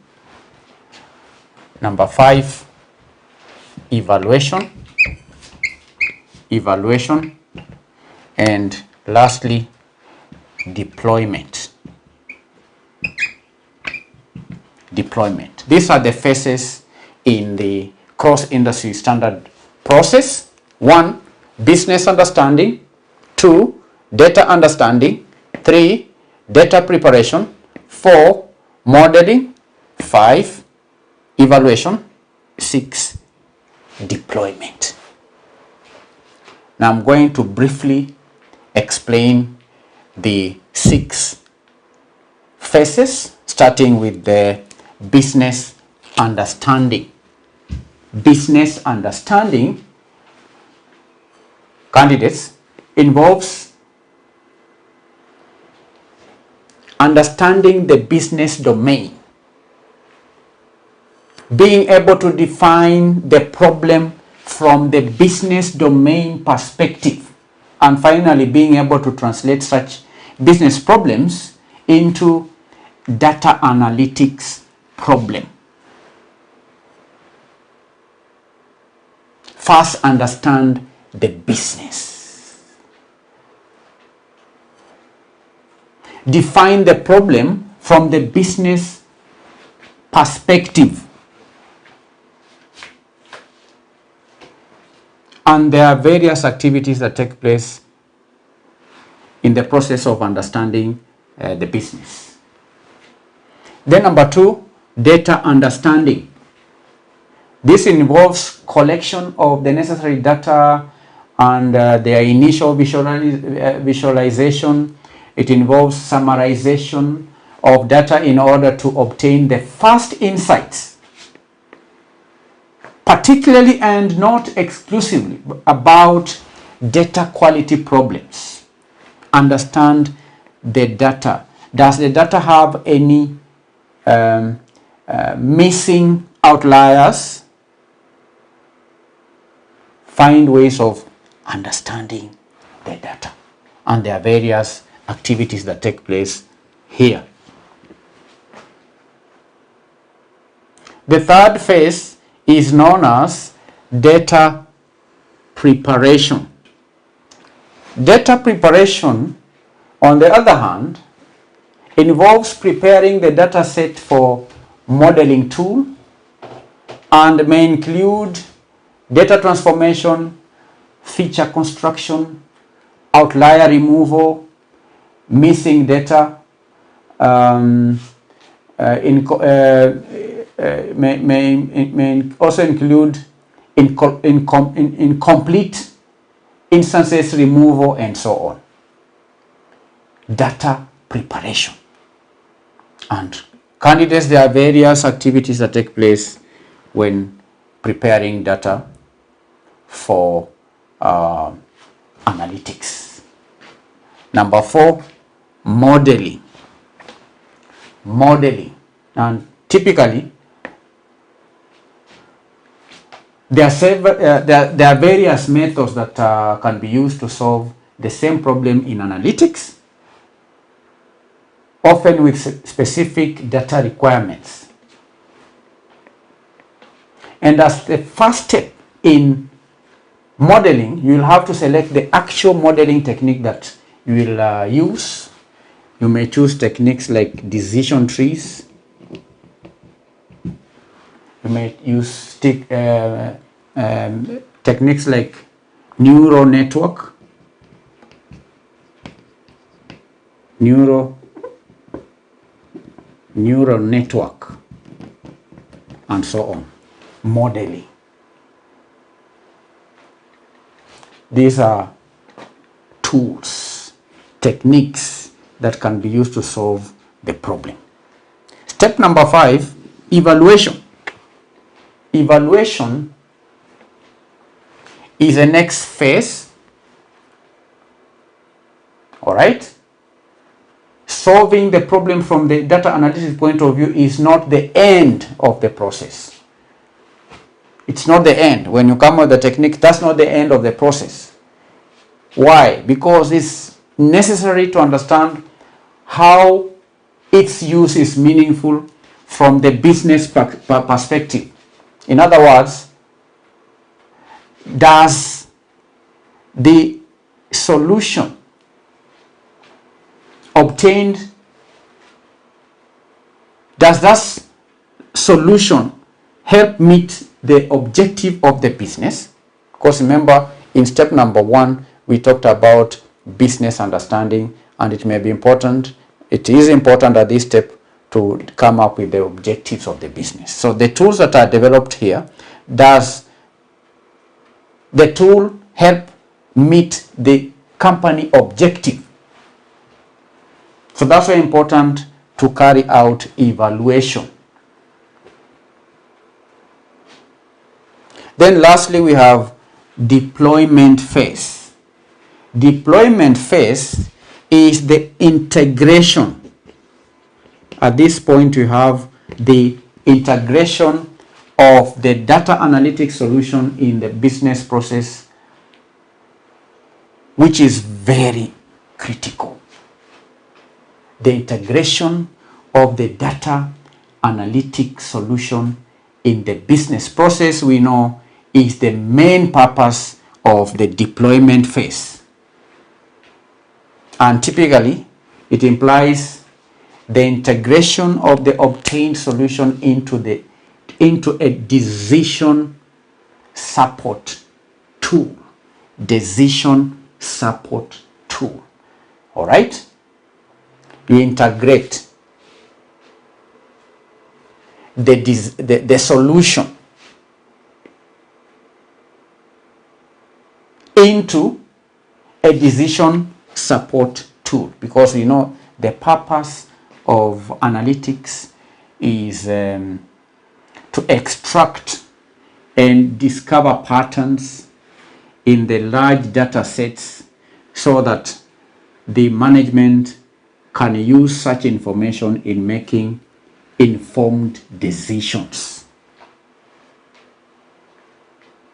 So this is the cross-industry standard process for data mining. It is a process, and this process we can, in conclusion,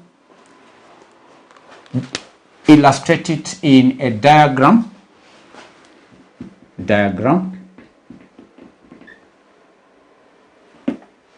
Beginning with business understanding. We have business understanding. Business understanding. We've talked about data understanding.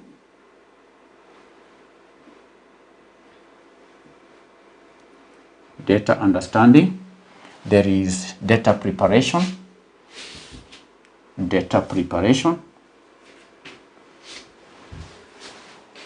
Then we have modeling.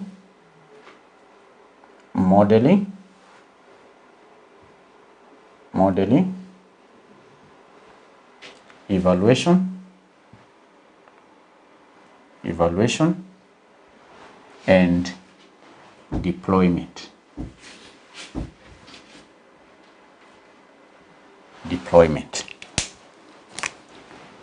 Business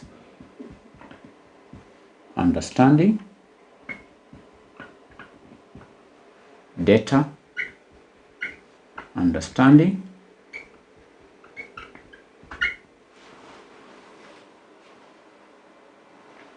business understanding, data understanding,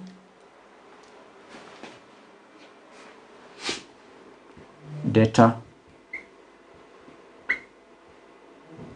preparation, modeling,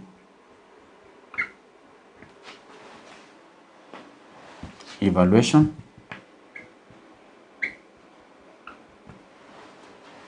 deployment.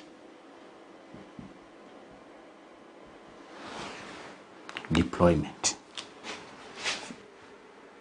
Can have the arrows. It's a process. This is a process.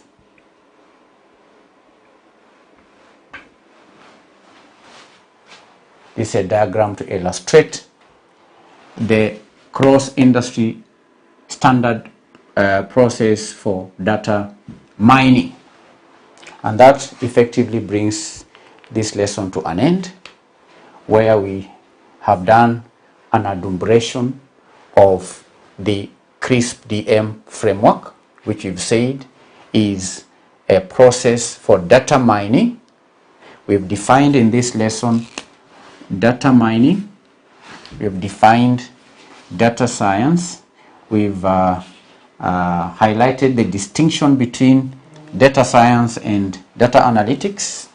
Then we have briefly described the 6 phases in the cross-industry standard process for data mining framework. Number 1, business understanding. Number 2, data understanding. Number 3, data preparation. Number 4, modeling. Number 5, evaluation. Number 6, deployment.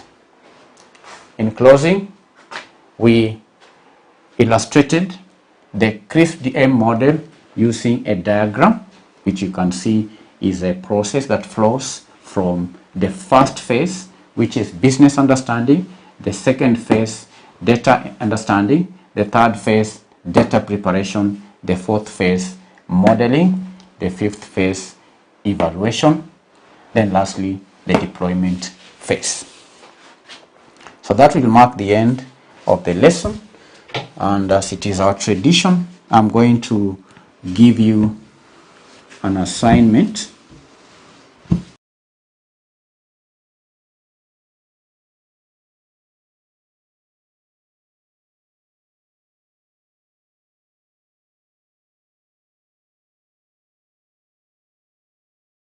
Assignment: define data mining.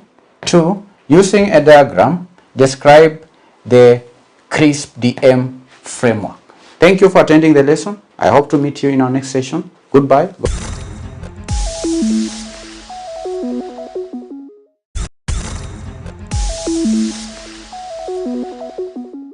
Hello candidates, and welcome to the study of financial management.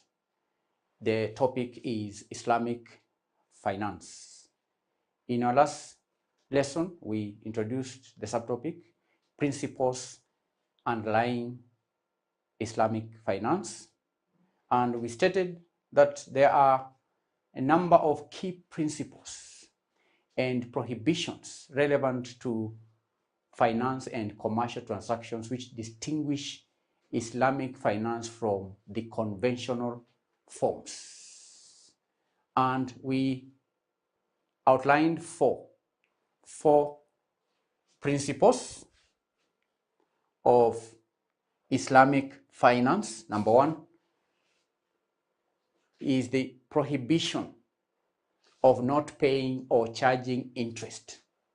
The second principle we discussed is the principle of not investing in forbidden items.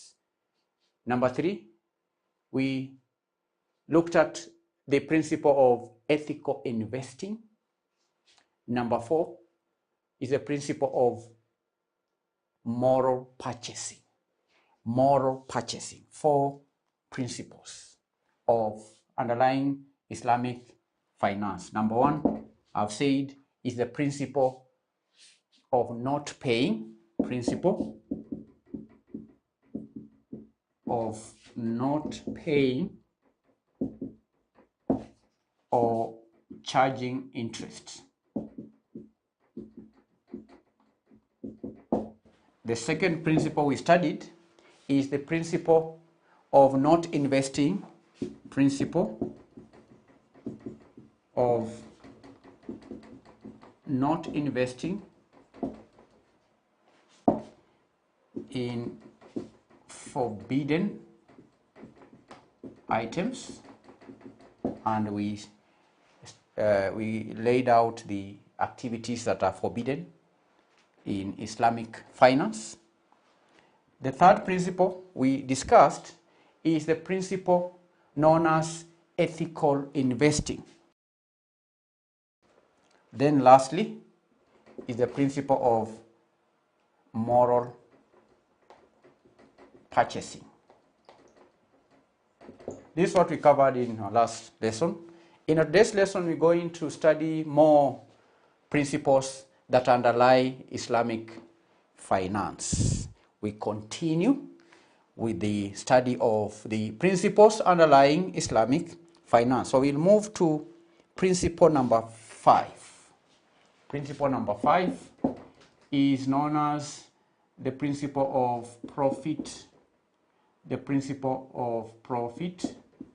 This principle states that profit and loss must be shared. Profit and loss must be shared. Number 6, there is a principle that making money out of money is prohibited. In Islamic finance, making money out of money is prohibited. Number 7, there is the principle that risks must be shared. Risks must be shared. 8,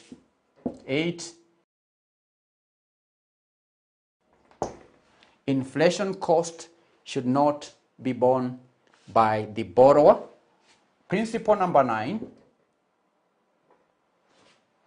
is the principle in relation to emphasis on production. In Islamic finance, there is emphasis on production. Number 10, speculation and uncertainty. Speculation and uncertainty is prohibited.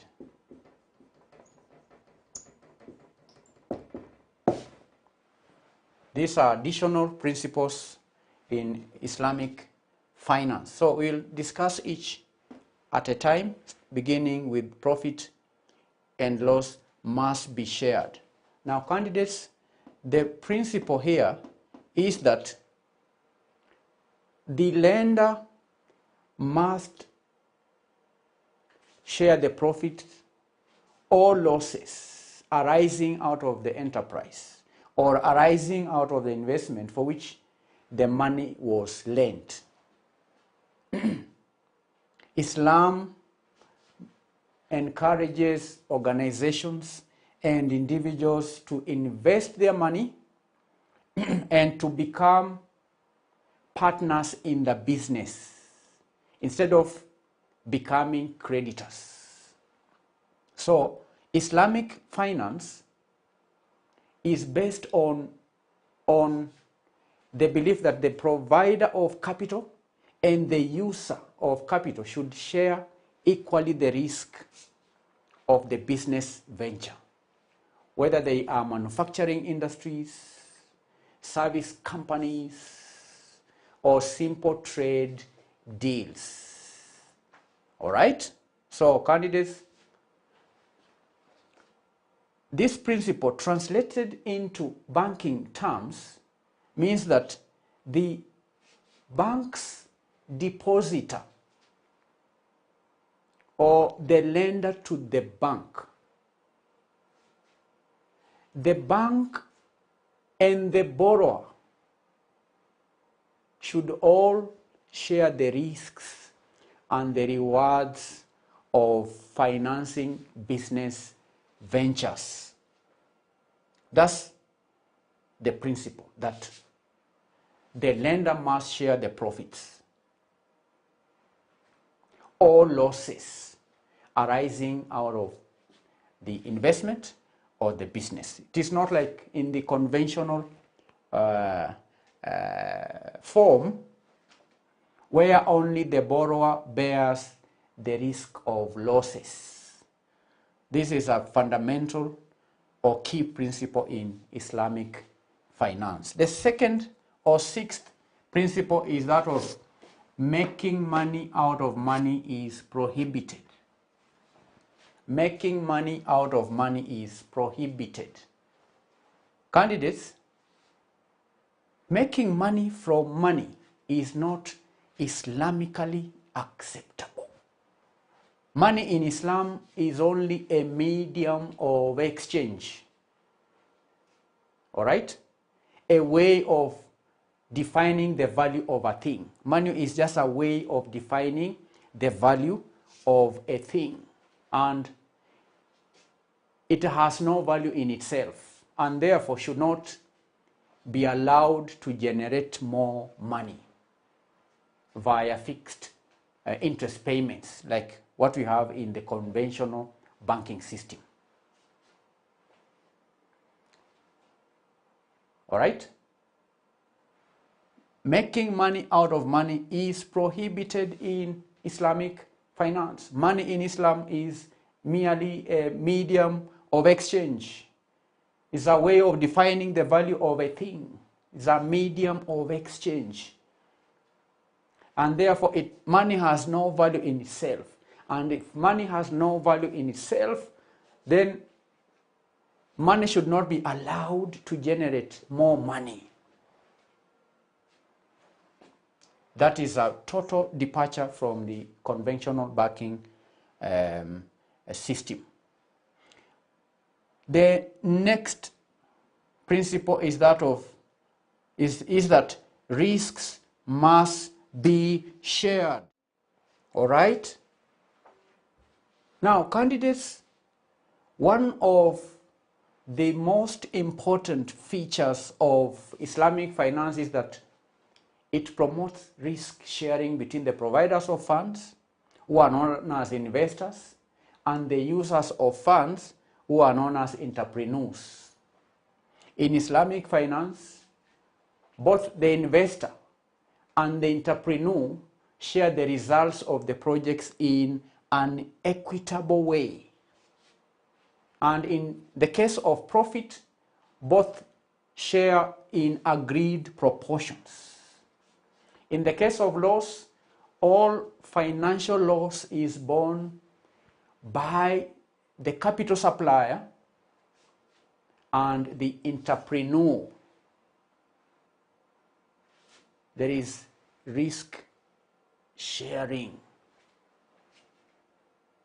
in Islamic finance.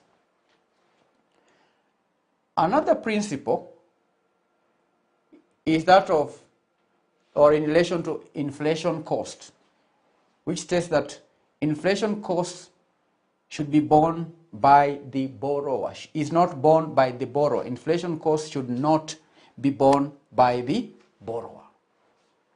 Now, candidates, the Islamic opinion is against the charging of any interest or premium for the cost of inflation. And Islam scholars contend that although it is unfortunate that the lender may lose some value, this is not the fault of the borrower, and therefore the borrower should not be burdened with excess, which is inflation cost. The excess of inflation cost should not be borne by the borrower because this inflation cost is not caused by the borrower. But we know conventionally this is done. The inflation cost conventionally is borne by the borrower. And candidates, one reason why long-term loans bear high interest than short-term loans is because of the reduction in the purchasing power that is caused by the inflation cost. Which by now I know you understand that long-term loans okay, bear higher interest cost or rate than short-term loans, because the longer a borrower takes to repay, the higher the inflation cost. Okay? The longer the borrower takes to repay, then that may lead to reduction in the purchasing power of the money that is borrowed. But in Islamic finance, there is this important principle in relation to inflation, that inflation costs should not be borne by the borrower. Then principle number 9 is that on production. Production. Emphasis on production. In Islamic finance, there is emphasis on production or productivity. Emphasis on productivity.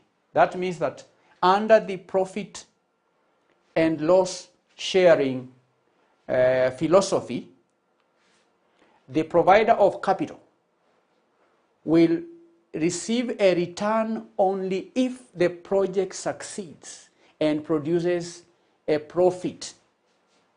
And therefore it is reasoned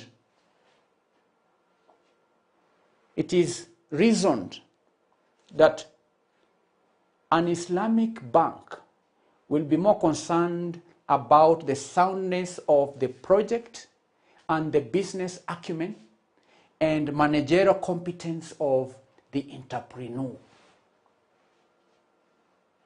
because there is the principle of emphasis on productivity.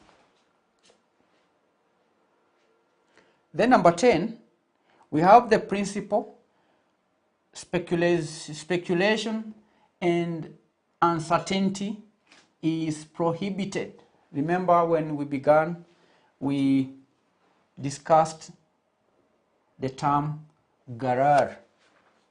Garar. Candidates, under this principle, which is also a prohibition, prohibited. Under this prohibition, any transaction entered into should be free from any uncertainty, should be free from any speculation, should be free from any risk. And remember, we say that the risk that is prohibited here does not include the business risk. For example, when you start a business, there is business risk. When you start a company, there could be a business risk. So the risk that is prohibited under this principle is not the business risk. So candidates, the contracting parties should have perfect knowledge of the counter values that, for example, the goods received or the goods or the prices paid, which are intended to exchange as a result of the transaction. It should also be noted that also parties cannot predetermine a guaranteed profit, such as interest. And products like options, products like futures are considered as un-Islamic, and so are forward exchange transactions, given that the forward exchange rates are determined by interest rate differentials. Due to the fact that forward exchange rates are determined by interest rate differentials, then the forward exchange transactions are considered un-Islamic or contrary to the Sharia. So candidates, these are 6 additional principles underlying Islamic finance. In our last lesson, we discussed 4. principle of not paying interest or charging interest. Number 2, principle of not investing in forbidden items. Number 3, principle of ethical investing. Number 4, principle of moral purchasing. Then we say there is the principle that states that profit and loss must be shared. 6, making money out of money is prohibited. Number 7, risks must be shared.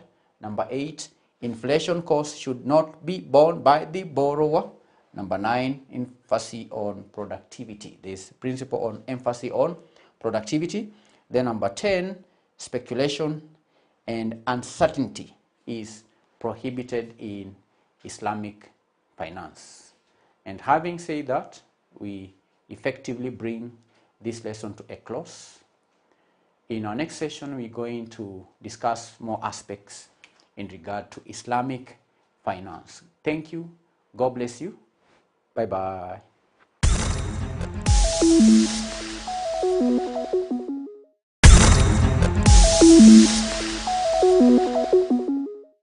Greetings, candidates. Welcome to the study of the subject leadership and management. And in my hand, I have the KASNEB syllabus that was released in 2021 KASNEB revised syllabus for paper number 13, leadership and management.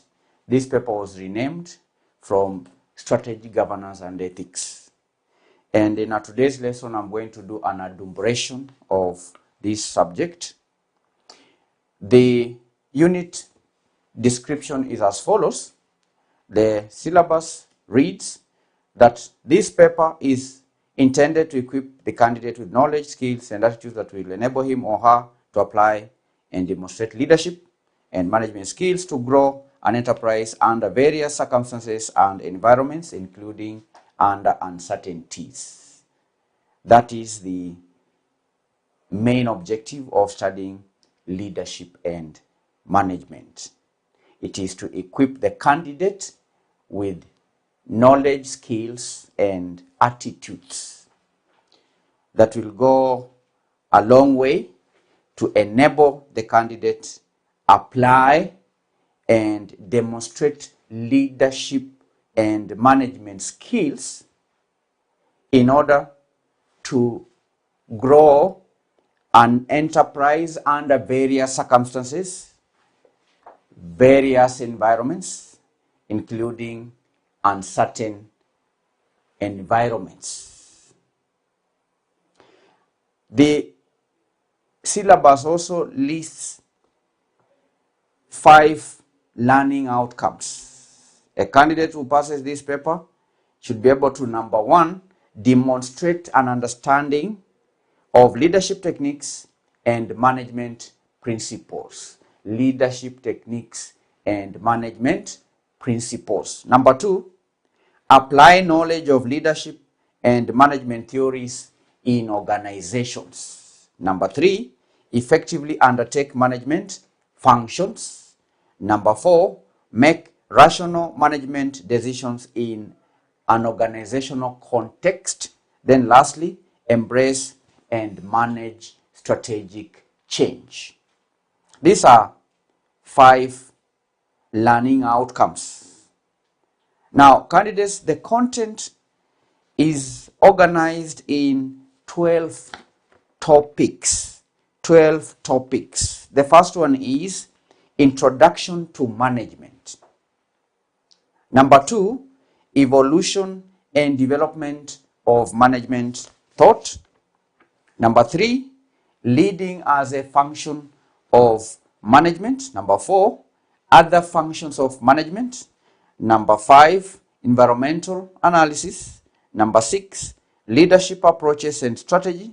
Number 7, Decision Making.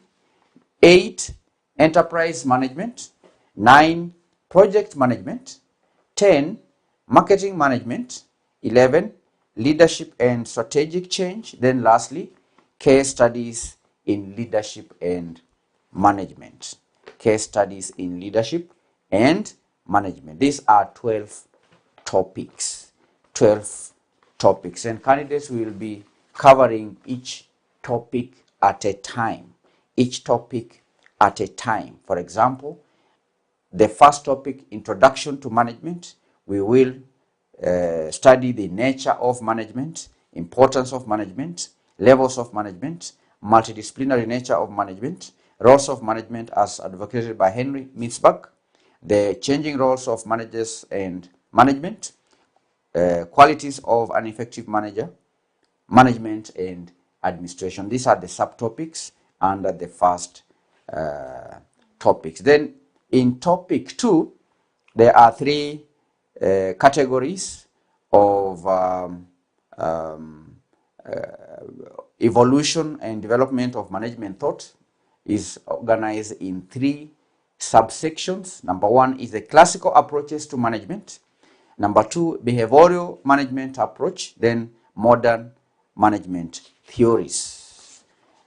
The third topic, leading as a function of management, will study differences between management and leadership.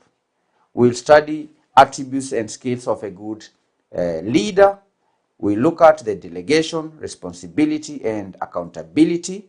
Then we will cover power, authority, and accountability.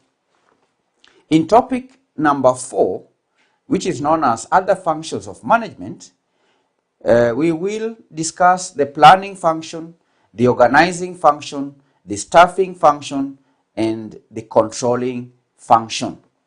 Topic number 5, which is environmental analysis, we are expected to cover microenvironment, macroenvironment, internal environment, external environment, and tools of environmental analysis. Then in topic number 6, leadership approaches and strategy, we look at the leadership traits, leadership styles, leadership skills, formulation of an organization's strategic direction, differences between transactional leadership and transformational leadership, conflict resolution mechanisms, then ethics in leadership.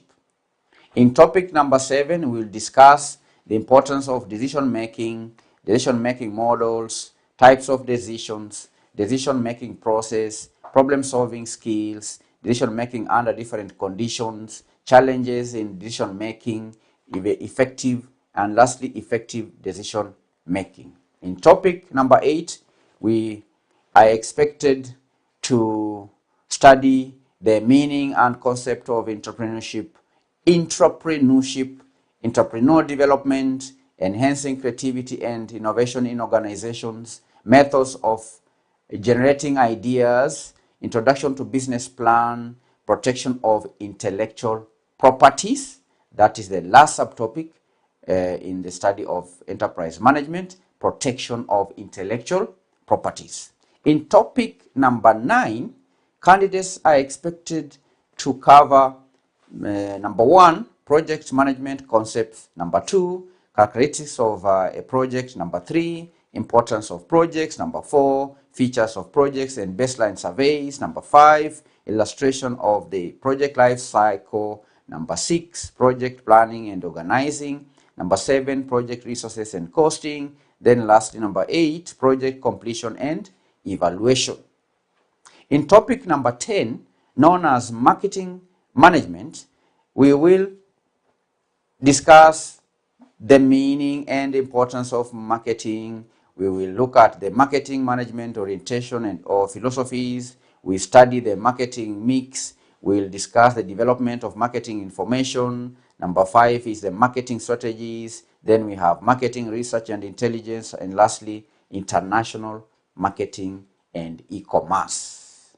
Topic number 11, leadership and strategic change. We will consider the meaning of change, theories of change, types of organizational change, managing resistance to change, the organizing the change context, levers for strategic change, methods of introducing strategic change, problems of formal change programs, leading change is the last subtopic under leadership and strategic change. Then lastly, there is a case studies in leadership and management. Case studies, we will discuss or look at different case studies in leadership and management. So candidates, these are the areas that you are expected to study in your endeavor to gain knowledge, skills, and attitudes that will enable you to apply and demonstrate leadership and management skills to grow an enterprise. And that should be done under various circumstances. You're expected to manage an enterprise under various circumstances and environments, including uncertain environments. So I hope, candidates, you will be joining us in all the lessons. We are going to cover each and every aspect of this syllabus.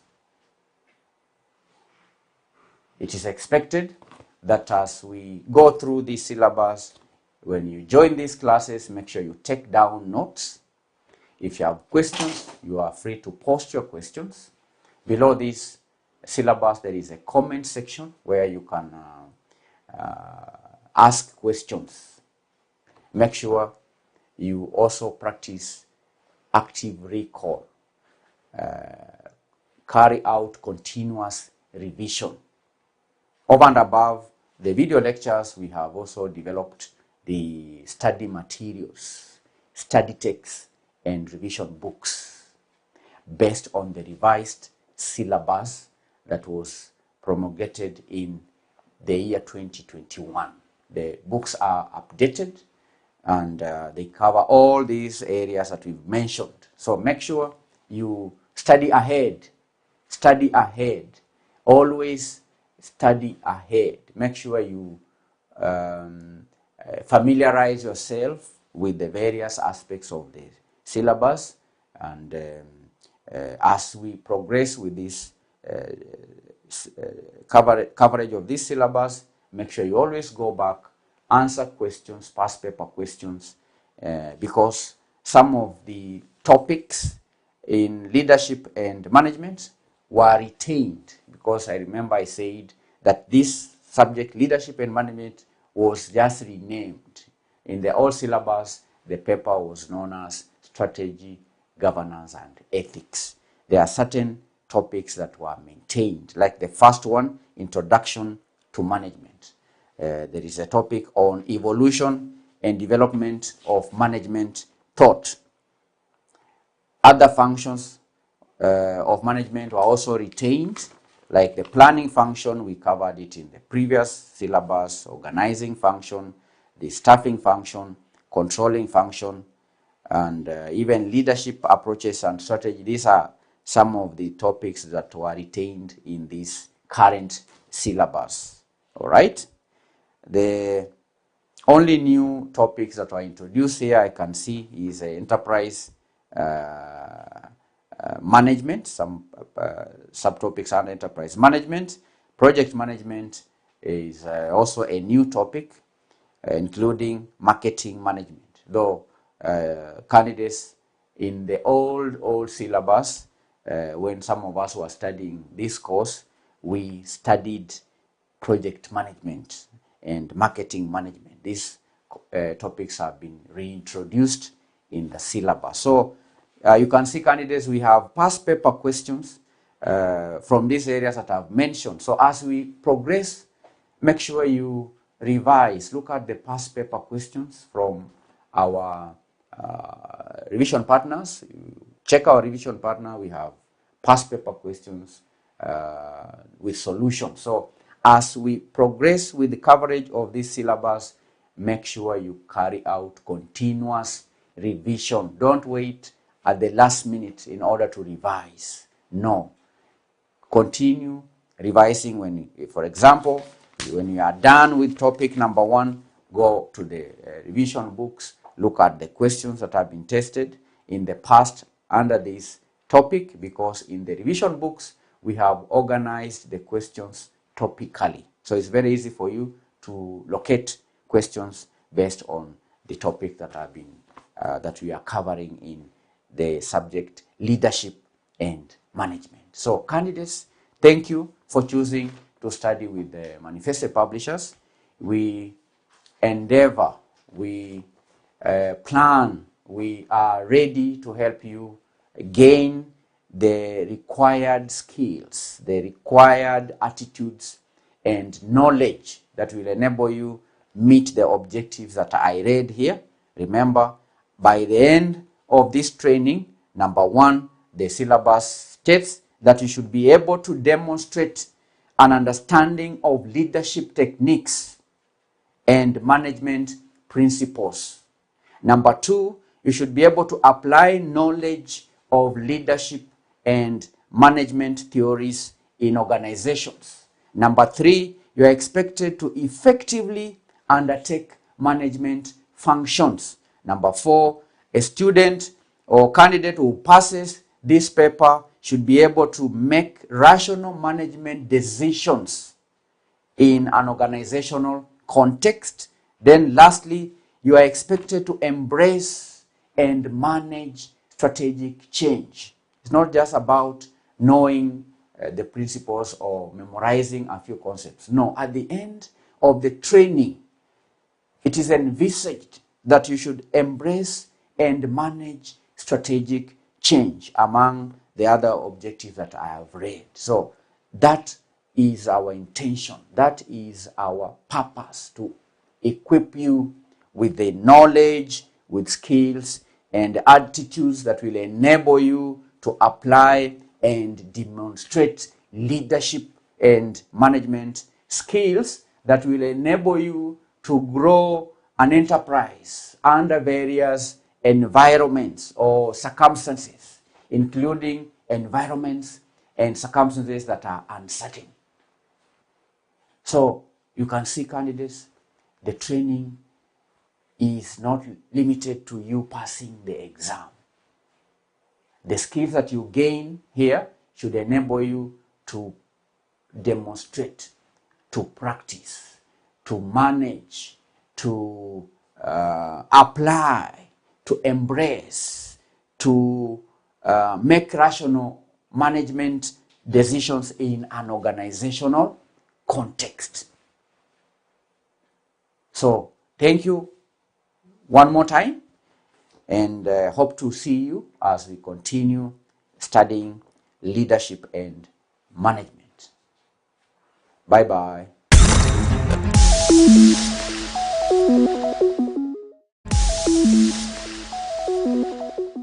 Welcome to Manifested Publishers.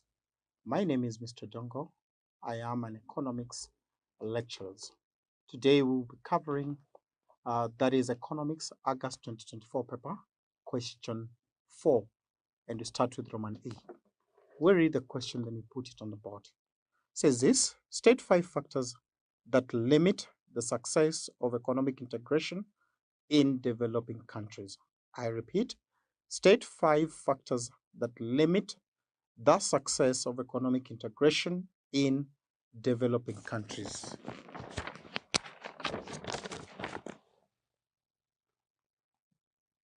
State 5 factors that limit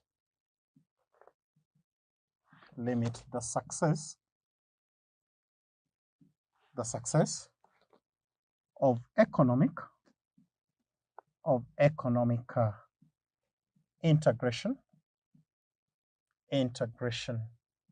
success of economic integration in developing countries. So state 5 factors that limit the success of economic integration basically in developing countries. Developing countries, first of all, are countries that are not yet developed. They're in the process of developing. And when you talk about economic integration, we talk about these countries coming together basically to facilitate trade amongst member states. And you said one of the examples of this economic integration, a given example is like the COMESA, where you find developing countries coming together in order to facilitate trade. A given example of economic integration is COMESA, where countries come together to facilitate trade amongst member states. In the quest to facilitate trade and facilitation of cooperation amongst member states, there are a number of factors that basically hamper such integration. And some of the factors that we know basically does that is lack of trust amongst member states. We also have a number of things that deals with political instability, probably in the continent where those developing countries are. We can also talk about the difference in currency, may also hamper such integration. But you also know that there is violation, where you find some other members may violate the agreements that are basically enforced in such integration. We can also talk about some of the reasons that why these integrations may not work is difference in the level of technology. The countries that are probably more developed in terms of technology than other countries, and so with such, they may not be able to engage in such integration. But lastly, we can talk about a number of things like external influence. You can find countries that are not within the integration actually coming in and causes mayhem in such agreements. And therefore, at the end of the day, you find that such integrations are not facilitated. We can put them on the board. Say one, lack of trust amongst the member states, lack of trust amongst the member states. Number two, we have what we call violation of agreements. We have number three, very important, we call it external influence. External influence. So we can also have political instability, what we call political instability, within the region. Political instability within the region. And lastly, we can talk about what we call difference in currencies. What we call difference in currencies. Difference in currency. We can add one. We have that is difference. What we call difference in the levels of technology. Difference in the level of technology.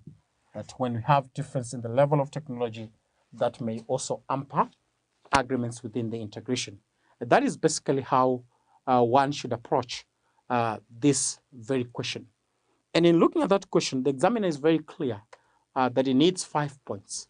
So the 5 points meaning that each point is equivalent to 1 mark. So as you do that, you must make sure that you're within those points and you can provide extra so that you stand a chance that even if you're not in a position to get the second or you're not able to get the third, but you have an extra mark on that, then you'll be able to get the whole question. That is how we basically approach that very question. We pick it on the next question, still on question 4, Roman B. So this is what the question says. Distinguish between debt distress and debt conversion. So we put it down on the board. That is B. Distinguish debt distress and debt conversion. Distinguish debt distress and debt conversion. Distinguish the debt distress and debt conversion.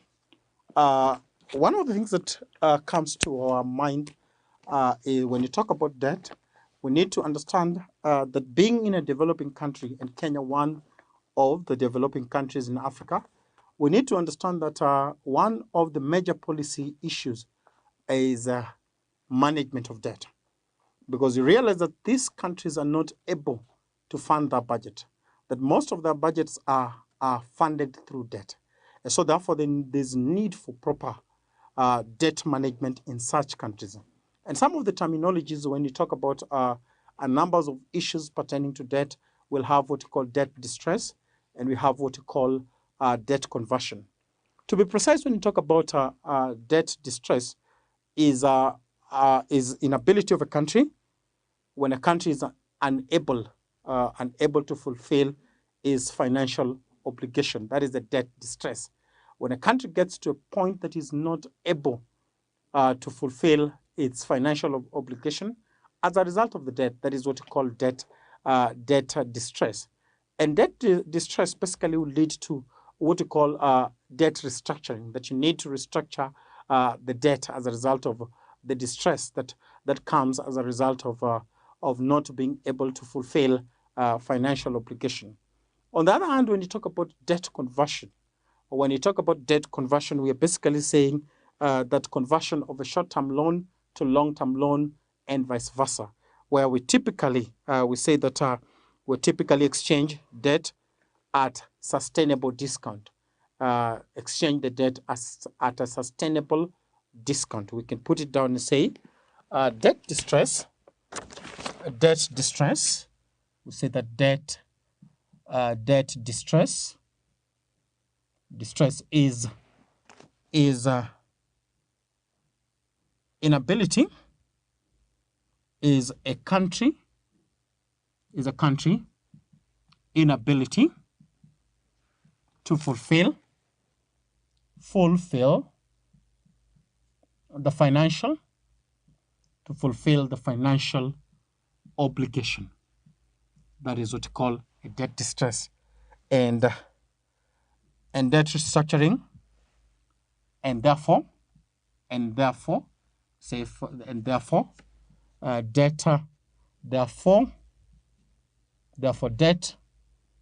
restructuring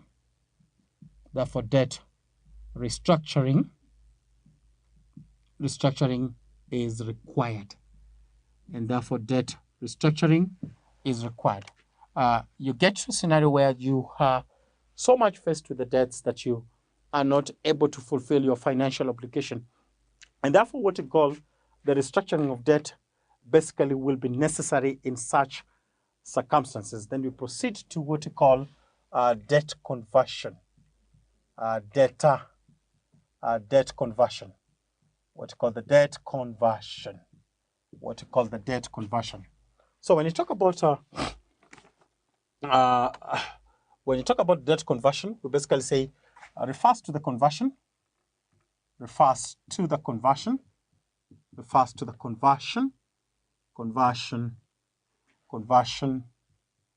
of short-term debt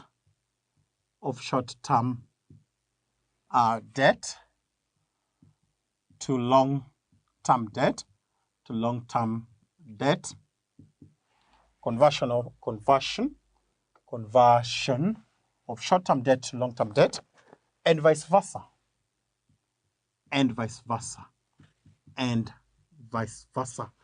Conversion of the short-term debt to the long-term debt, and vice versa.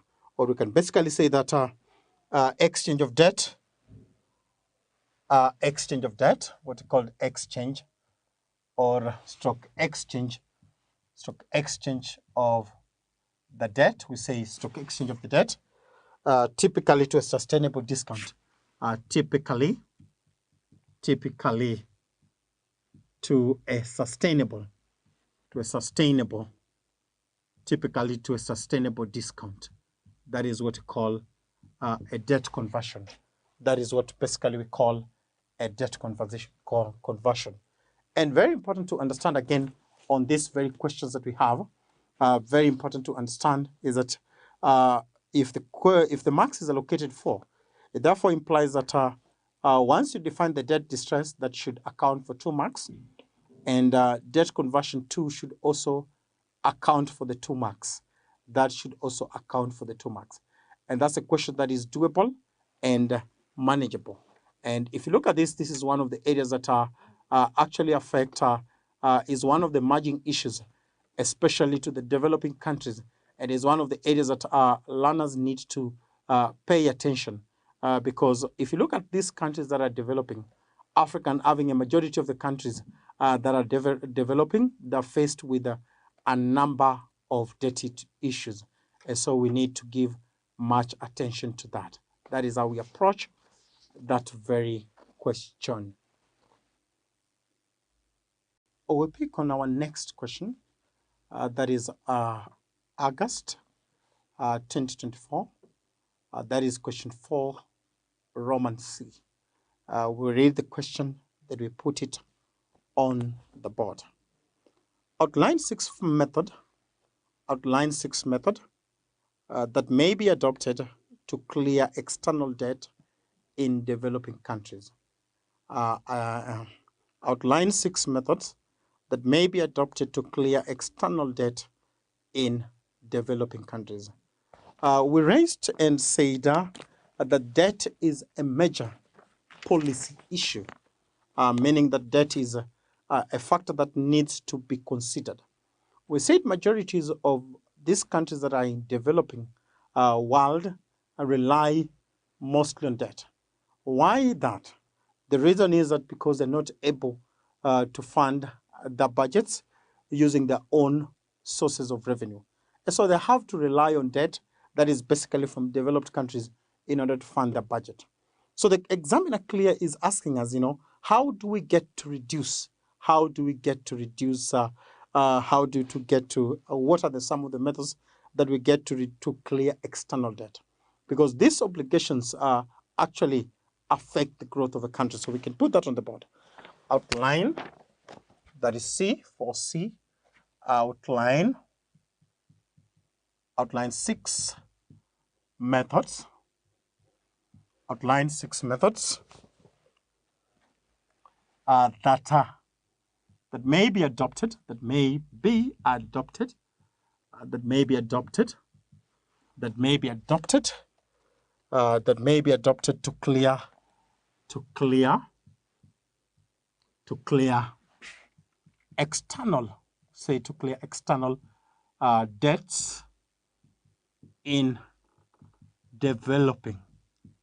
to clear external debts in developing, countries,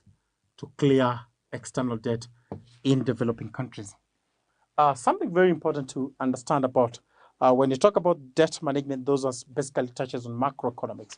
And this is one of the areas, again, also, you're not so much limited into approaching these questions.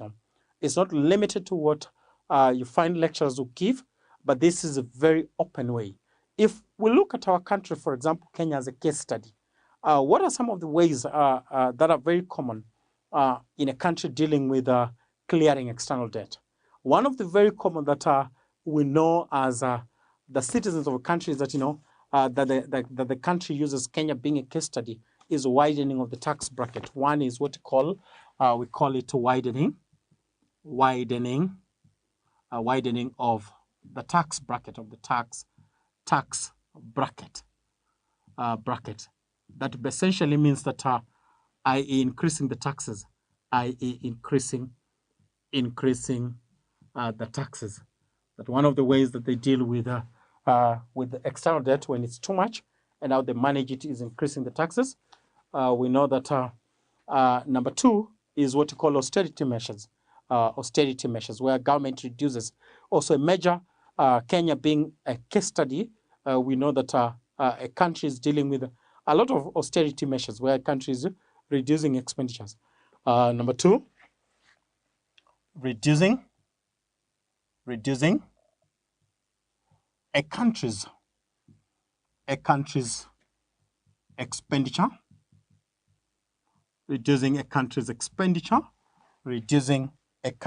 expenditure, so that much of the money that is available can be used in order to pay the debt, And very important, number 3, we talk about debt conversion. And debt conversions, we basically say that you can convert short-term debts to long-term as a way of reducing. So we talk about number 3, what you call the data conversion, i.e., converting short-term loans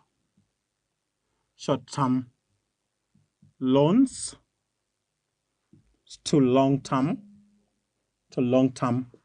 long-term loans, and vice versa, to long-term loan and vice versa. Converting short-term loans to long-term loan and vice versa. We know that when you talk about long-term loans basically take a longer time for them to be repaid or for them to be cleared. A country may decide to dealing with this long-term loan and making them short-term so that they can clear them within the period. So we can also talk about what you call increasing government borrowing. Increasing the government borrowing. You can also increase the government borrowing in terms of internal. You can increase the government borrowing in terms of internal so that you can repay the external debt. Increasing the government borrowing, increasing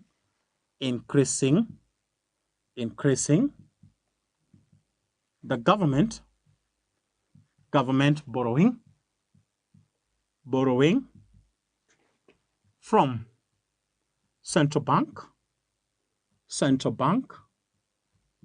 to clear, we say to clear external debt, debt. But very important, one amazing thing that a country can do. A country can also decide to seek, we say seeking what you call debt forgiveness. Seeking debt forgiveness. The number of points that you can be asked where we say a country can refuse to pay debt as a way of doing away with the external debt. But the most precise and most clear way is seeking of what you call debt forgiveness.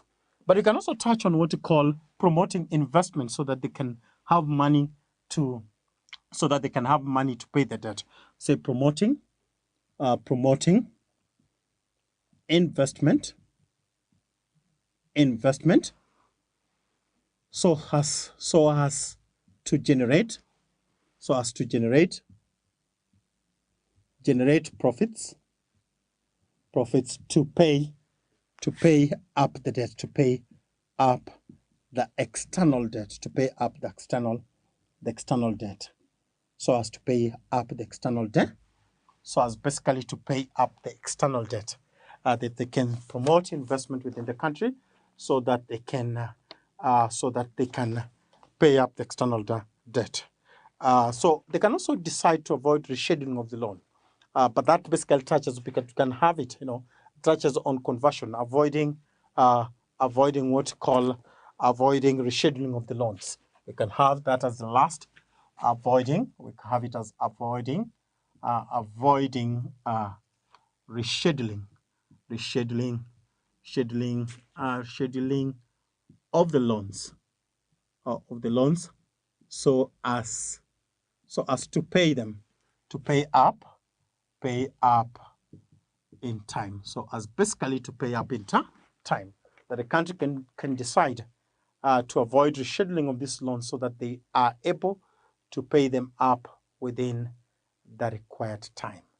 That is how we basically approach that question on how do we reduce, what are some of the methods that basically we use to reduce the external debts. We'll pick it on our next question. That is August 2024, question 4, Roman D. This is what the question says. Highlight 5 limitations of quantitative theory of money. Highlight, we put it down. Highlight, question 4D, highlight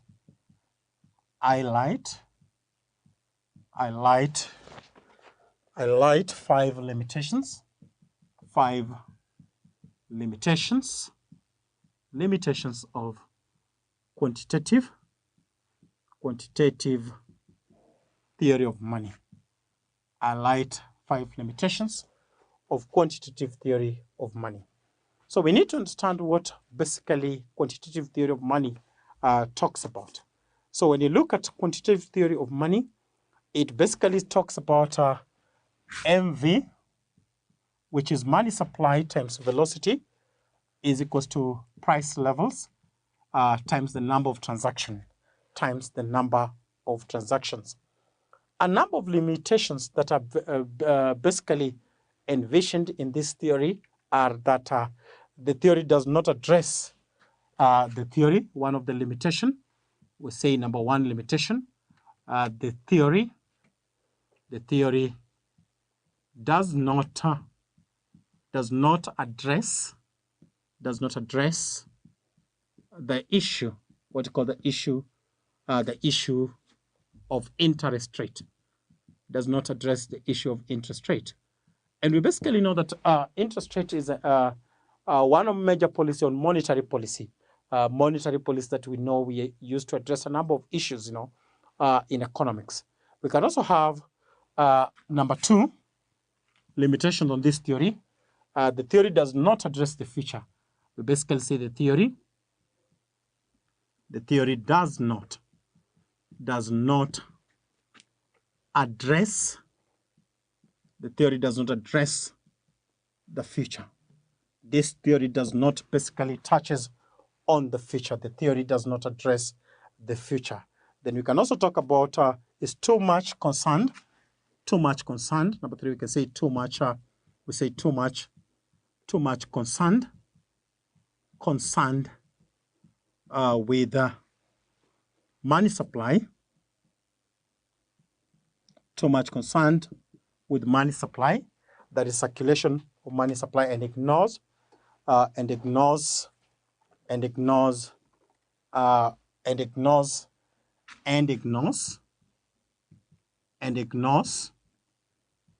the demand for money. So when you look at the formula, one of the things that we have on that theory, it's concerned money supply times velocity is equals to the general price levels times the number of transactions.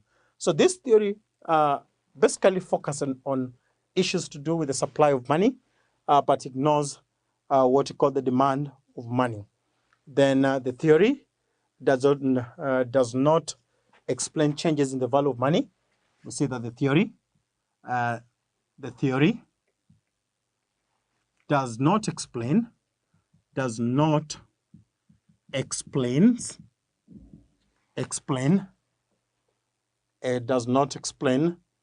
changes, what you call the changes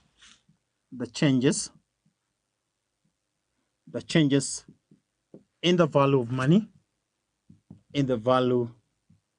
money, does not explain the changes in the value of money, and not how money, does not explain, the theory does not basically that attempts to explain, this is basically a term, attempts to explain changes in the value of money, but not how, we say not how money attempts to explain changes in the value of money, but not how money is in the first place determined. How money in the first place determined. Not in the first place determined. We can look at the last, when you have the last on that. This theory argues that there is no general price level. Argue that 5 argues that there is no general. Argues that there is no general price level.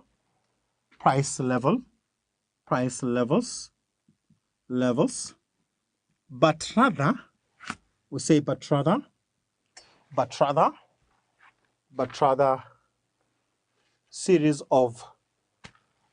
series There's no general price level, but rather series of price levels, series of change in price levels, series of change in price levels, series in change in the price levels, in the consumer price index, in the consumer, what you call in the consumer price index. So those are basically some of the limitations that are basically attached to the theory, that is the theory of quantitative money, or theory of quantitative theory of money. One we've talked about does not address the issues to deal with interest rate. We also know that it does not address the future. We also understand that is too much concerned on money supply and ignores the aspect of demand of money. We know that the theory attempts to basically explain the changes in the value of money, but does not address how money in the first place is determined.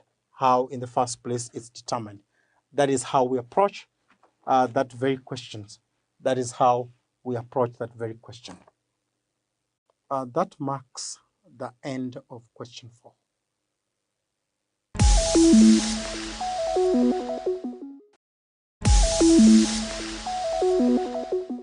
Unemployment income. So we read the question. Talisa Barra is a citizen of South Africa, into bracket SA, and was employed by Bright Insurance Limited as a senior financial advisor in the year 2020.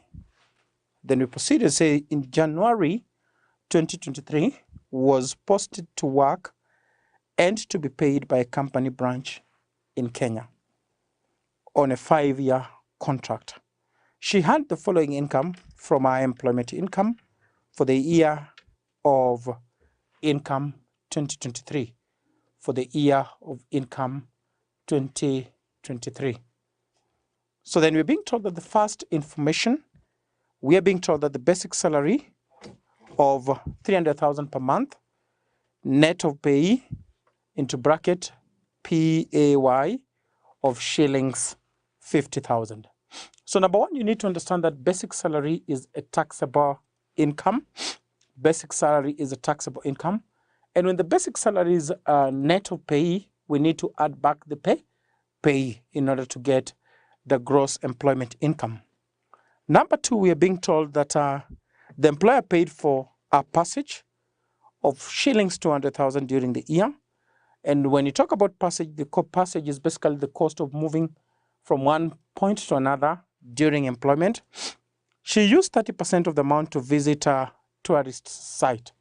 So basically very important for learners to understand whenever we are talking about the cost of passage, there are basically 3 instances where the cost of passage is not taxed.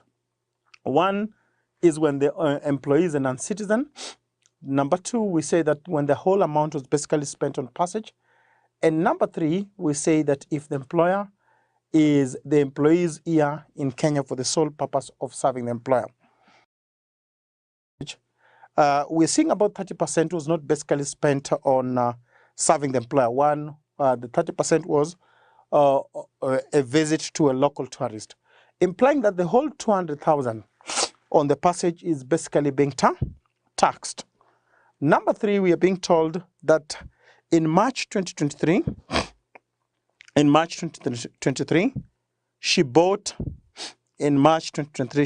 15,000 shares of 15,000 shares of the company at a price of 30 per share, although the market value was 35,000 per share.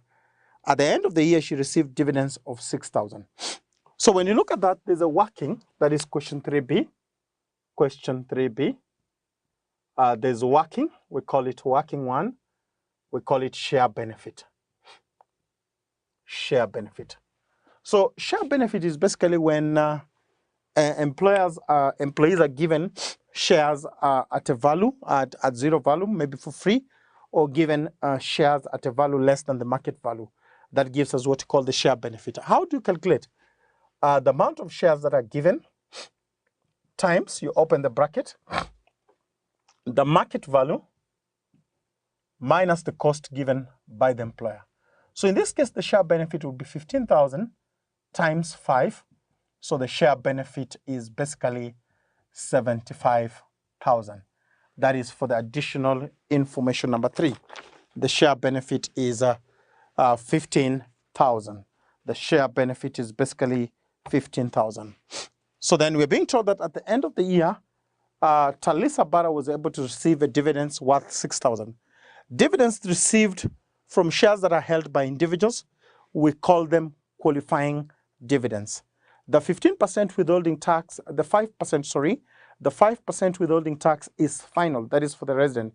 The 5% withholding tax is final. We do not subject it to further taxation. The next, we're being told that she was provided with accommodation by the employer. The employer leased a house at a rental of 120,000. The house was fully furnished at a cost of 400,000, and she had a house servant whom the employer pays a salary of 20,000 per month. So 2 things or 3 things particularly in this. So on that, we can just call it working 2.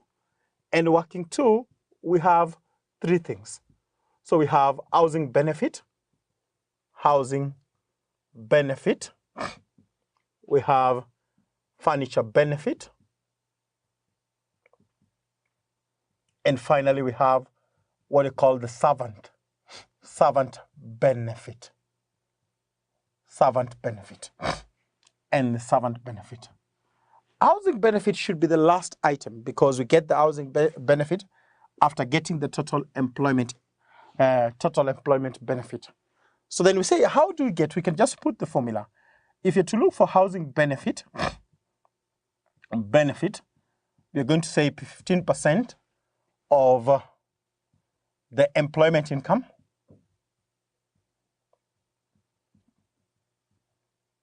15% of the employment income. Then rent paid. You compared with the rent paid or the market value. You pick the high of the 2 on this benefit. Then you can less own contribution. What you call own contribution towards rent. If it's there. If there's a portion of the income that was basically being deducted towards the rent, you deduct it after comparing the I of the 2. The second one which can work is the furniture benefit. Furniture benefit should be 1% times the number of months, which is 12, and the cost of furniture. The house was furnished at a figure of 400,000. The house was basically furnished at a figure of 400,000. So the housing benefit will be 0.01 times 12 times 400,000. So the housing benefit in this particular question is 48,000. That is the housing benefit. And the last one is what you call a servant benefit. This is where employer provides employee, for example, with a chef, with a gardener, with a watchman or a driver. And this basically is paid by the employer. How do we calculate? We say cost to the employer, cost to the employer, and you basically compare with the market rate. If it's provided, then you pick the higher. In this case, the cost to the employer,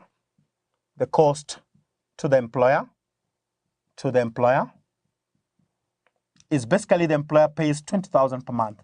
So that should be 20,000 times 12, that is 240. If you look at that particular question, we've not been given the market rate. So we know that the market rate is 0. So the housing, the servant benefit in this particular question, servant benefit is equals to 240. That is what we have as the servant benefit. So this is taxable. We know that this is taxable. It's a taxable benefit. This is taxable. This one is also taxable, although we will get it after getting total employment income. This is taxable. this is also taxable. Is a taxable benefit together on that. We proceed to the next, that is additional information number 5. So we're saying that additional information number 5, in the month of October, she worked in a company headquarters in South Africa. In the month of October, she worked in a company headquarters in South Africa where she was tasked with the responsibility of training employees in a newly installed finance software. She received a salary for the month from the branch in Kenya. That is basically on the basic salary. On the basic salary, that will be tied to the basic salary. So the same for that year. And we know that for one to qualify to be a resident, we know that if one, so in the month of October again, she worked in a company headquarters in South Africa where she was tasked with the responsibility of training employees in a newly installed finance software. She received a salary for the month from Kenya at the branch. At the branch, she received the salary for the month from Kenyan branch, which is part of the basic salary. So that is not affected whether it was working in South Africa, is still entitled to the salary in Kenya. So then number 6, additional information. We are being told that she was provided with the leased motor vehicle, 2000cc, by the employer. The vehicle was leased from Better Light Motors at a monthly charge of 60,000. Better Light Motors bought the vehicle in 1st January 2022 for 3.2, but the value of the vehicle in January 2023 is 2.4. So we can have that as a working 3. We can have that as a working 3. And we call that motor vehicle. We call it motor vehicle. We call it motor vehicle benefit. We call it the motor vehicle benefit. So for the motor vehicle benefit, we basically say that if the motor vehicle is owned by the company, it is basically 2% times the number of months times the initial, the word is initial, cost of MV. Initial cost of MV, you compare with the motor vehicle CC. So when you compare those two, you get the higher. You compare those two and you get the higher of those two. You compare those two and get those I of 2. That's the first scenario. And motor vehicle CC, that is cubic capacity. However, if the motor vehicle is leased, we say leased, stock hired from third party, we say the lease stock hiring value. We pick the lease stock hiring value. So in this particular question, the motor vehicle is basically leased, and the motor vehicle is leased at a figure of 60,000 per month. So we ignore the formula. We ignore formula, and we use the lease value. So that should be 60. Motor vehicle benefit in this particular question should be 60,000 times 12. So motor vehicle benefit is 720. And we know that this is a taxable. We call it taxable benefit. That should be a taxable benefit. That should basically be a taxable benefit. Then the next, we're being told that the employer paid for a life insurance amounting to 240 per year. So that is working form. We have what we call insurance benefit. So if the employer basically pays for eye insurance, that becomes a benefit, but at the same time, it is going to attract what we call insurance relief. So the 240, which is insurance, that is taxable, i.e. paid by employer. It's just paid by the employer. We say taxable. In that case, that is basically paid by the employer. So we proceed to the next one that is additional information number 8. During the year, she fell sick and was admitted at a local hospital. She paid for a bill of A180,000, which she was reimbursed by the employer. The company has a policy that covers all senior managers, and it provides up to a maximum of 1 million per year. So that is what we call, again, that we call it a working 5 medical benefit. And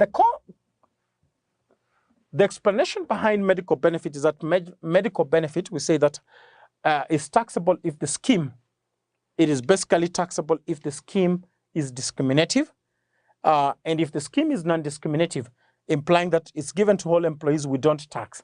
So in this scenario, we're being told that this medical benefit was basically given to senior employees, implying that this is taxable. But there are two components. There's a maximum value that can be given, and there's what was utilized. So what is used as a medical benefit is utilized.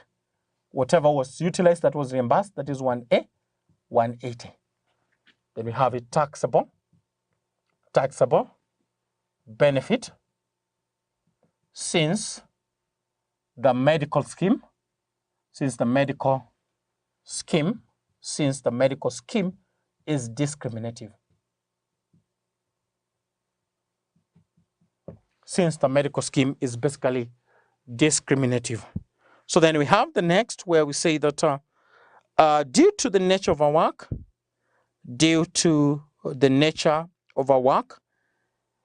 the employer entered into agreement with Lesser Bite Hotel to be delivering meals to the office from 1st April at a cost of 15,000.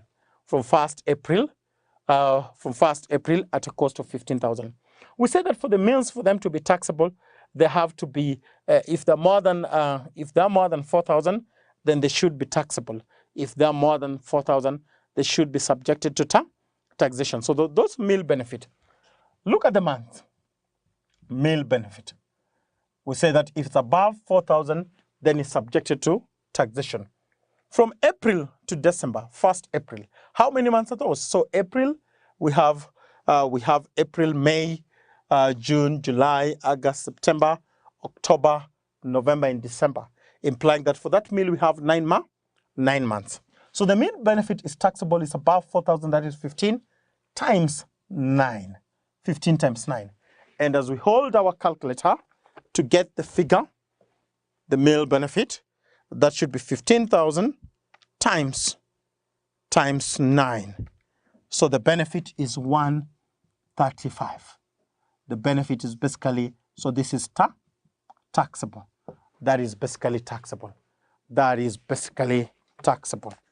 That is basically taxable. Then you proceed to the next additional information. So the next additional information, we are being told that this we can call it working 6. We can call it additional information number 10. Our salary was adjusted upward by 30%, by 30,000 per month from 1st November and backdated to September. So we call it working 7 salary increment. We call it salary increment. So salary increment, that is working 7. So salary was increased by 30,000 and backdated. We say backdated to September. So when you have September to December, that should be basically 4 months. So salary increment, that should be 30,000 times 4. So 30,000 times 4, that should be basically be 120. And this 120 will add it to the basic salary. And this is taxable. That is basically taxable. That salary increment is basically taxable. So the next additional information, we're being told that the additional information number 11, we're being told that the employer contributed 15% of our basic salary to a registered pension scheme, and also she contributed 7.5 to the same scheme.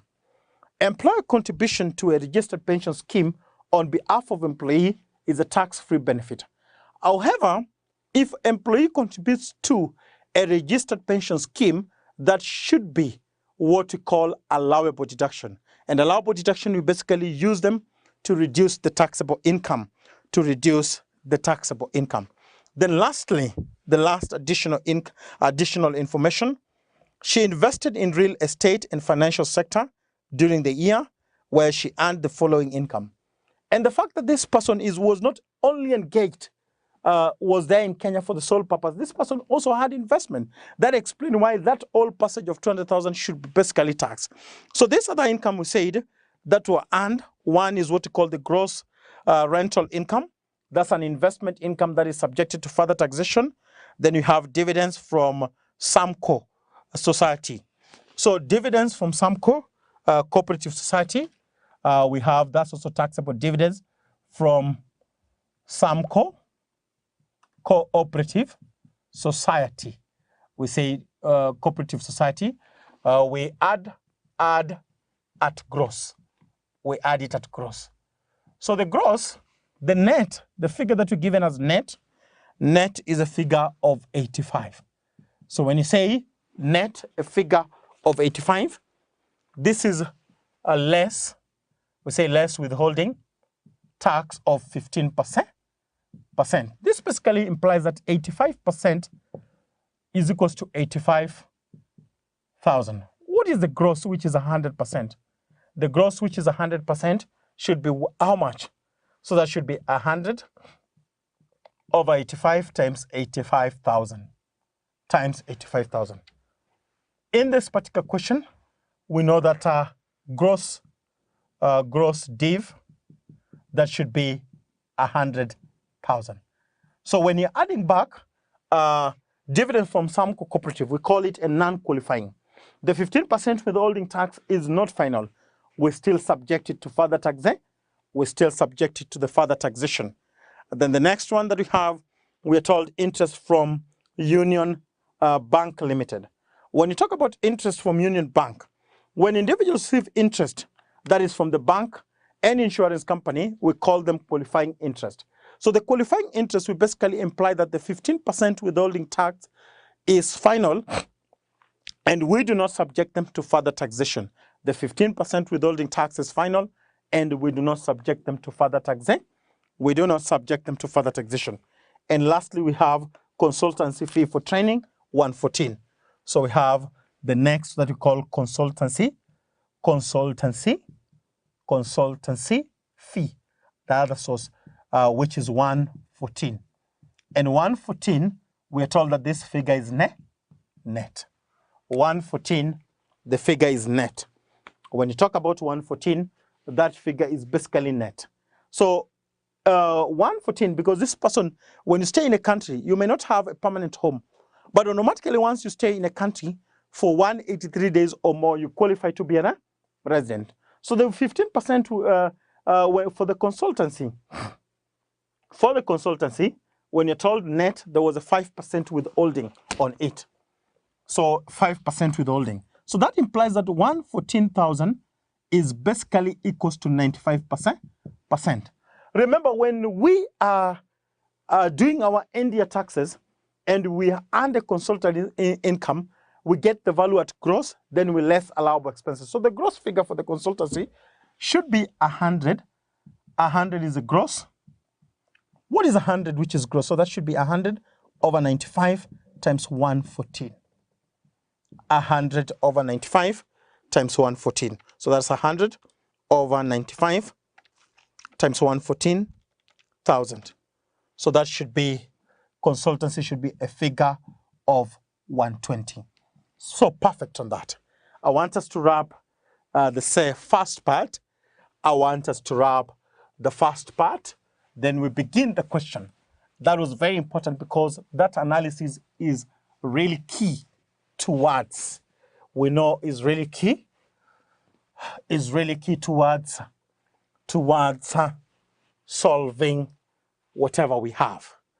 So the first question, compute taxable income for Talisa Bara for the year ended 31st December. So that is 3A Roman 1, 3B Roman 1, that is 3B Roman 1, 3B Roman 1, what we call compute taxable income. We say that the taxable income for Talisa Bara, for Talisa Bara, for the year, we say for the year ended, we say 31st of 12, 2023. So we'll say Talisa Bara, we'll say Talisa, what do you call Talisa Bara, taxable income, we call it taxable income, we say for 2023. Taxable income for 2023. And as usual, we run the question from the top. We had done most of the working. So we're saying that the first one was basic salary. So basic salary, we have the basic salary, which is gross should be, that was 300 net. So we have 350 times 12. 350 times 12. Then you add plus salary increment, the plus salary increment, that was 30,000 times 4. So when you get 320, basic salary, we know that that is taxable. So basic salary, we know that 350 times 12, then you had plus 120. So the figure for the basic salary, that should be 4,320,000. And basic salary, we said, is taxable. The next taxable income is the passage. The next taxable, we call it the passage. And passage is taxable. Why? Because part of the amount was not involved in passage. The other one, they say there was tourism. So the whole of 200 is taxable. The whole of 200 is basically taxable. Then we also have number 3. In March, he bought 15,000 shares at a price of 30. So we say that share benefit, what you call share benefit. And the share benefit we were able to calculate, but still we can show 15,000. That is the number of shares given.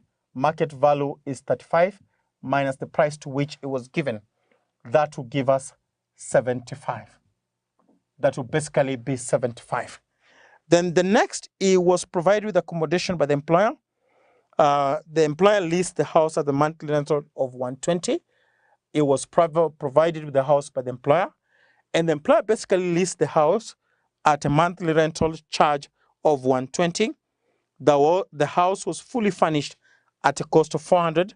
And she had a house servant with whom the employer paid 20,000. So housing benefit, we cannot calculate it. We calculate it as the end.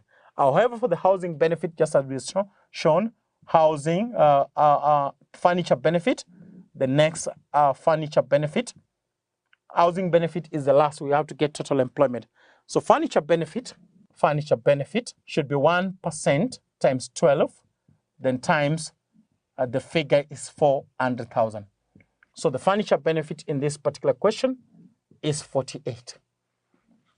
And also to remember something that I had explained when I was talking about the dividend, the share benefit. Dividends received by an individual, we call them qualifying dividends. For example, when you receive dividends from a company that you hold shares, the 5% withholding tax, that is for resident, is final. We do not subject it to further taxation. Then we have what you call, she had a house servant, so that is servant benefit. What you call a servant benefit, which is also taxable. Servant benefit, which is 20,000 times 12. And the market value is not there. So the higher is just the cost to the employer, which is 240. The next we are provided with, we are being told that she, in the month of October 2023, she worked in a company headquartered in South Africa, where she was tasked with the responsibility of training employees in a newly installed finance software. She received a salary for the month from the Kenyan branch, factored in the basic salary, which is taxable.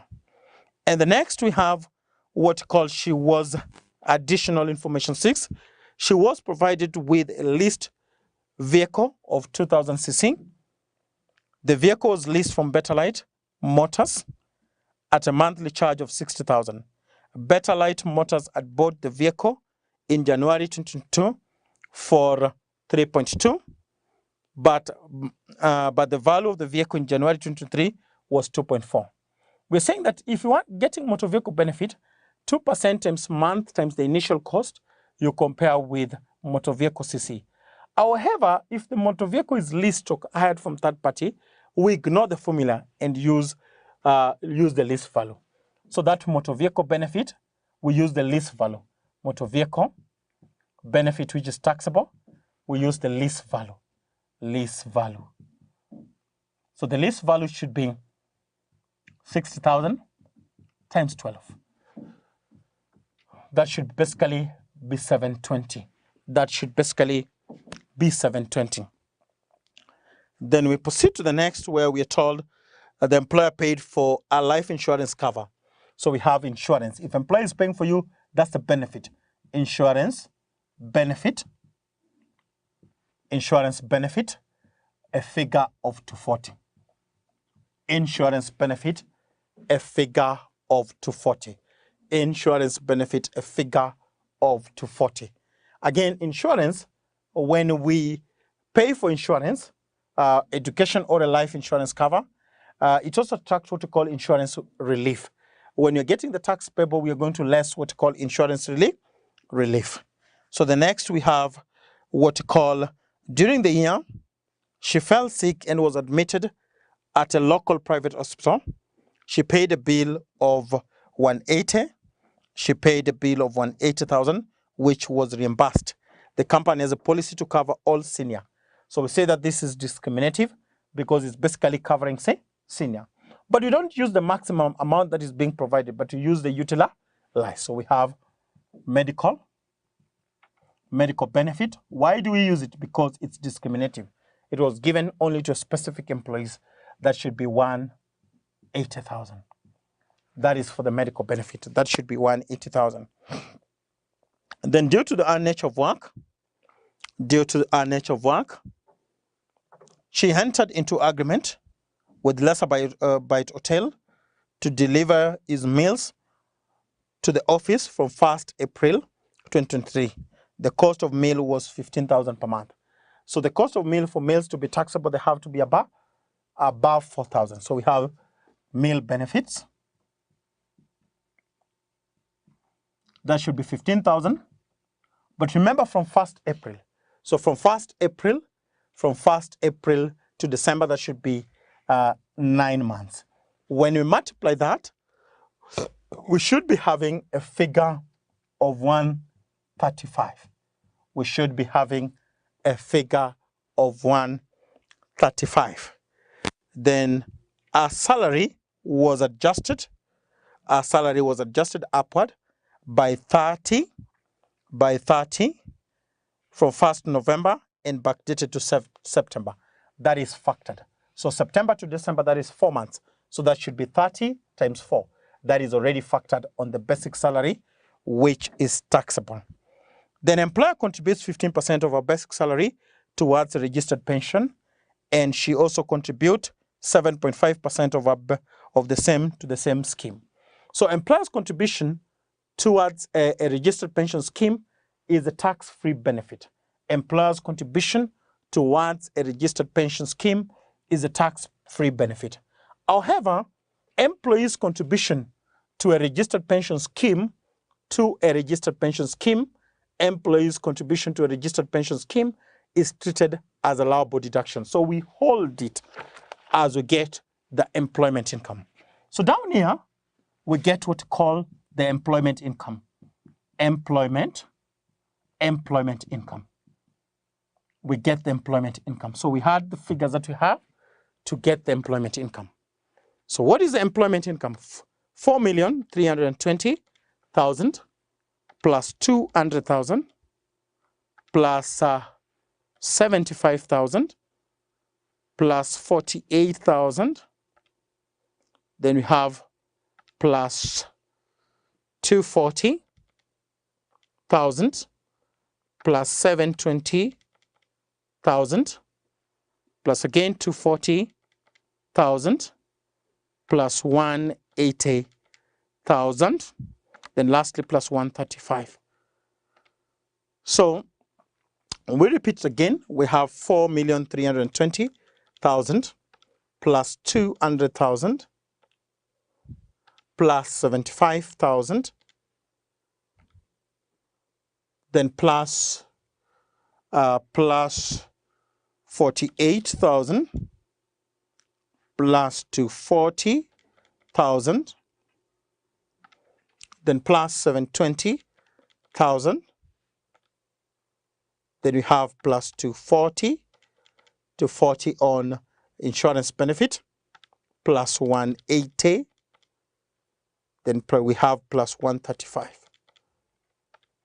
So that should be 6,158,000. So we have 6,138,000. So from this, after getting this, we can get the housing benefit. So housing benefit, how do you get the housing benefit, which is taxable?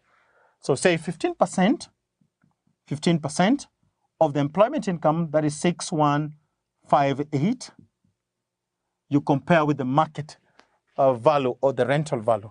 The rental value was 120,000. Say the employer paid 120 times 12.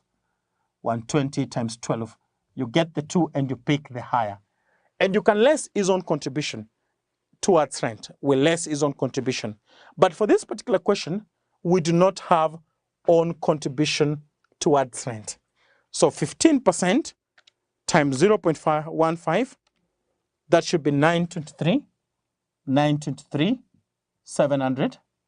The market rental should be 120,000 times 12. That should be 1,440,000. 1,440,000. So if you compare 923,700 with 1,440,000, the higher should be 1,440,000. That is the higher. The higher should be 1,440,000. That is the higher. As we rotate the camera towards this end,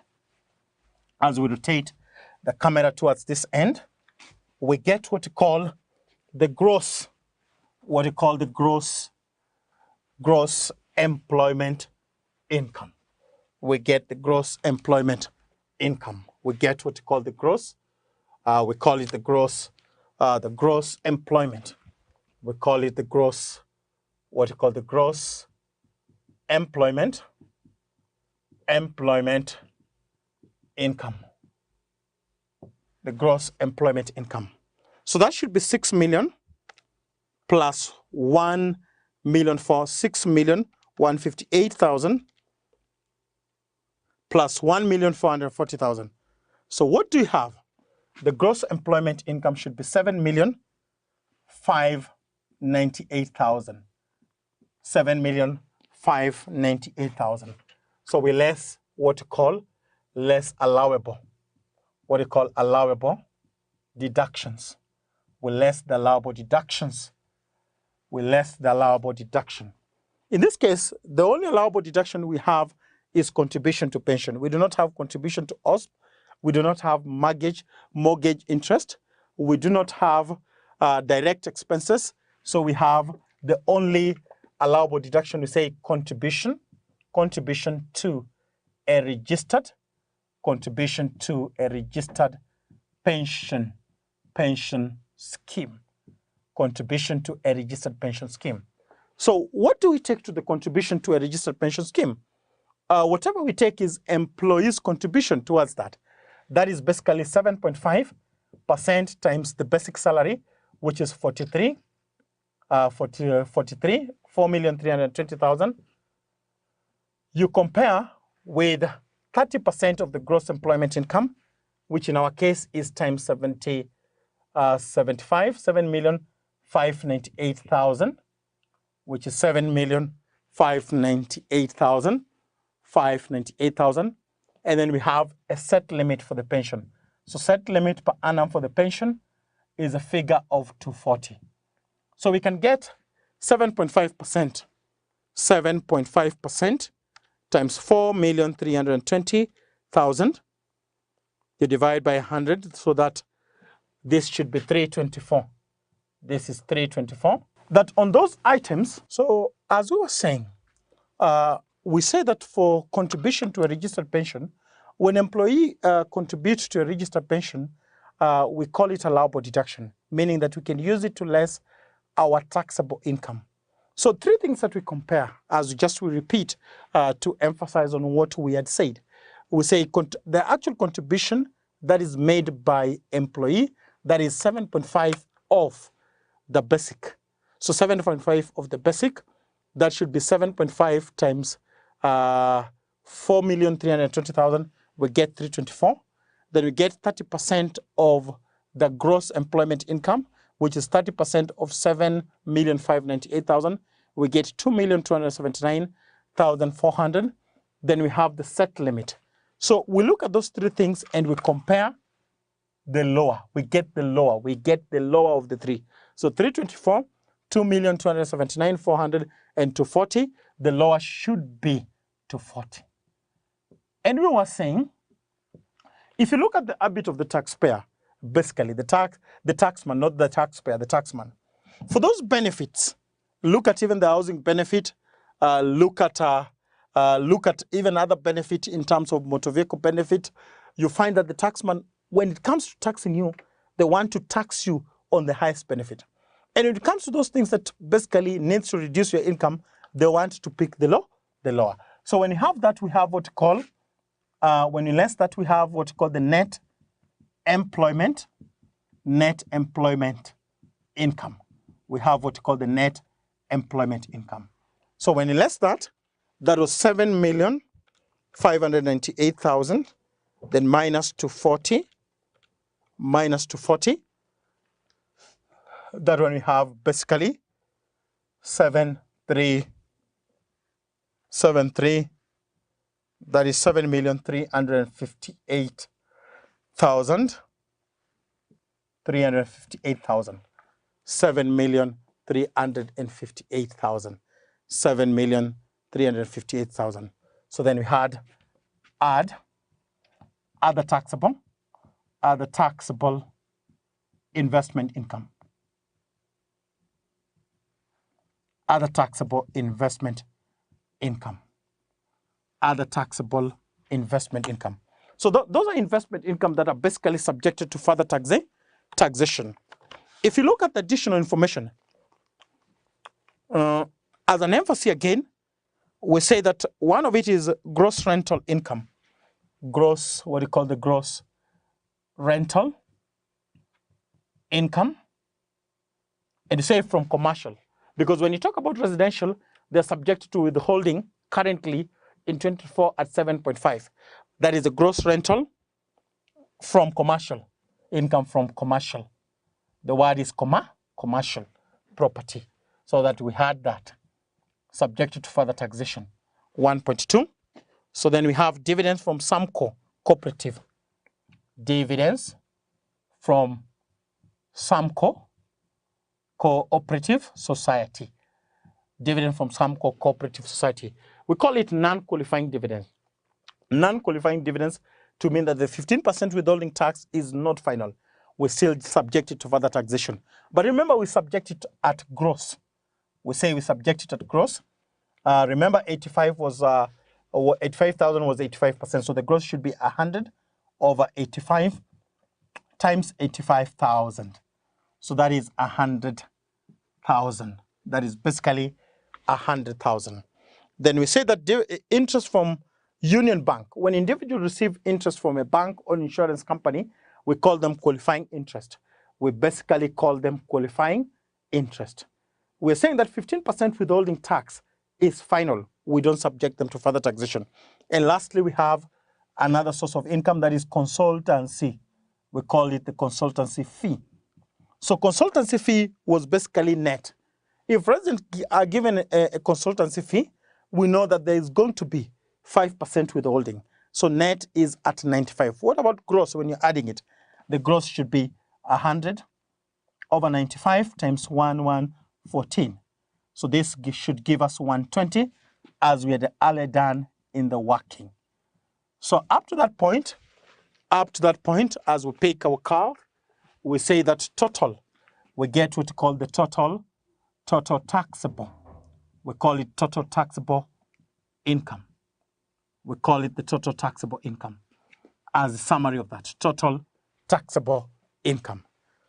So we had the net employment income plus 1.2 plus 100,000, then say plus 120,000. So that should be 8,778,778,000. So that is how we determine, how we compute taxable income for Taliza Borough for the year ended 31st December 2023. That is how we basically sort that particular question. I want us to proceed to Roman 3. That is the last question in 3. To proceed in Roman 3. To proceed basically in Roman 3. Roman 3. Determine the tax. Roman 2, sorry. Roman 2 is we basically told to determine the tax payable, tax payable. Determine the tax payable. Determine the tax payable. That is Roman 2. Determine the tax payable. Very important is to grab the tax table. Very important is to grab the tax table. Very important is to grab the tax table. So on the tax table, we need to understand that this is an annual. So we have what we call monthly, and then we have annual. What do we use in this particular question? Because this is an annual income, we are basically going to use annual. So on annual, we are being told that the first 288,000 we tax at 10%. The first 288 we tax at 10%. That should be 28,800. That should be 28,800. So at 10%, we get 28,800. So then we're being told that between 288 to 388, we tax at 25%. So what is the difference between 388? 388 minus 288. Minus 288, that should be 100,000 times 25%. We get that to be 25,000. We get that to be 25,000. And the next tax bracket, that is the third one, between 388 and 6 million, we tax at 30%. We tax at 30%. Between 6 million and 388, we tax at 30%. We get the 30% of that. So what is the difference? When I have 6 million minus 388, so that is 5,612 times 0.3, which is 30%. That should be 1,683,600. 1,603,600. Then we're saying that from 6 million to 9.6. If you look at our total taxable income, we can note total taxable income up here, total taxable income. From the question from part 1, we know that is 8,778,778,000. So total taxable income does not go past 9.6. So we'll only fall at 32. So above 6 million, that we have the total being 8,778,000 minus 6 million, and then we get times 32, it gets 32.5%. What is the tax on that? So I have 8,778,000 minus 6 million. We have 2,778,000 times 32.5. Then we divide by 100. So that should be 902, we have 902,850. So at this point, we have what you call the gross tax. We get the gross tax. So the gross tax, we have 28,800 plus 25,000 plus 1,683,600, then plus 902,850. So the gross tax in this is 2 million. We have 2,640,640 to 50. 640 to 50. Then you say less tax credits. Less the tax credit. So remember, when this person had stayed for more than 183 days in a year, that automatically qualified to be a resident. So he is entitled to what we call a personal relief.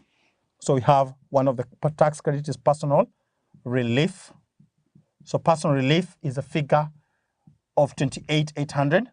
You look at, if you look at the tax table, down there, after those monthly, annual, personal relief per year, per month is 2,400, per year is 28,800.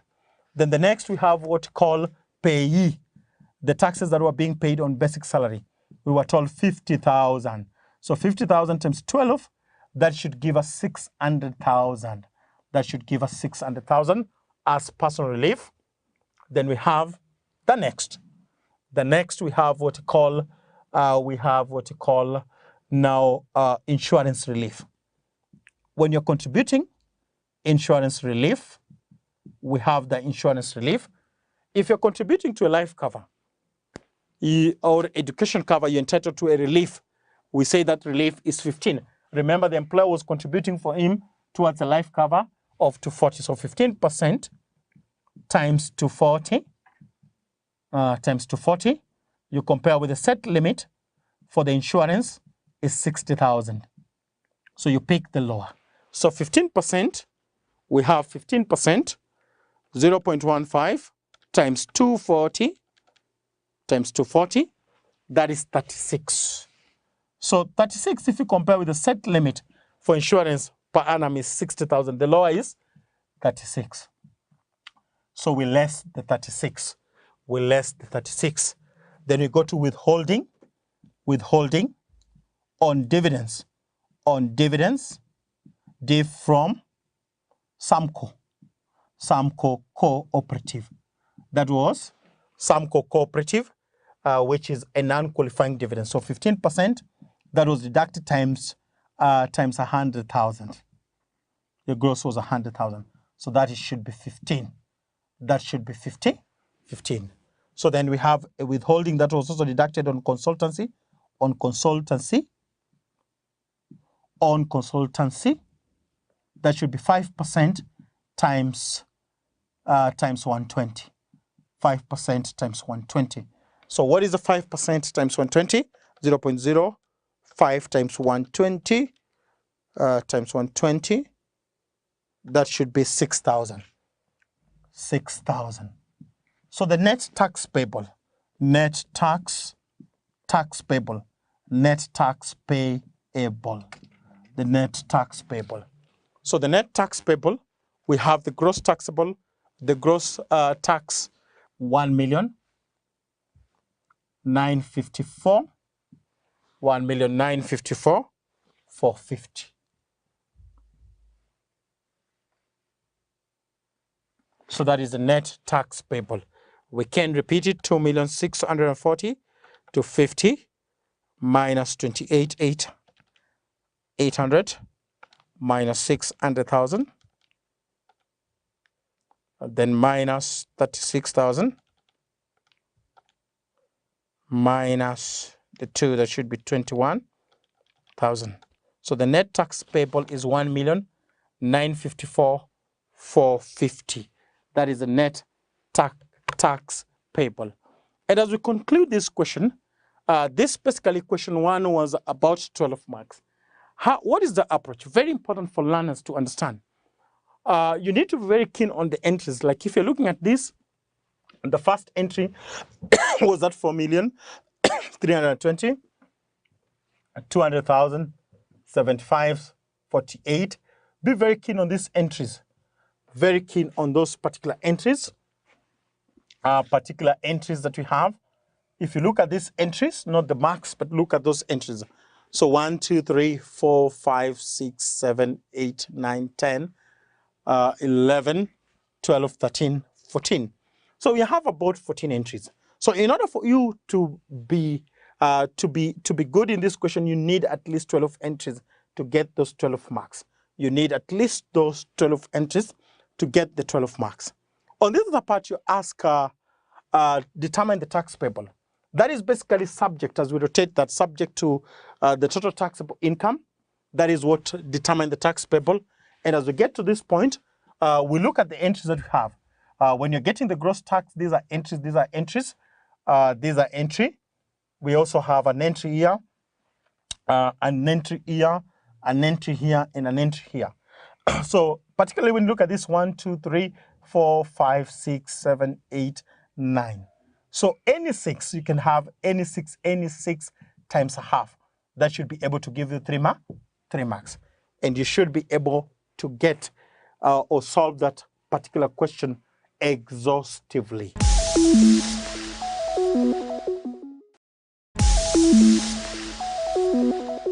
Welcome to Manifested Publishers.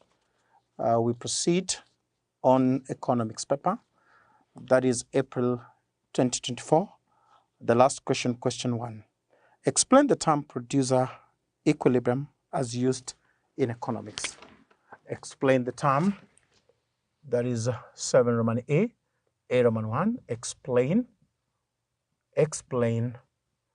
the term producer equilibrium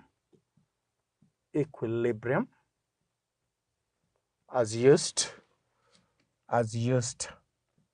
in economics. I just want to draw a diagram before I explain that, basically explain that producer equilibrium. We can have this. This is an isocost. That is basically an isocost. So we have capital, and we have labor, and we have labor. This is an isocost. So AB is an isocost line. Then we draw an isoquant, not in difference curve, but isoquant. And then we have Q. We can say Q is 3. So the point that isoquant line forms a tangent with an isoquant, that is where we get the producer equilibrium. So we have equilibrium quantity of capital, that is KE, and equilibrium quantity of labor, that is LE. So we can say that this is 3,000. So we basically need to understand that 3,000 in this particular, 3,000 units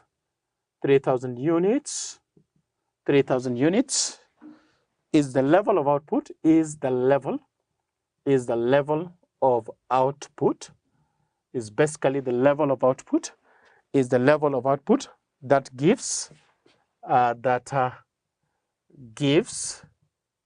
basically gives the farm the maximum. We call it the maximum profit. Gives the farm basically the maximum profit. So what is producer's equilibrium? Refers to the level of output.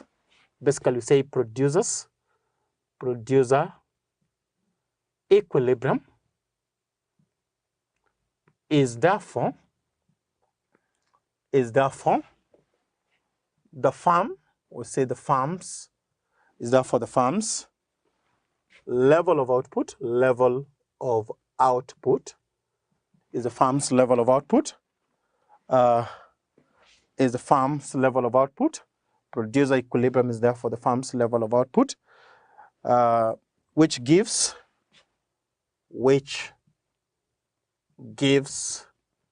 the maximum, what we call the maximum profit, which gives the maximum profit. And as you can see from the diagram, this is an isocost. AB is an isocost line, and then we have Q as an isoquant.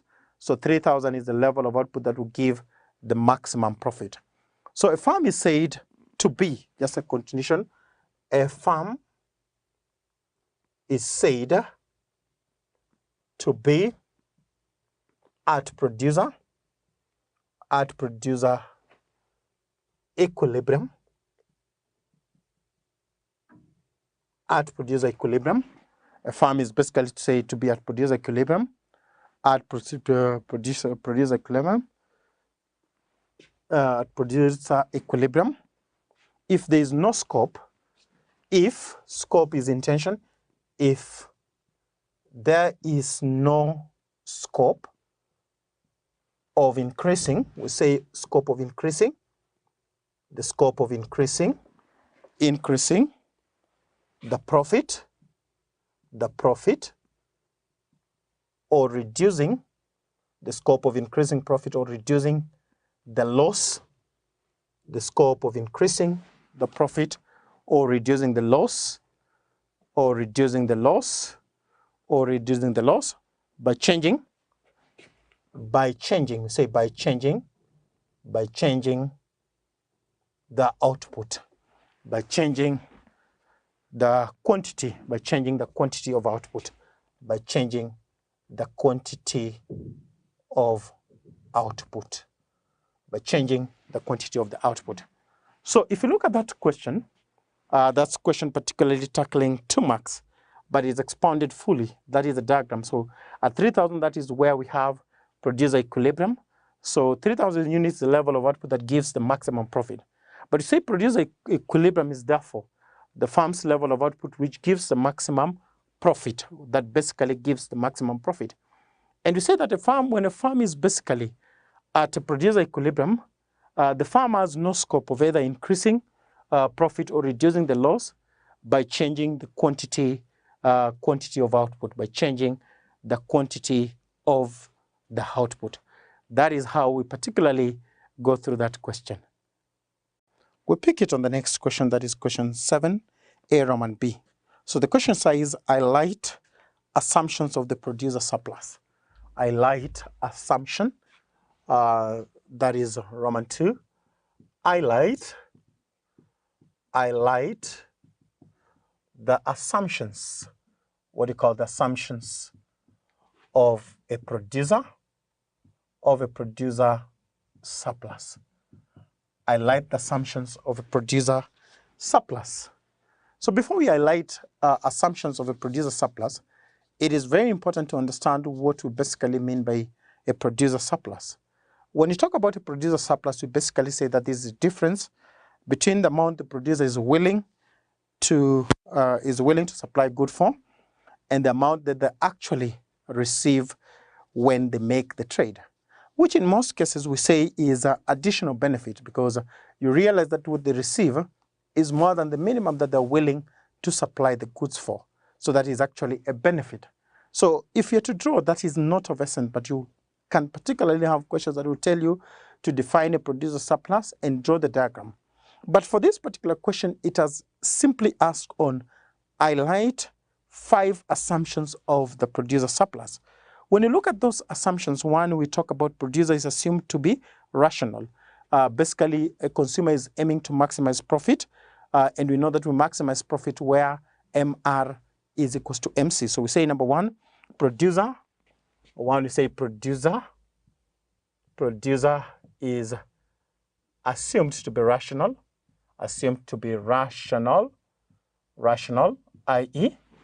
i.e. we say aim to maximize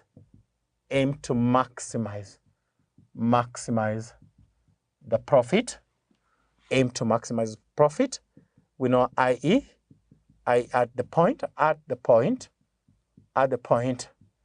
MR is equals to MC. That is basically where the consumer basically aims to maximize the profit. The second assumption is that there is perfect competition. There's a perfect competition market. Number 2, we say there is a perfect competitive. There is a perfect competitive. We call it a perfect competitive. There is a perfect competitive perfect competition market. There is a perfect competition market. We know how a perfect competition basically works. and we say that assumed to be perfect, perfectly competitive. Assumed to be perfectly, we say perfectly competitive. Consumer is basically assumed to be perfectly competitive. Then you say that there is free entry and exit. There is a next assumption. There is what you call free entry and exit, i.e. there is free entry and exit, i.e. that is to say that producer can freely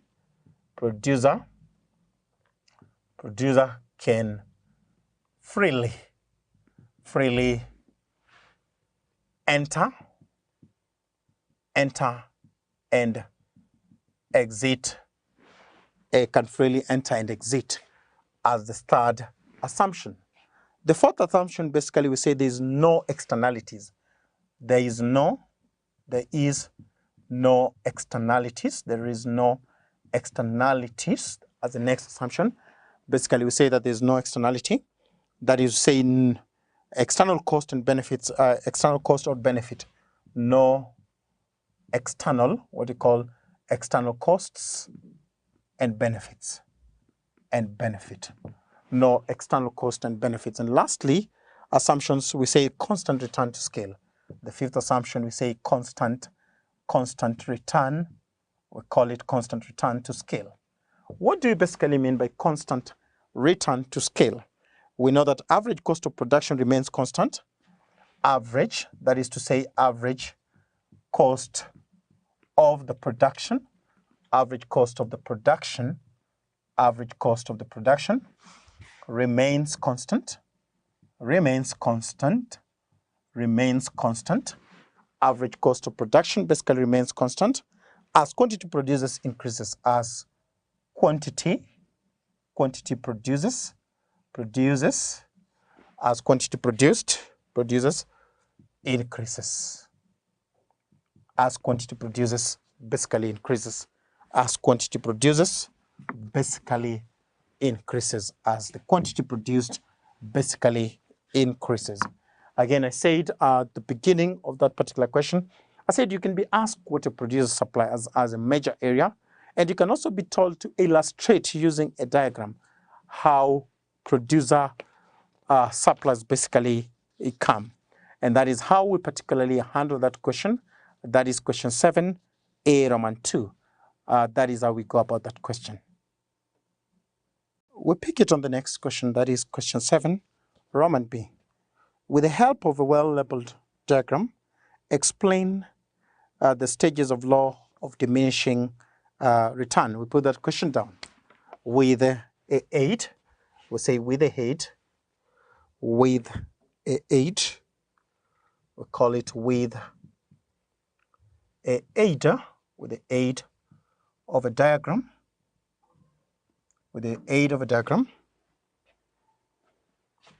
we say explain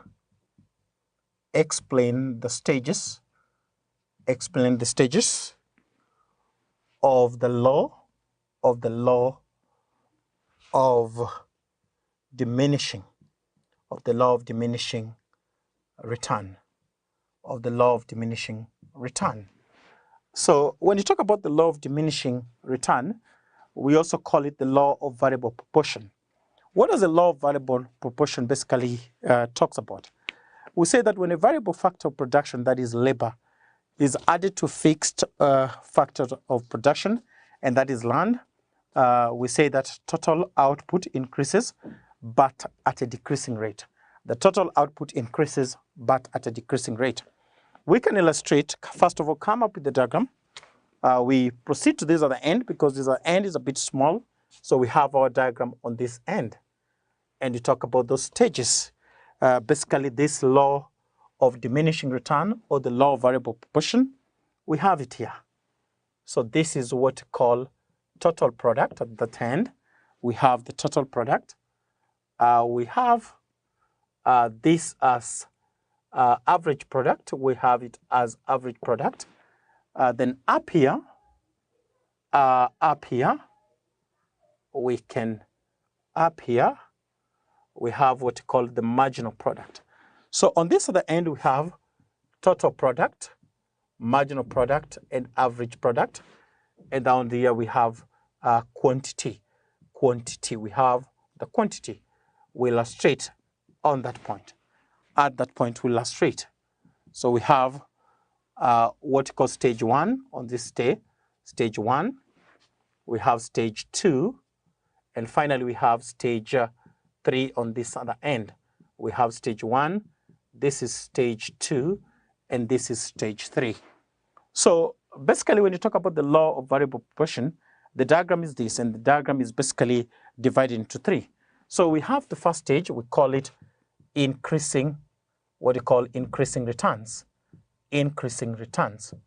So on basically increasing return, we're saying that when a variable factor is added, and the variable factor is labor, is added to a fixed factor production, which is land, total product increase but at a decreasing rate.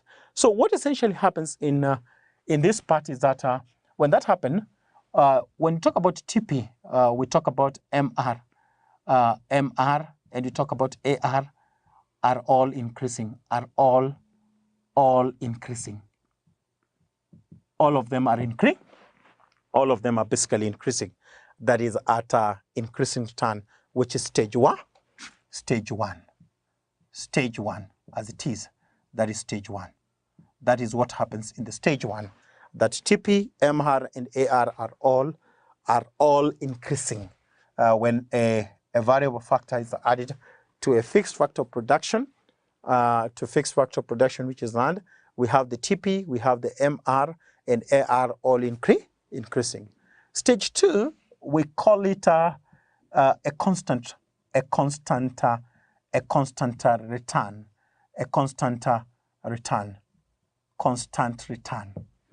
So basically, we are saying that when we basically had a variable factor, which in this case is labor, to a fixed factor of production, which is land, we will see that at this particular stage, in as much as probably you can have the total product increasing, we'll see the marginal product. At this point, we'll find the marginal product. If you look at the marginal product remaining constant. Marginal product will have the marginal product basically remaining marginal product at a particular point, marginal product remaining constant. So you'll have a marginal product at one point. Maybe you have between quantities, quantity, you can have maybe a quantity that follows, maybe between 4 and 5. You're having a marginal product, which is MP, this is P, sorry, average product, and that. This is average product, sorry for that. This is marginal product. So we have the total product in the first stage, marginal product, and AP all increasing.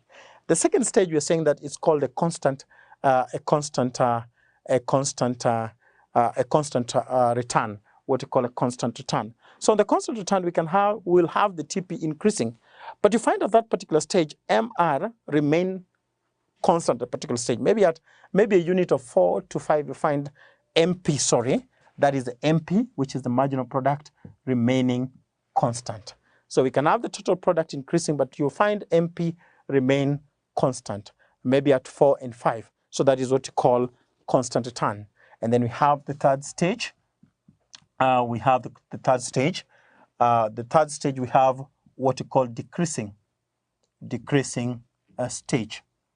So on the decreasing stage, look at the decreasing stage, which is stage 3. This was stage 2. This was stage 2. This is stage 3. This is basically stage 3. So decreasing stage, we can see the total product, we can see the average product, and we can see the marginal product are all decreasing. In fact, the marginal product is negative. So we see TP, AP, and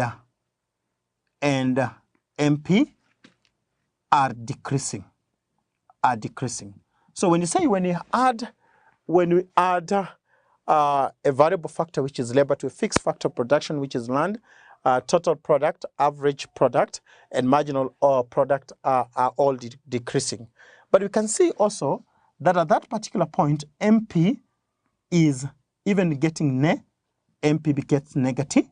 Initiating inefficient MP is negative even at that stage. So for the diagram, that question is 6 marks. The diagram will constitute a huge number of marks. If it's 6 marks, the diagram will particularly take a huge mark. The diagram could take even 3 or 4 marks. Then the explanations that we have summarized on this particular point, those will take the remaining marks, which is either 2 or 1 maybe there. But the diagram will basically constitute a lot of the marks in that particular question. The diagram will constitute a lot of marks in that particular question. And that is how we particularly go about that very question. But even on this, we have assumptions of the law of variable proportion, or the law of diminishing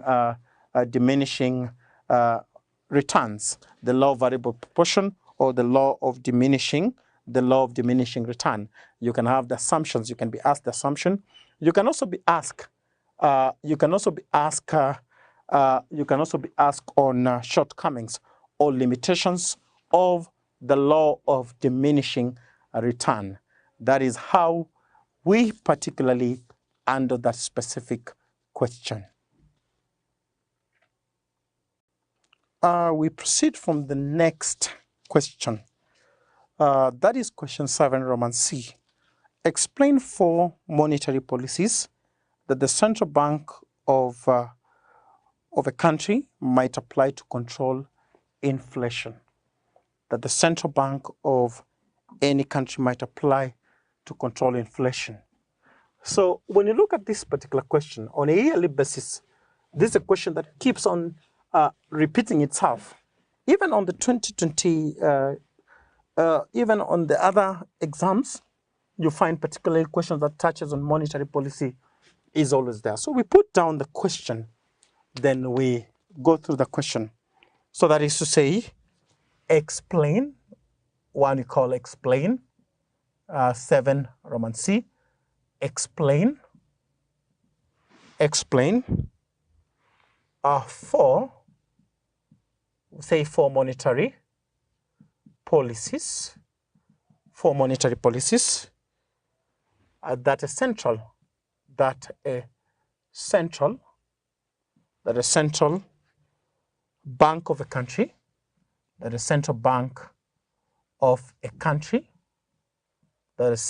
of a country,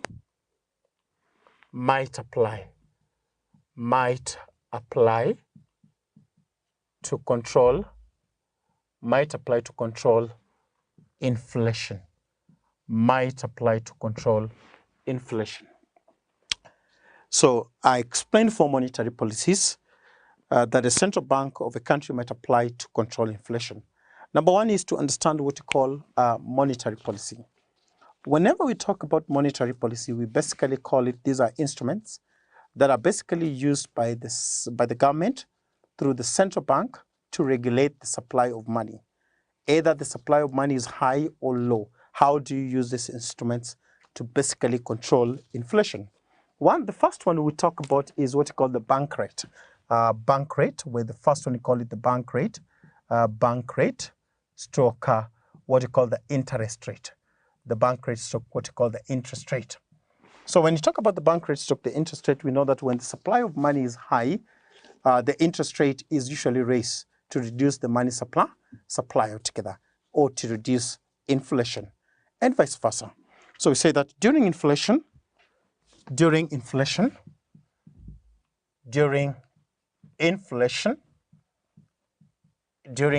stroke high supply of money,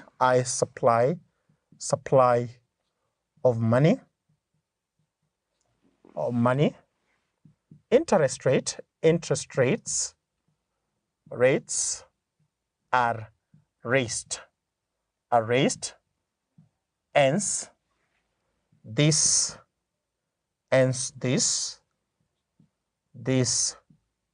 will control inflation. Hence this will control inflation. Stroke reduces the supply, high supply of money.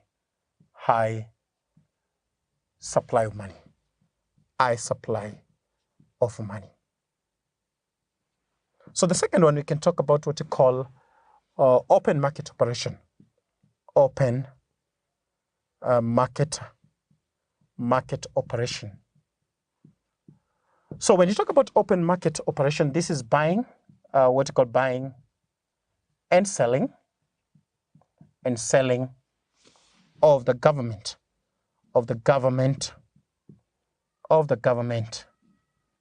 security. Buying and selling of the government security. And particularly when you talk about the buying and selling of the government security, we're talking about T-bonds and treasury bills and bonds. So we basically know that when there's a high supply of money, that is when there's inflation, the government will basically sell security to the public to reduce the flow of money. So we said during inflation,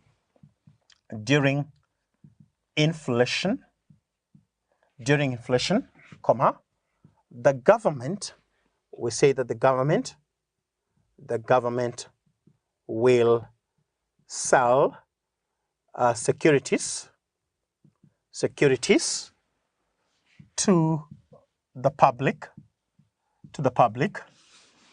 in order to reduce inflation stroke high circulation of money. High circulation of money. So we have number 3, what we call compulsory deposit. Deposit stroke reserve requirement. What we call reserve requirement. Compulsory deposit stroke what we call the reserve requirement. Whenever we talk about the reserve requirement stroke the compulsory deposit, we basically mean that all the commercial banks must hold a reserve with the central bank of any country. And we're basically saying that when there is inflation or when there is high circulation of money in the economy, what the banks or the government in relation to the central bank basically do is that they increase the compulsory ratio or the reserve requirement to make sure that most of the money are with the CBK. So we need to say that during inflation, the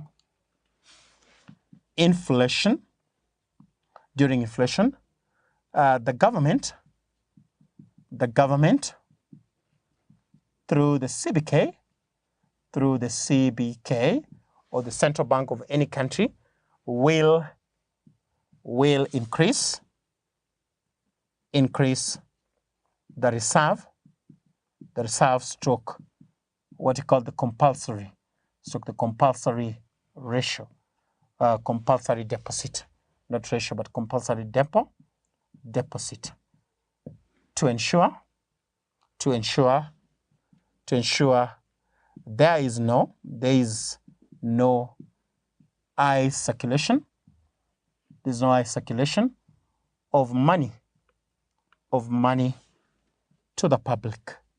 There's no high circulation of money to the public. There's basically no high circulation of money to the public. And there's no high circulation of money to the public.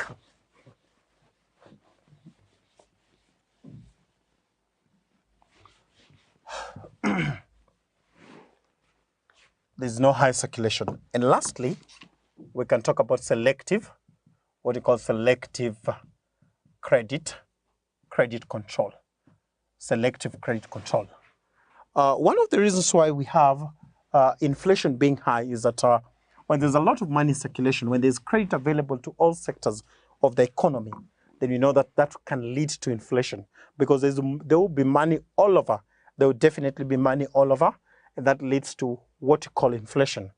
But basically, during inflation, the government through the CBK will do what you call selective credit control, where credit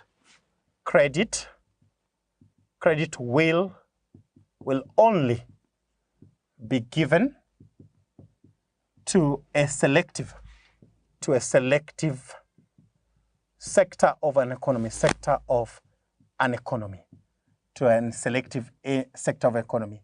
And that will be basically a productive sector. We can talk about productive only to a productive sector we can talk about the productive sector. So when that happens, when you have the credit being selectively given only to productive sector, this reduces, we'll say that this controls the inflation. This controls the inflation, stroke circulation, stroke high circulation, high circulation of money, high circulation of money to the public. That basically controls high circulation of money to the public. And lastly, as an additional, as a bonus one, just to understand this deeper, we can talk about what we call the cash ratio. I just explained it, cash ratio. So we know that particularly when there is high circulation, of money in the economy, what basically the CBK, the government through the CBK does is that they increase the cash ratio. That will reduce circulation of money.